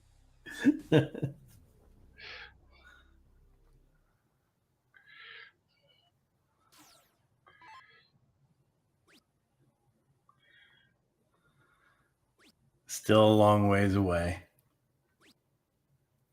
But Chuck cannot be off.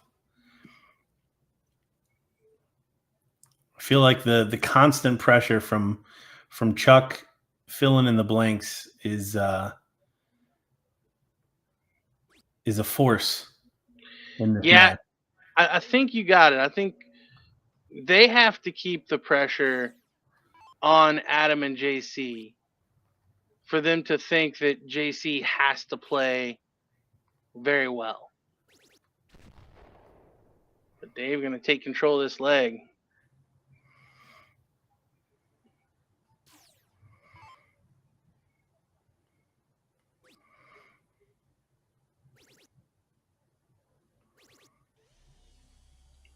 great shot there from JC. Yeah, keeping up with David. Well, and because Lakina went first, Adam does get 3 extra darts on Chuck, which could come into play for the freeze roll.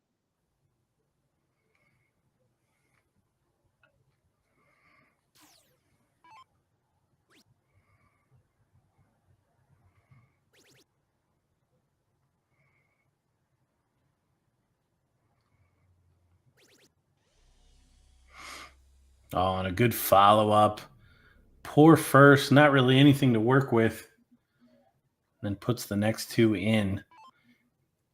What kind of finish can Fatum leave from here? I guess just hope to leave a finish. Needs a triple. Not gonna leave a finish. So I give Adam some time. Knows he gets 6 from 195 as long as he doesn't get frozen. And that not really under any kind of threat right now. Yeah, JC probably comfy where he's at. Yeah, and he's honestly picking it up. He's the low man on the board right now. JC with the best leg of them all, averaging 40 a dart.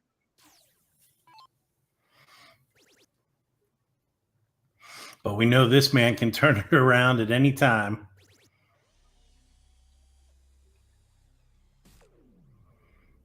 Rips the 140 out of the board. I'm sure frustrated.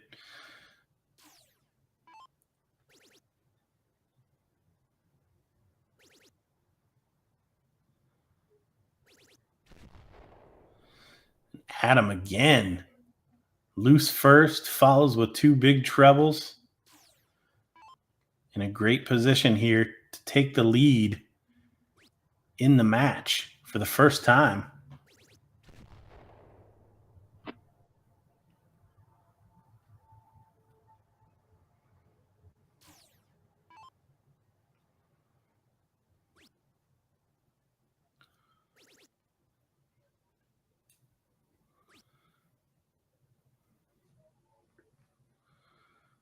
Good shot there from JC, guaranteeing his partner a shot at the 60.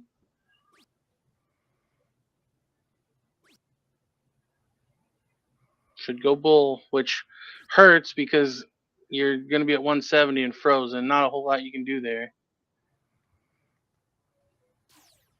So Adam for 60 for 1-0 lead.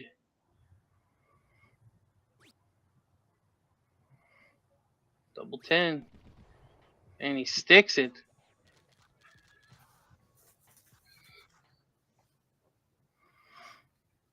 So 1-0 in the second set. Yeah, for the first time today, Dave and Chuck will be in a deficit after having already lost a set. And already an opening in the second leg. Big shot here from Adam. Continues to hype the pressure up.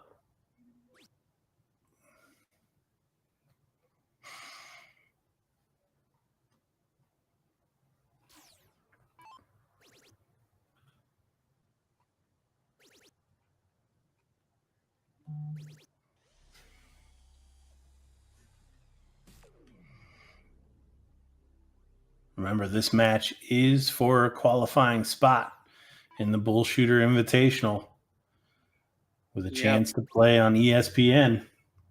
Both victors getting the invite.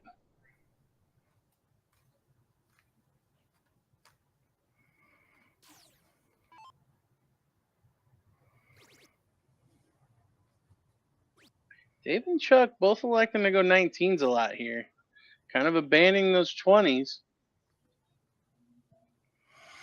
It's kind of a big statement all by itself. Yeah, if you're Adam and JC, I think that alone you can gain confidence from, because clearly they're not comfortable. Yeah, look at this.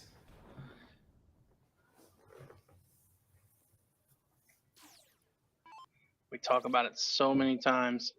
2-0 lead is just so comfortable because you know you get to start in leg number 4, worst case scenario. You don't have to win a cork. You don't have to do nothing. You just walk up there and start.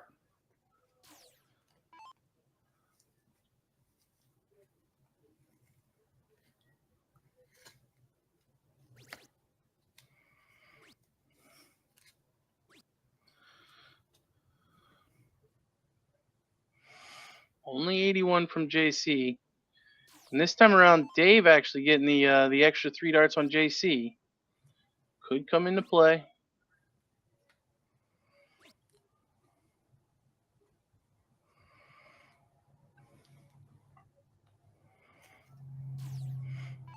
Pressure of double dip continuing to mount.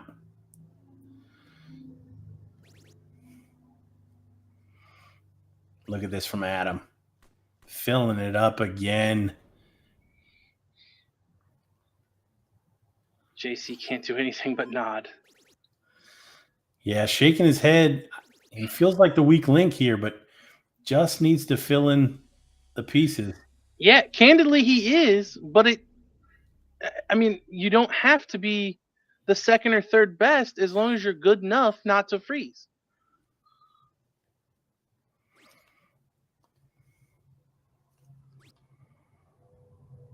Adam is giving you the freedom to be able to miss a little. See Adam kind of shake his head back there after that turn from JC. But Fatum still got some work to do to freeze. Needs 2 triples. It's a good dart. Oh, great shot to freeze. Yeah, that turn from JC really hurt there. By 2 points. I think Adam's just realizing it.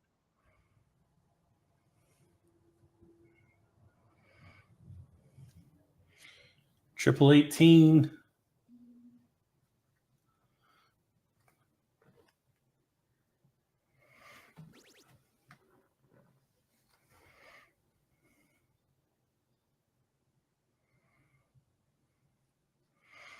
So Chuck now to even it up, 1 apiece.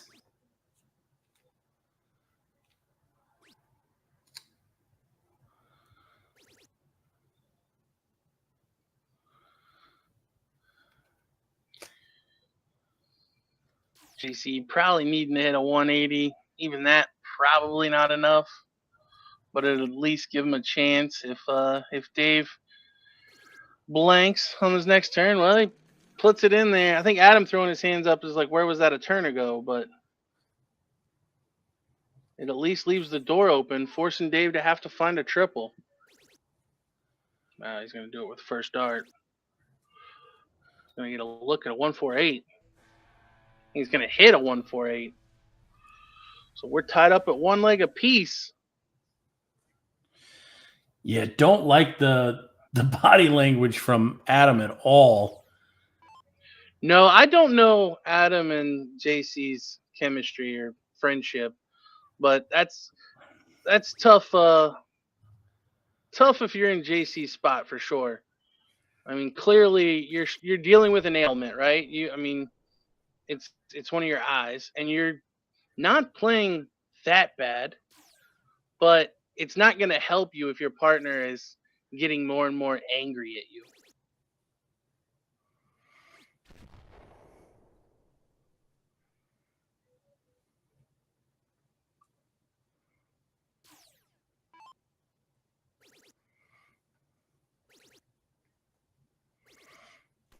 JC said he's had enough, though. That's back-to-back 180s.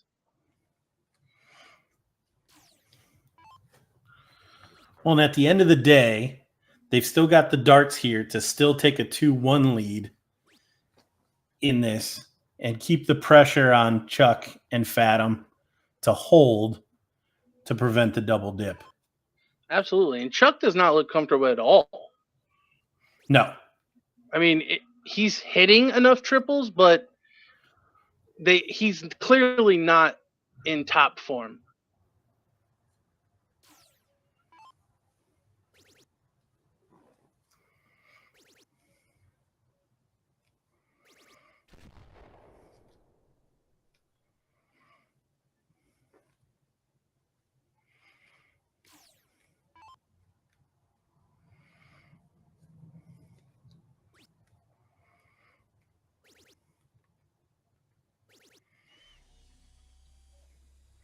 There's, 180, 140.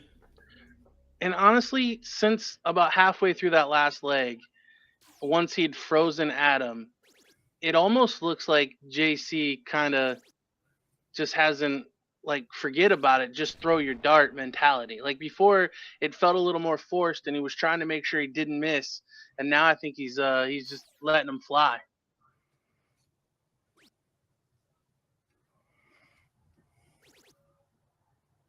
Another one to leave a finish.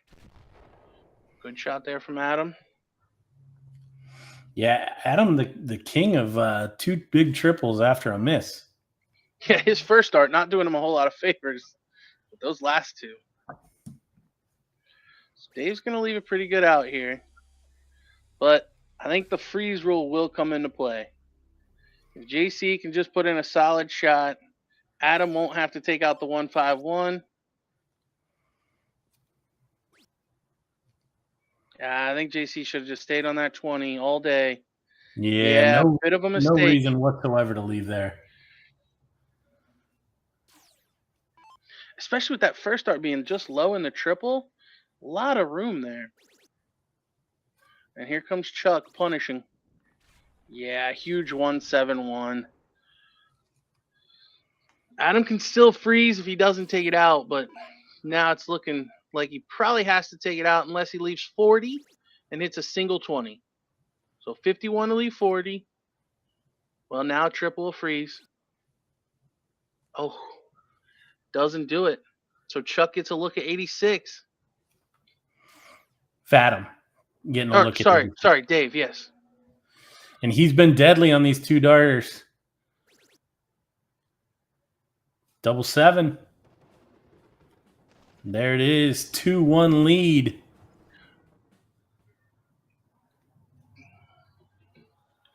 The gym rats battling back.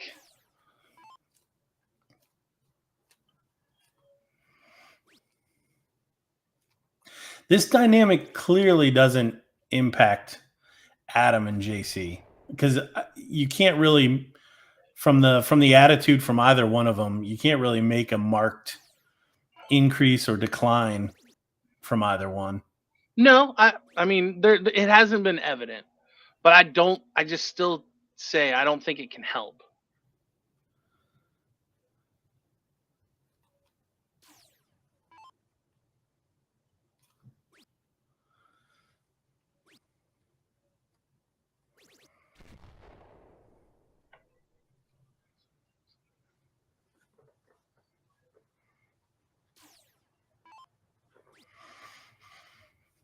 Chuck staying on those 19s.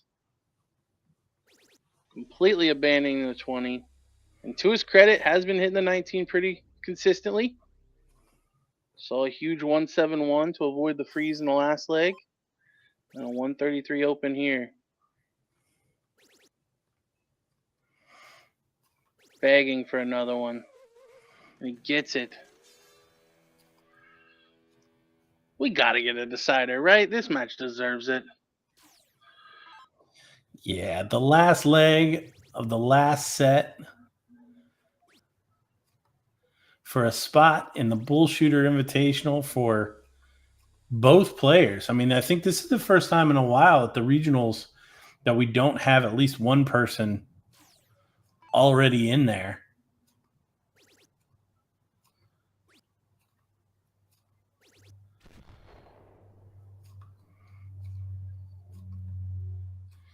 JC with a 140. This is going to come down to a cork.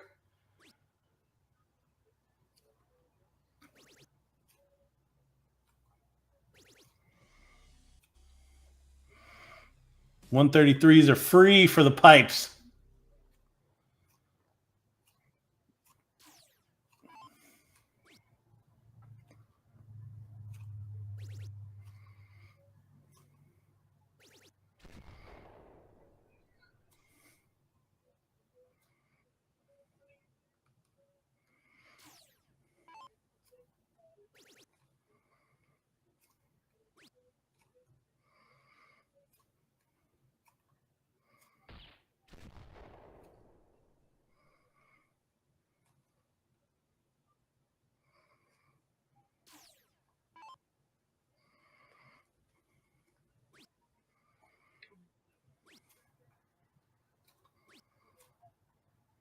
Oh, no. Is that what does it this time?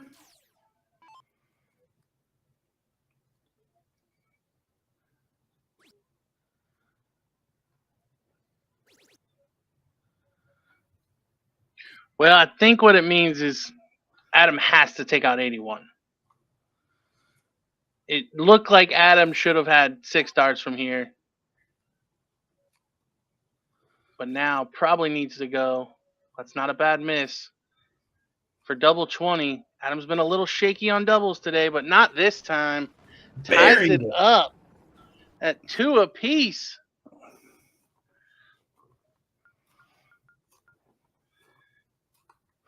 I know I have an elevated heart rate. This has been one of the most exciting matches that we've had in a while, I'll admit. Especially for doubles. Oh, and a terrible cork there for Adam.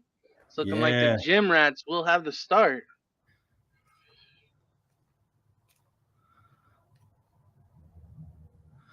Finds the double bull. So David Fatum going to get the Gym Rats started. One leg for the title, for the qualification.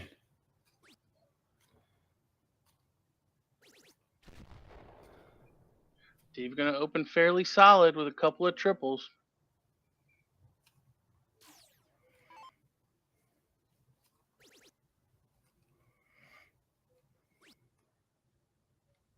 Looks a little blocked. Let's slide left. Yeah, probably would have liked to switch down there.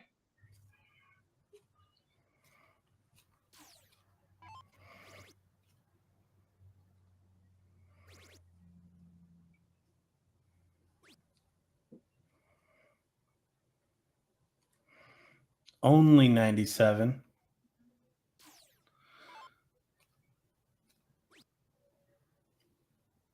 JC also blocking the 20.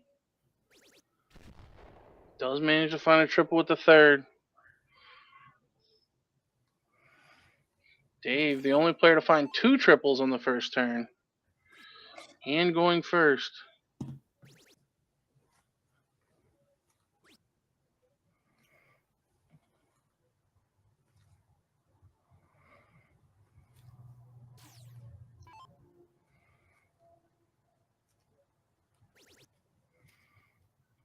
Oh, that's a great marker dart for Adam. Firing them in there. Talking to himself on the third one. Firing them in there. What a shot. I don't think there was any doubt from him on that third one. He knew it was going in.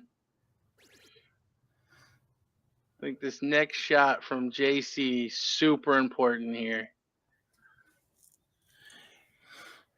Doesn't really have to do anything too crazy. No, just stay straight, solid ton, give yourself a chance. But a 180, well, 140 still huge. So Dave looking for a 180 to set up a solid ton. Dave should still get the first shot in and out. Needs another triple. He does. Great shot from Dave.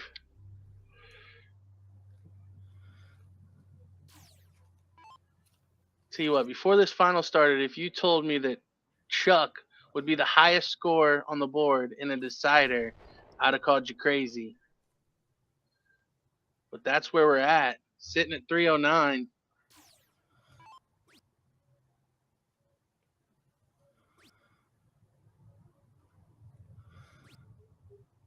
And only going to find 3 singles.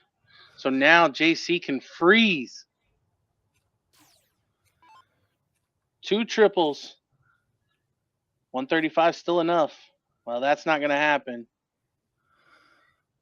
So David with his qualification in his own hands. 140 a tough ask.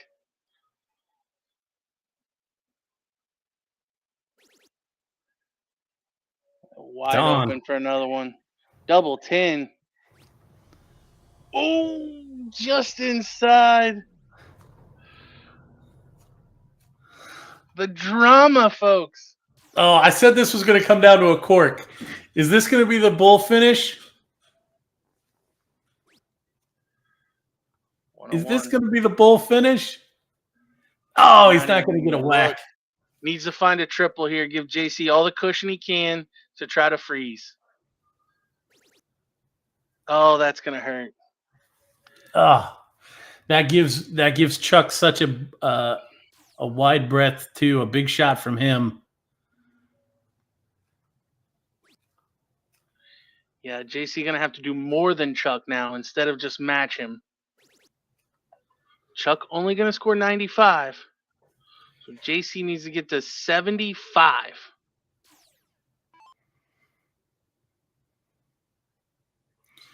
Needs all three. 140, not enough. Not going to happen. So Dave does get a look at double five.